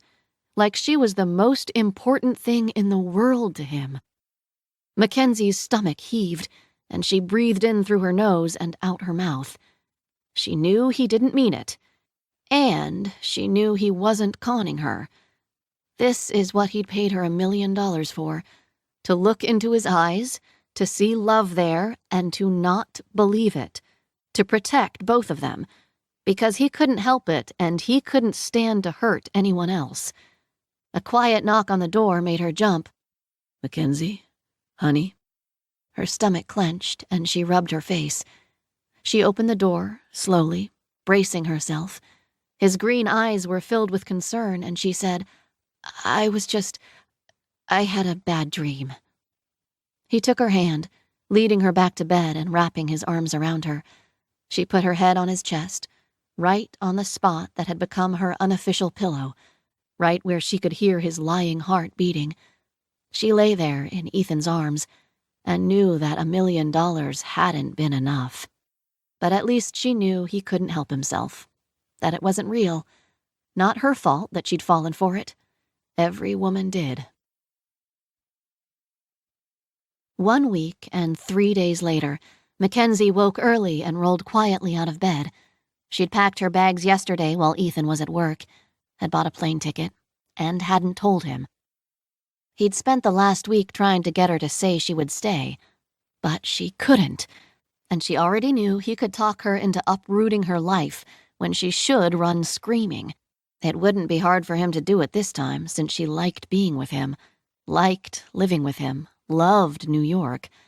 But their contract was up, which meant if she stayed, it would be real. She would really be living with him, really be sleeping with him, really be in love with him. She couldn't really be in love with Ethan Howell O'Connor. Women who fell in love with him fell hard when he moved on. He would break her, and this time there would be nothing left to start over with. Nothing left but a bitter woman, with an intense desire to give an interview to the National Enquirer. She didn't want to be that kind of woman. She wasn't that kind of woman. She stared down at him, memorizing his face. The sunlight streamed through the window, shrouding him in a golden halo. His long fingers lay loose on the sheets. She loved his fingers, loved feeling them, holding them, touching them. She closed her eyes and turned away. She didn't say goodbye, but she left anyway. She left a copy of their engagement prenup, her cell phone, and her ring lying on the kitchen counter. Their time was up. When she arrived home, the phone was ringing. It rang and it rang. She thought about unplugging it, but knew he'd just show up at her door. She took a deep breath and answered the phone. She didn't say anything, just listened to him breathe, imagined him looking out at the buildings, his shirt half-buttoned, his bare feet sinking into the plush carpet. Her heart hurt thinking she'd never see him again. But she said, "Did I forget something?" There was a pause, and then he said, "Oh yeah, you forgot something. You're fired." "What exactly are you firing me from? As of this morning, I no longer work for O'Connor Capital, and as of last night, I am no longer your hired fiancé. There's nothing left." "There's nothing left." He said it slowly, not quite a question, more like he was tasting the words, seeing how they felt in his mouth. Obviously, he didn't like it very much, because he nearly shouted, "God damn it, Mackenzie, there's nothing left my ass." She couldn't help but half laugh, half sob. and there was the Mr. Charming she knew. Ethan, I wish you the best. I know the OC will continue on well without me, although of course you'll have to hire 3 people to replace my sales, and I know you will find that woman who is worth half your fortune. Probably. Maybe. I really think you should abandon that tradition. Mackenzie. Goodbye, Ethan. She hung up and sat down on her couch. She let herself cry this one time, just for a little while, then wiped her tears and started packing up her house. Time to start her new non-life. Ethan's grandmother answered the door, with her eyebrows furrowed. Why the hell aren't you in L.A.? Ethan pushed his way in. She doesn't love me. Ethan slammed the door shut behind him. Coward!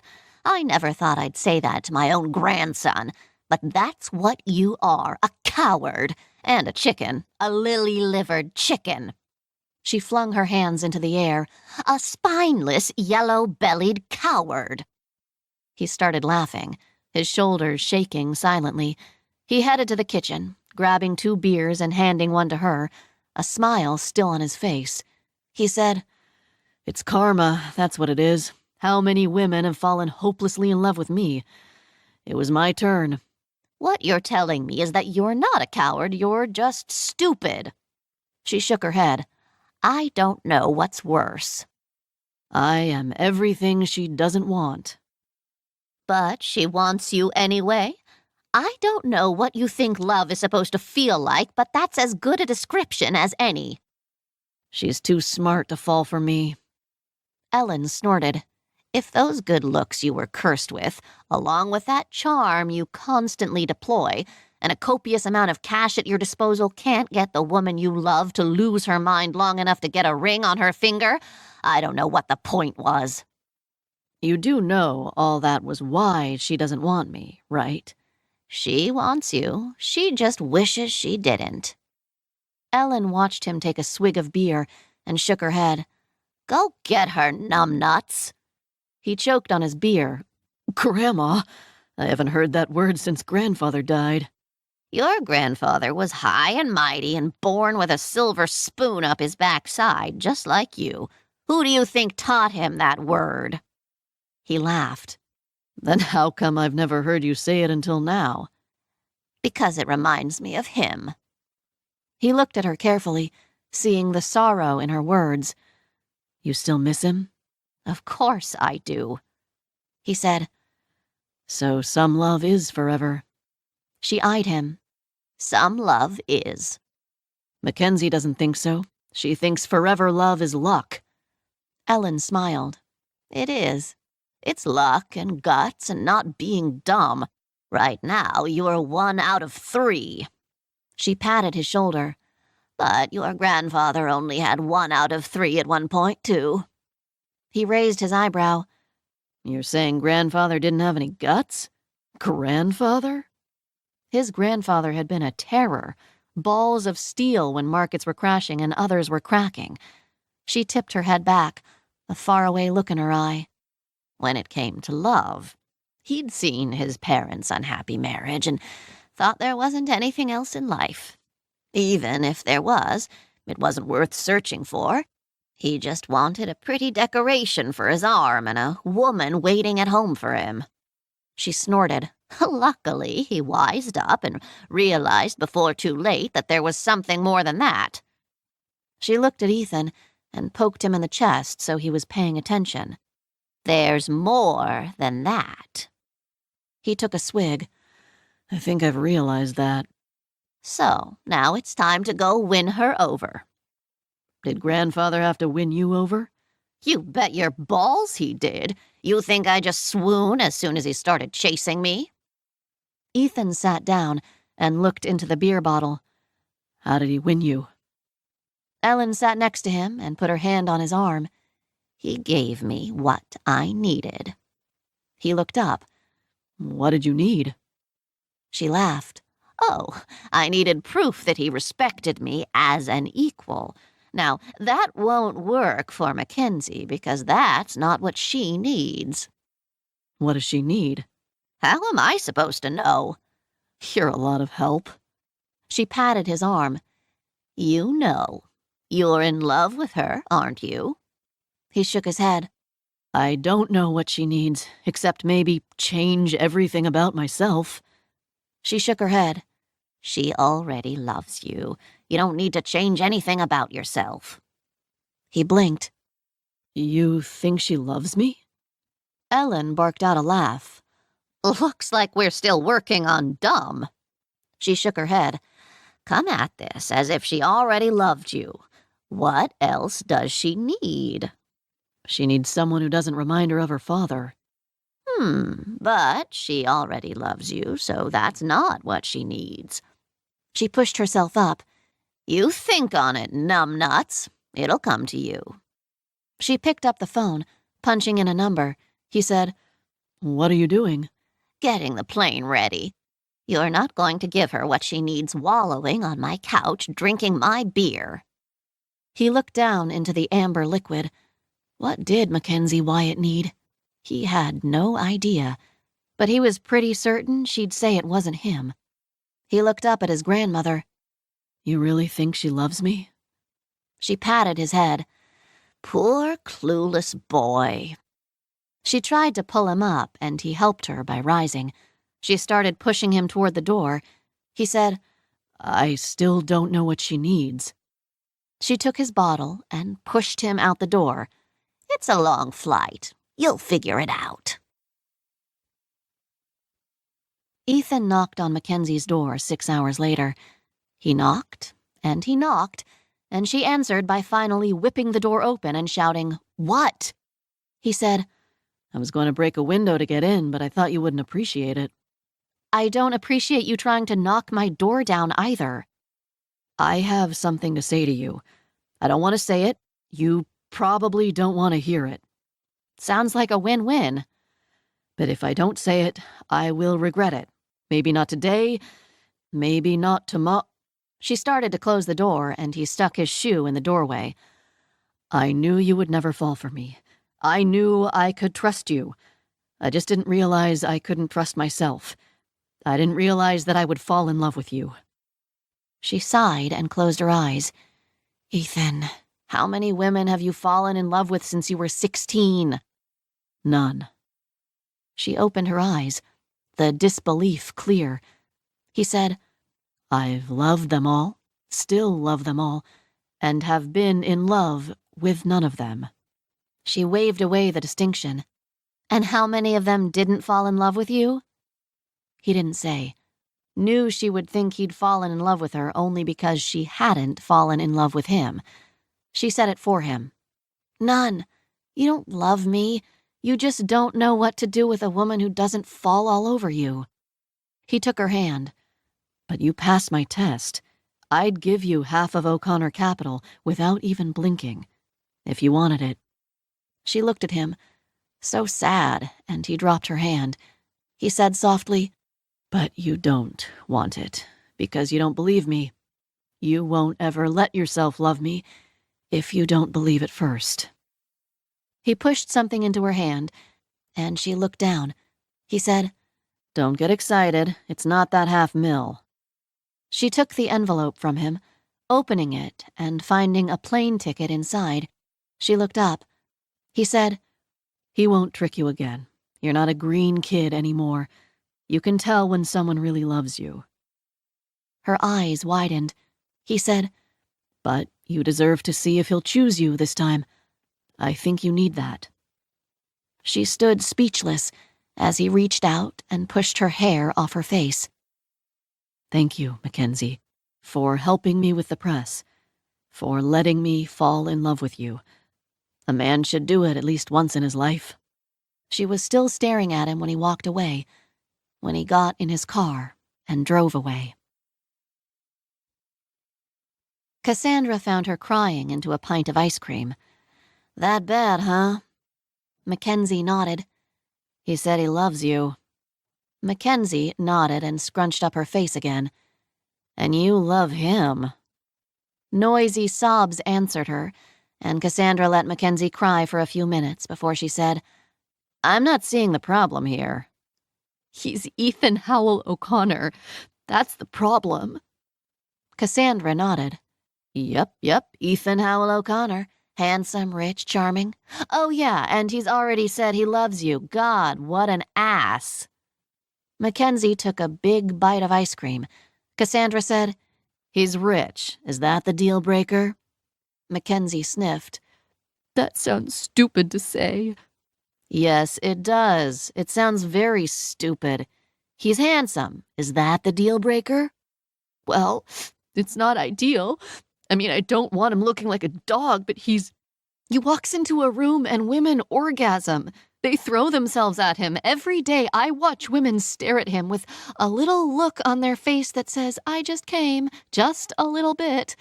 I had to throw some chick out of the elevator. Some cougar was waiting for him outside the restroom. So, that's the deal breaker. Mackenzie growled, No. 'Cause you can handle that, right? Yes. So, what else? His mother hates me. Cassandra snorted. Oh, yeah, because that hasn't happened to a million women over the centuries. I'm not even going to ask because that's not a deal breaker. Move to a different city. What else? Mackenzie shrugged her shoulders. So, what you're telling me is that there are things you don't like, but not deal breakers. He's not the deal breaker. I am. I know deal breakers, and you aren't it. Cassandra took her hand and held it. Trust me when I say there is not always a happy ending. I have lots of experience in unhappy endings, lots of experience in hopeless endings. And I know this, when there's a chance at finding the real deal, you have to grab for it. You have to walk to the end of the pier and jump off, knowing full well that you may end up broken on the rocks below. That's a life well lived, ending up broken on the rocks because you tried, not still standing on the pier, afraid. Mackenzie whispered, I've crawled off those rocks before. I don't think I can do it again. You won't have to. He'll catch you. And if he doesn't? I will pick you up, dust you off, and help you beat his beautiful face to smithereens. Mackenzie sniffed. You'd do that for me? Cassandra nodded. It would hurt, but I'd do it. Mackenzie looked at the plane ticket. He said I would know when someone really loved me. Do you think he really loves you? Mackenzie took a deep breath, remembering when he'd said it, the hopeless light in his eyes, because he knew she wouldn't say it back. He'd been right. She couldn't believe him, wouldn't let herself love him for real, wouldn't play with everything she had. She looked up at Cassandra with a terrified look on her face, and Cassandra smiled. I don't look good in purple. Remember that for the bridesmaid's dress. It makes me look like a zombie bride. Is that a thing? It is, and trust me, you don't want to see it. 2 days later, Mackenzie stood outside an old villa on the outskirts of an old village in Spain. Vines crept up the side of the house, and a pink tricycle was parked forgotten on a patch of grass. She stared at the house for a long time, until the door was finally opened by an extremely pregnant woman. The woman stared at her, not smiling, and finally said, Are you going to stand there all day or are you going to come in? I'm thinking about it. The woman snorted, shutting the door behind her, and waddled out to stand beside her. Think quickly. You've got about 2 minutes before he comes out here yelling at me to get back inside and sit down. Mackenzie looked at her in surprise. Yell at you? The woman nodded her head.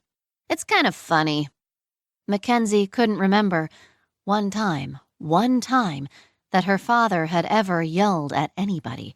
He was cool and unruffleable, cold and heartless. The front door opened back up, and her father looked at Mackenzie, expressionless, then glared at his wife. Rachel said, I'm going inside. I don't want to hear another lecture today. Come in when you're ready. She looked at Mackenzie and rubbed her belly. Try to make it today. Mackenzie followed hesitantly, watching her father as he came and took Rachel's arm to help her inside. He said, "I told you I would get her." "I was getting bored waiting. I'm on a time crunch." He escorted them to the kitchen table, waiting patiently for Rachel to sit. He gestured Mackenzie into a chair and brought her a cup of steaming coffee and a chocolate-covered palmera. Rachel made a face at the water he gave her. Although she snatched up the flaky pastry and took a big bite, she said, "The doctor says another week. I don't think he knows what he's talking about."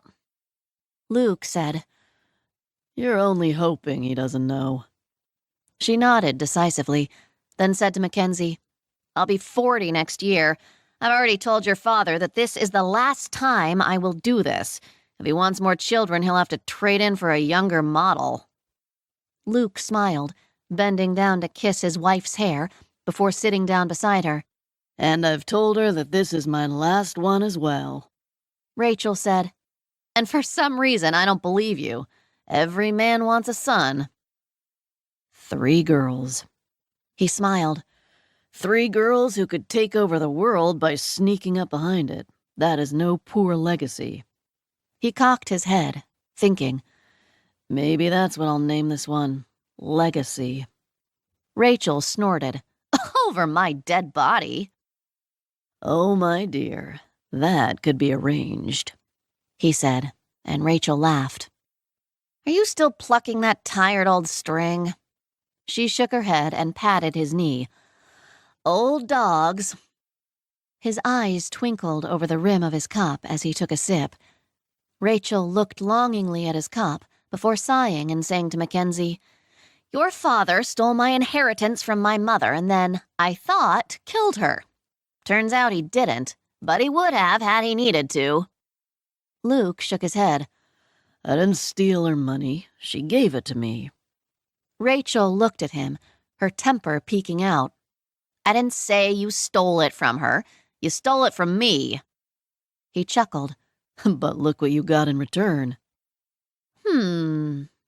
She turned back to Mackenzie. "Your father was a scary man, even scarier that no one seemed to see it." Mackenzie didn't look at her father. "I know what he was." Rachel watched her silently, then nodded. "Yes, I see you do. Do you know what he is now?" Mackenzie glanced at her father, at the amusement clear in his eyes as his wife and daughter dissected him. Mackenzie said, "People don't change." Rachel sat back in her chair. "Well, that's true, except when they do." A little girl with honey-colored hair and tawny eyes peeked around the corner behind Rachel's chair. The little girl looked at Mackenzie, her eyes wide and round, and Mackenzie looked back. Up close, she could see the differences between them. In the photo, the little girl had looked like a carbon copy of Mackenzie, but the shape of her eyes was slightly different, the bow in her top lip definitely from her mother.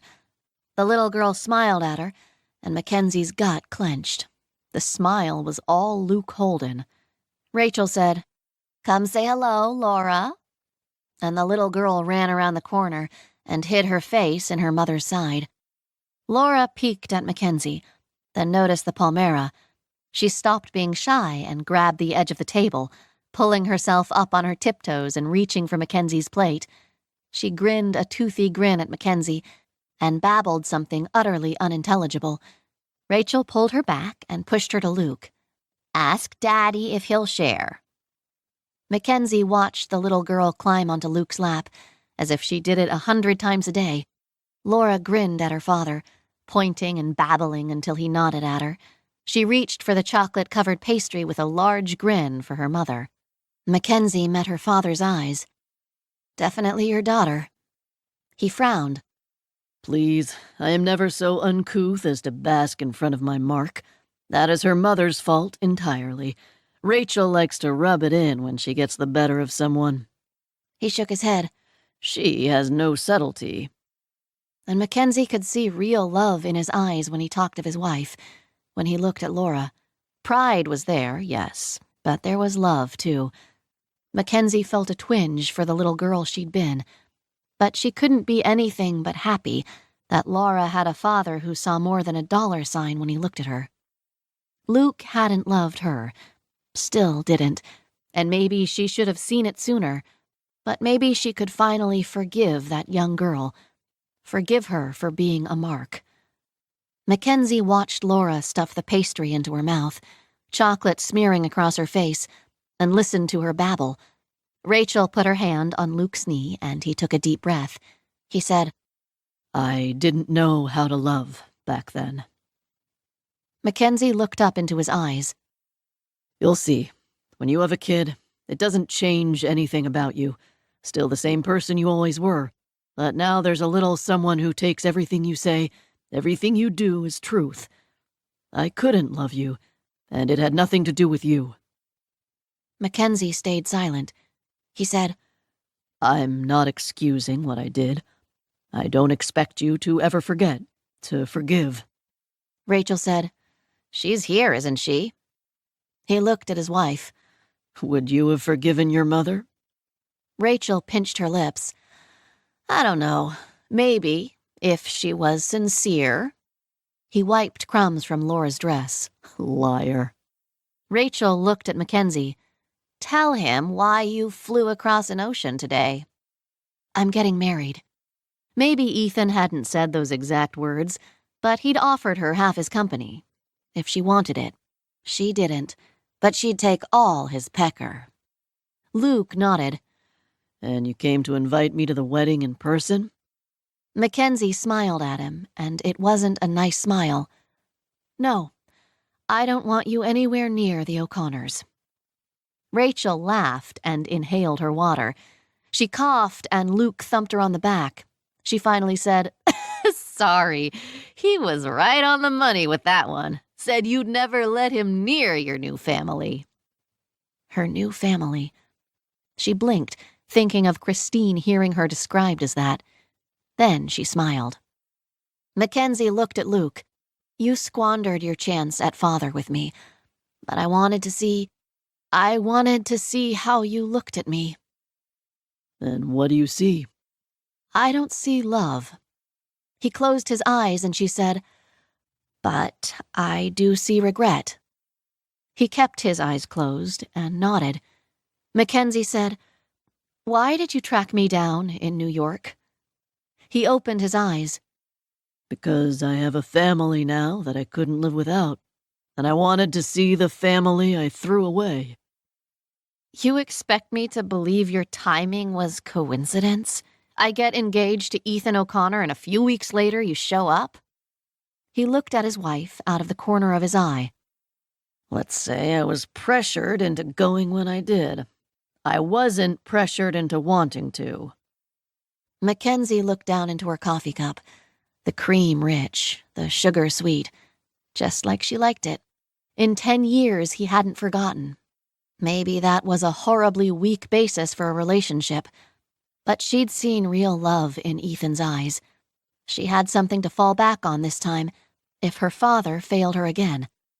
Mackenzie said, Do you remember how my mother liked her coffee? Luke was silent as he stared at her.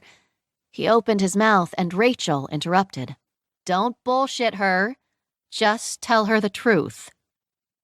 He sunk back in his chair and shook his head. I'm sorry. Mackenzie looked at Laura's chocolate-covered face and listened to her babble. The child only stopped to take a bite, and sometimes not even then. Mackenzie looked at Rachel, her huge belly looking uncomfortable and imminent. She looked at her father, older, slower, and somehow tweaked. Maybe just enough. She said, Maybe we can be some kind of other family. Not father-daughter, but something else.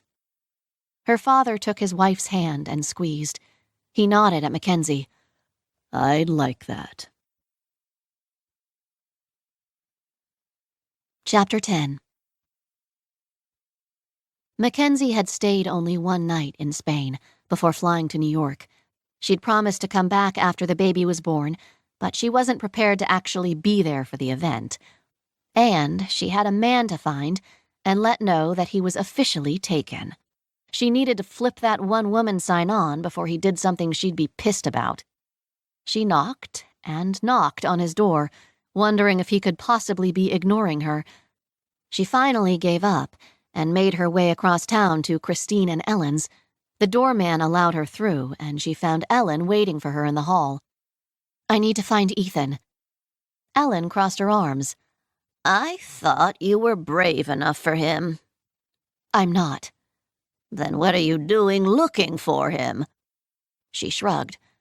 "I'm maybe not brave enough for him, but I might just be stupid enough." His grandmother puckered her lips. Then she laughed. Stupid, brave. There's not much difference between the two, is there? It's a very thin line. Ellen pulled her inside the door. I, for one, am glad you finally crossed to the other side. "I think you're going to be the only one." Ellen chuckled. Christine will come around, eventually. "I won't hold my breath." I wouldn't either.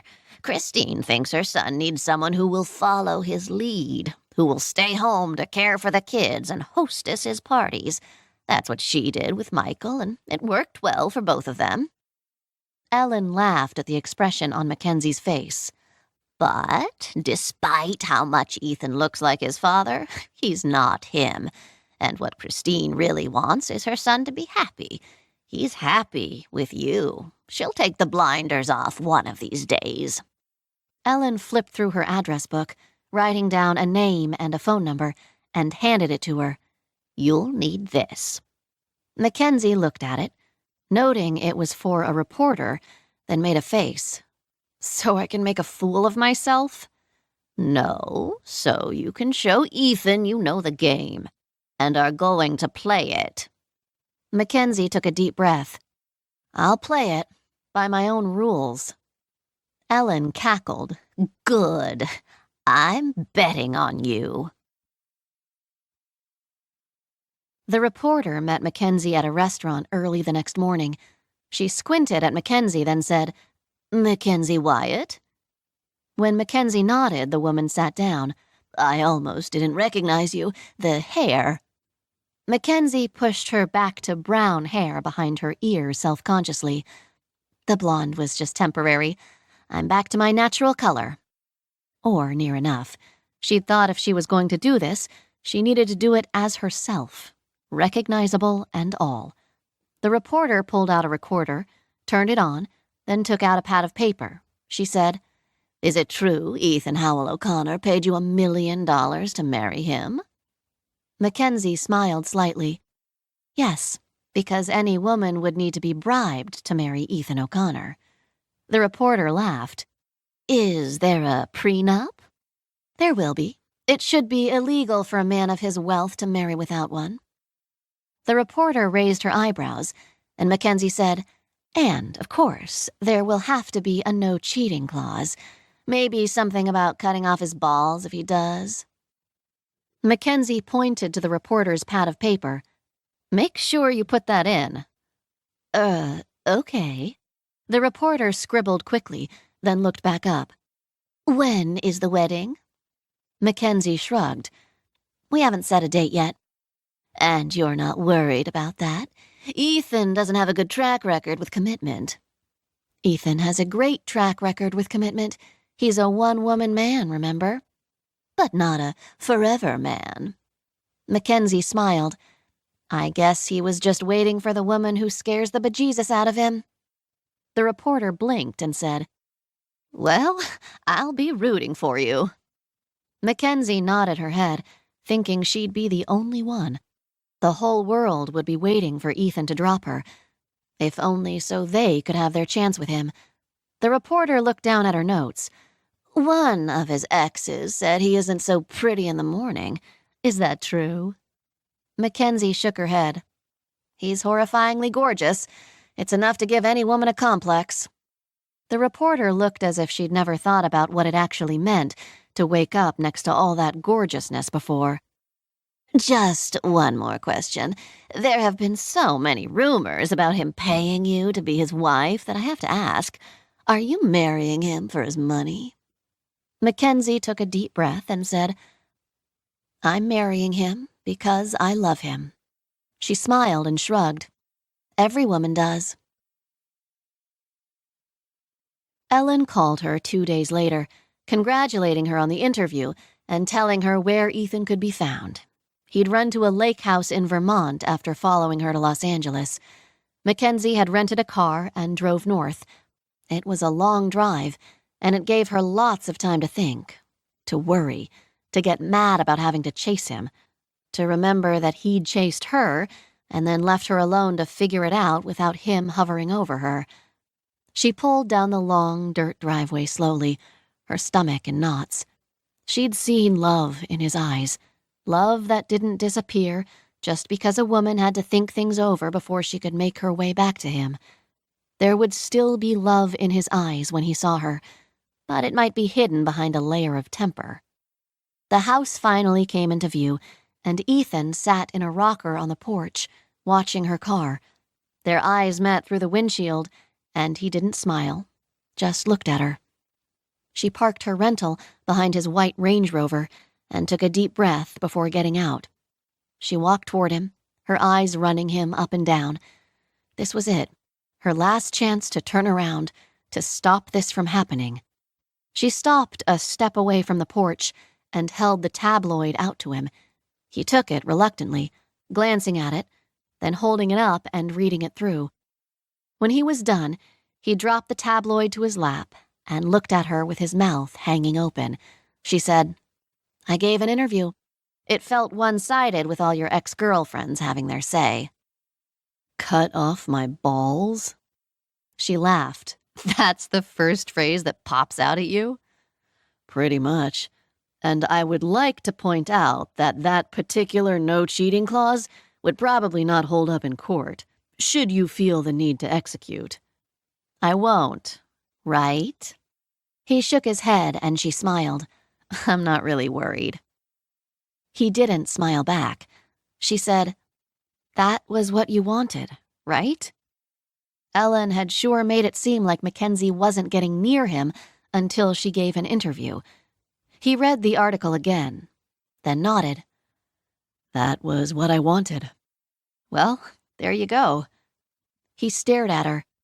I think you owe me money for this one. "It's not that bad." He looked down again at the paper. Oh, yes. Yes, it is. She tried not to laugh. She really did. But it came out anyway. At his petulant look, she said, "Okay, I'll give you back that $57,000 you still haven't given me." No, this is worth more than that. Maybe like $500,000. "No way." She shook her head. I think my reputation is worth that much. "Oh, please, this won't affect you at all, except maybe back some women off, which we'll both be happy about." He read the article again quickly and said, Anything else you need to say to me? She took a deep breath. "I don't like your money. You have too much of it. I don't like your fame. Your life will always be a circus. I don't like your pretty face. Women will always be throwing themselves at you. I don't like your name. It's a legacy to live up to. I don't like your charm. You use it as a weapon. I don't like your mother. She doesn't like me." Ethan's eyebrows had risen nearly to his hairline during her list, and he said, Sounds hopeless. Mackenzie nodded, but she stayed where she was. She didn't turn around and leave. She didn't run away. He cocked his head. Was that your declaration of love? It needs some work. "But I love you anyway. I want you despite all that." Are you saying none of that little stuff matters? She whispered. Yes. And it didn't. It was just little stuff.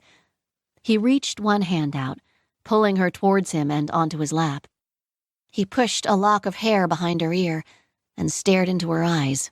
He kissed her, and she kept her eyes wide open, seeing inside him, seeing how much he loved her. He said, Let's go inside. She shook her head. We need to hammer out another prenup. We can do that naked. She shook her head again. I'm pretty sure I'm going to need my wits about me. He looked down at her bare finger. Here's a firm requirement. You'll wear my ring. I get to pick this one out. He smiled, the first since she arrived. We've just barely gotten engaged for real, and we're already on your third ring. She didn't smile back at him. Your mother will not be involved with this one. Got it?